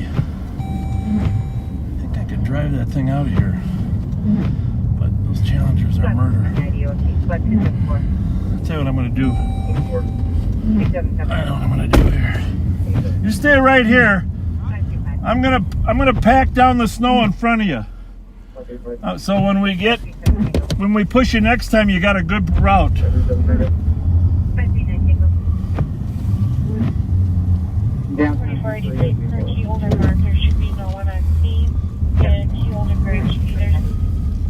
he respond?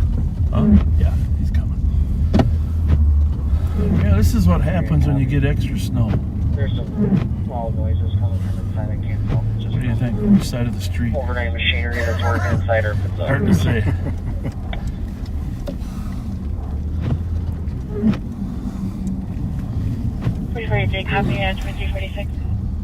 What's the problem with muscle cars on rear-wheel drive?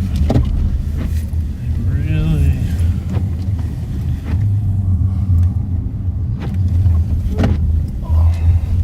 Gonna need to take a wide turn anyhow, so let's just take him over here.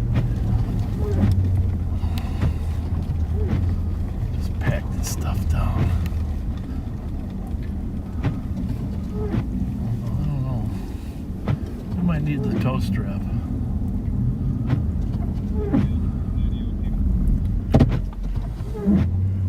Rock is gone. Yeah. 44, 42, and 44. 43, 37 are out. Copy, 2046.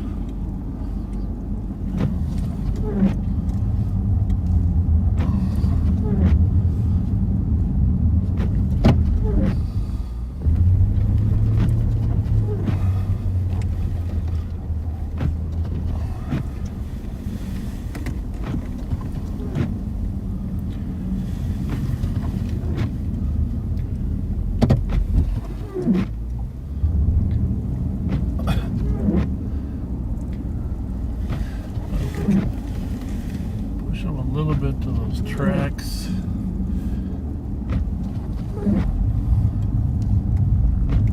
I just don't know how the push bumper is going to meet up with his bumper. Some of our squads have push bumpers that can do this without injuring or damaging a car. Alright. 4483. Let's see if we can get him down to this corner. 4483. If it doesn't work this time, he might actually be right about going in reverse. Well, I'm all fine with that because it's downhill a little bit, but it's very snowy that way. But it kind of turns it into a front wheel drive. Yeah. Avenue route number 406. Colorist staff requesting a welfare check in that room. They were advised by somebody that was leaving the hotel that was not a guest to me that there was something happening in that room. Alright. Let's go. 2248.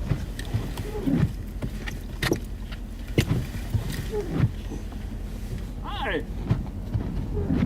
don't know how much, if that would do any damage to his car, that's the only question, huh? Might be a rub mark on it. Let's see how we can get him pushed. We'll start with the...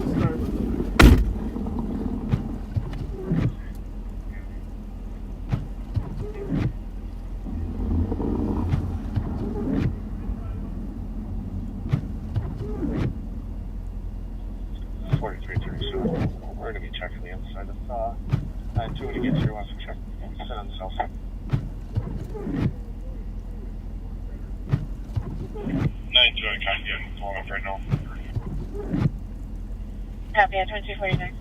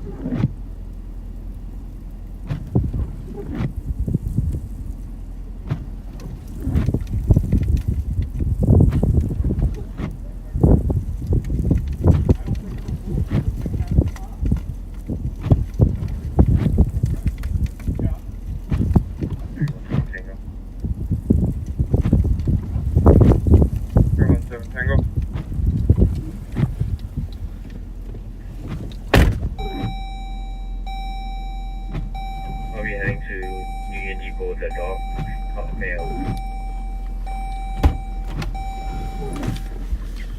Down.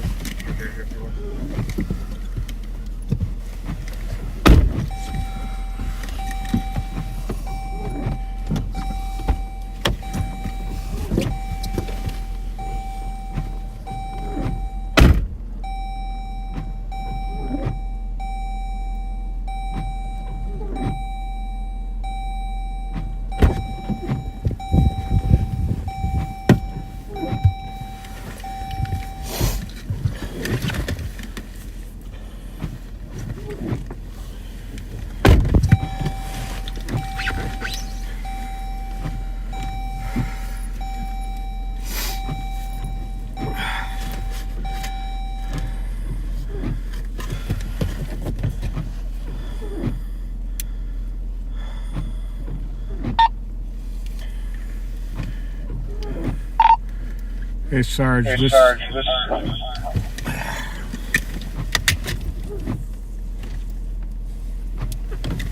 over 25. Bring it back. Thank you.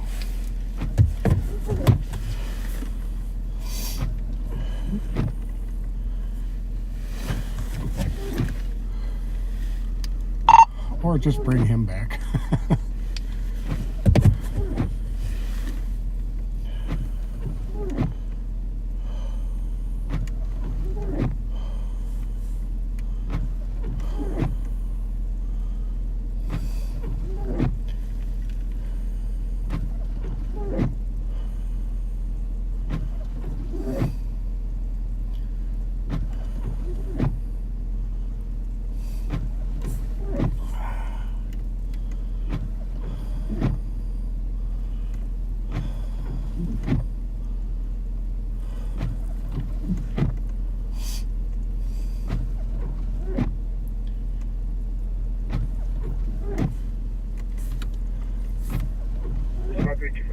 So the sheriff is taking care of getting this young man's car unstuck. But now I'm sitting here waiting because the sheriff has the key fob on him and I can't move this vehicle.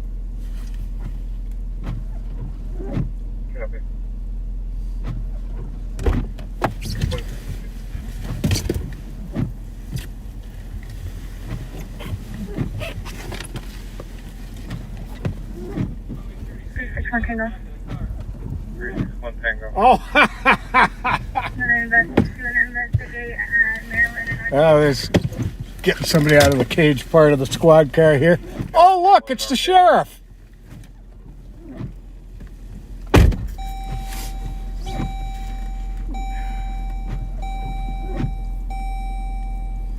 Tango, can you add Hotel Victor Whiskey 540 to the call? Well, whatever direction he went, don't go. And we got over there. I mean, he's a very nice young man. But he said, "Can I park here?" I don't think so. You better find another spot to park. Oh my! You know, quite honestly, a low-slung rear-wheel drive car should not be driven in the winter in Minnesota. Period. You got the friction ratio there, I mean, especially on that engine, because that engine is fast. Clear.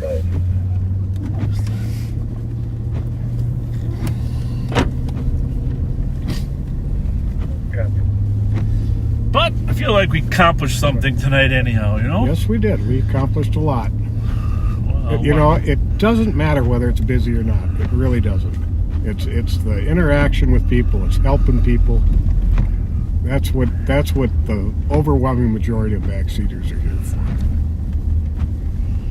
And a slow night is a good night. That means everybody's safe. Yep.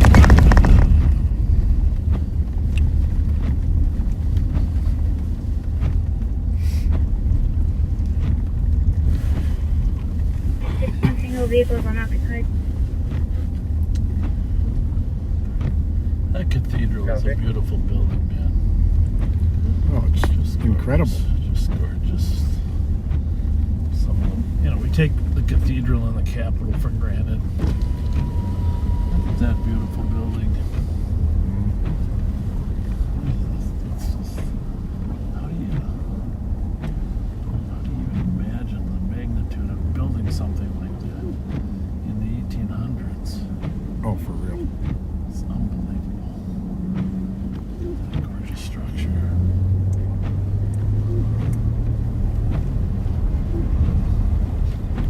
I'll get a full tour of that building someday. I don't go off the road here.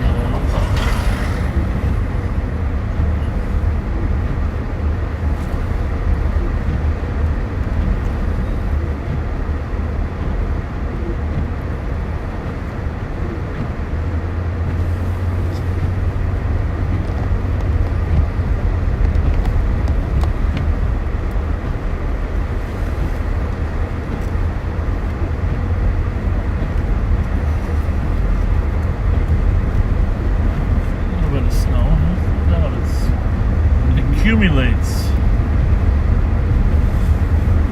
I gotta see this Sherlock Holmes exhibition at the History Museum. You can test your investigative skills. I would like that. I mean, historically, I'm assuming there's, a little bit of history there.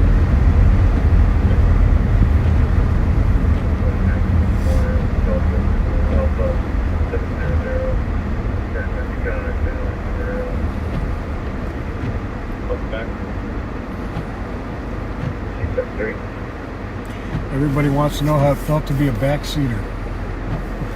Yeah, good one. Good one. I'll tell you, it was more comfortable in that back seat than it was in that little cockpit of the Challenger. Although, you can tell how low to the ground you are when you're sitting in there. Mm-hmm. I bet I could do some serious cornering. I bet if I was one of those racers, I would like that Challenger. On dry paper. Yeah, dry paper. That was back clear to a 2001 model year. Oh, that's what happened. What happened? This whole thing came off. Really? Yeah. Huh. You mean our very expensive mount?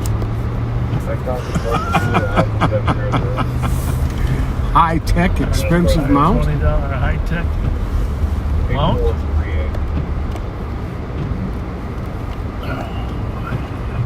Well, we are going to conclude with a picture of our Minnesota State Capitol. Off in the distance. It's really not that far. That's beautiful. You can't really see it because the weather is turning to snow. Look at the 588 rainy call, Chad. Head over there. Okay, well, maybe we're not concluding yet. 318-588 Rainy Avenue on Dalton Progress. The 45 females and a gray Kia Sorrento. We'll keep you with us. Rainy Avenue. Not too far away. Actually, I'm going to take University over to Tedesco. Eastbound on Rainy. Go ahead and give them a whole call. It's facing eastbound on Rainy.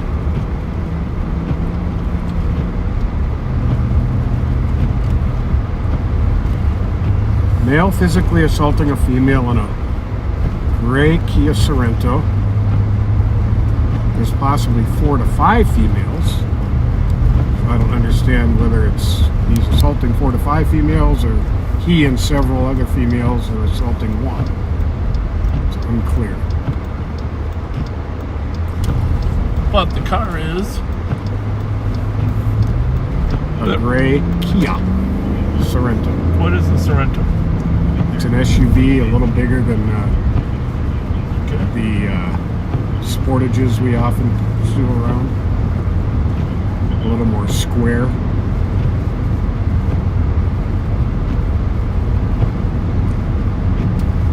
But just as easily stolen.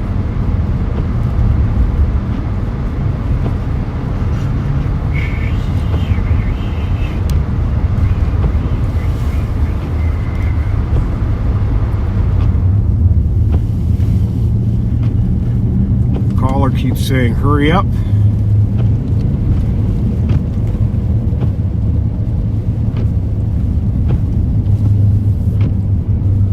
Oh, we are doing that. Yes, we are.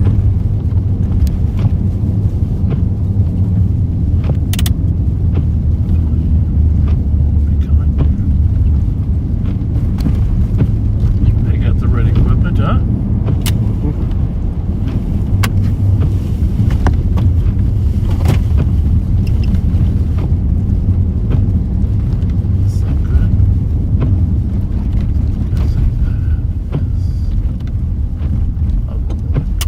Clear on the right.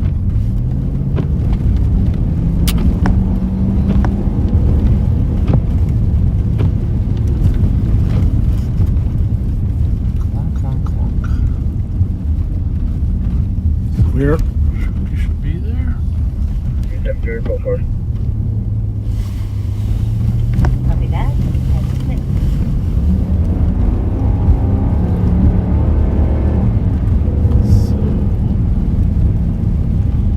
And 372 mile. 2 minutes. So, Between Edgerton and Payne. okay.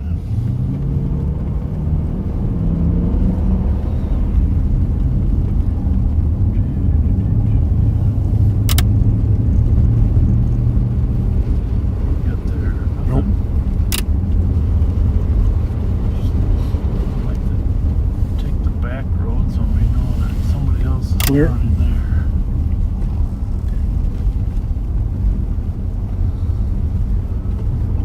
Go this way.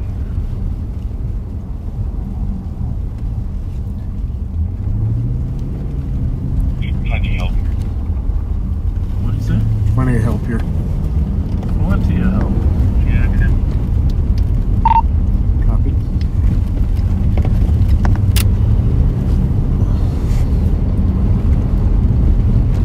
I don't know if it's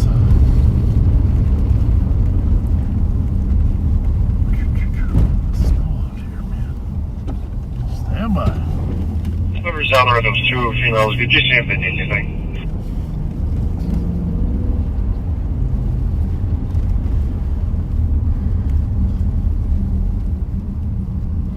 They're refusing tacos. There what? I think they said they're refusing services. Okay.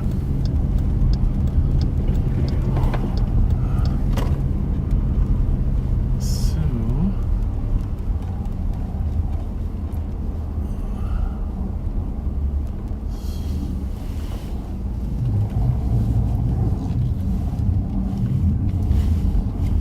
Yeah, there's a few cars here. Hey, are you gonna find us stolen or not? I just gotta get out of your way, but yeah. No, they don't have to get out of our way. Here, I don't know where they are. We're going home pretty soon. 372, we're going for it. Copy, go for it. Perfect. Just giving Sergeant Sticks a little grief. He always finds something out here. Performs at such a high level of performance. But Pat and I are going to head to the barn. And actually we're going to work tomorrow. We got some, even though Squad. I'll take the one. a lot of people won't be going to work, we will be. 650 Wire Avenue at the entryway. A welfare check. Advising of a male refusing to leave. More of a disorderly. Native male, 30 years old, 5'7", average build. So we will, unless something comes up, we'll be seeing you Friday night. Yeah, if we get a major, if we get 10 inches between now and noon, maybe we'll make sure we show the rest of the world what 10 inches looks like. But can you imagine if you're in Buffalo, New York, when they had those storms? 7 feet. Unbelievable. Yeah. No, that's a real storm. I can't I can't even fathom it. How you start digging out from all that? Well, we had, I don't know, 30 inches once, 2 days in a row. Years ago, both 1991 and back in 83 or so, 84, but 5 feet.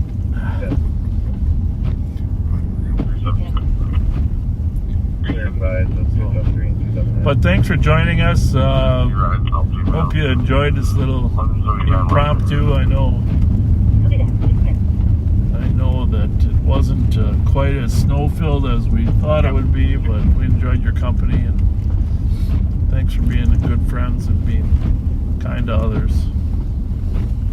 And hope you felt like you were out here with us when we were helping people get their cars pushed, because when you're with us, it makes it more enjoyable. Absolutely. All right, folks. You all have a good night, okay? Take care. Thanks for being with us.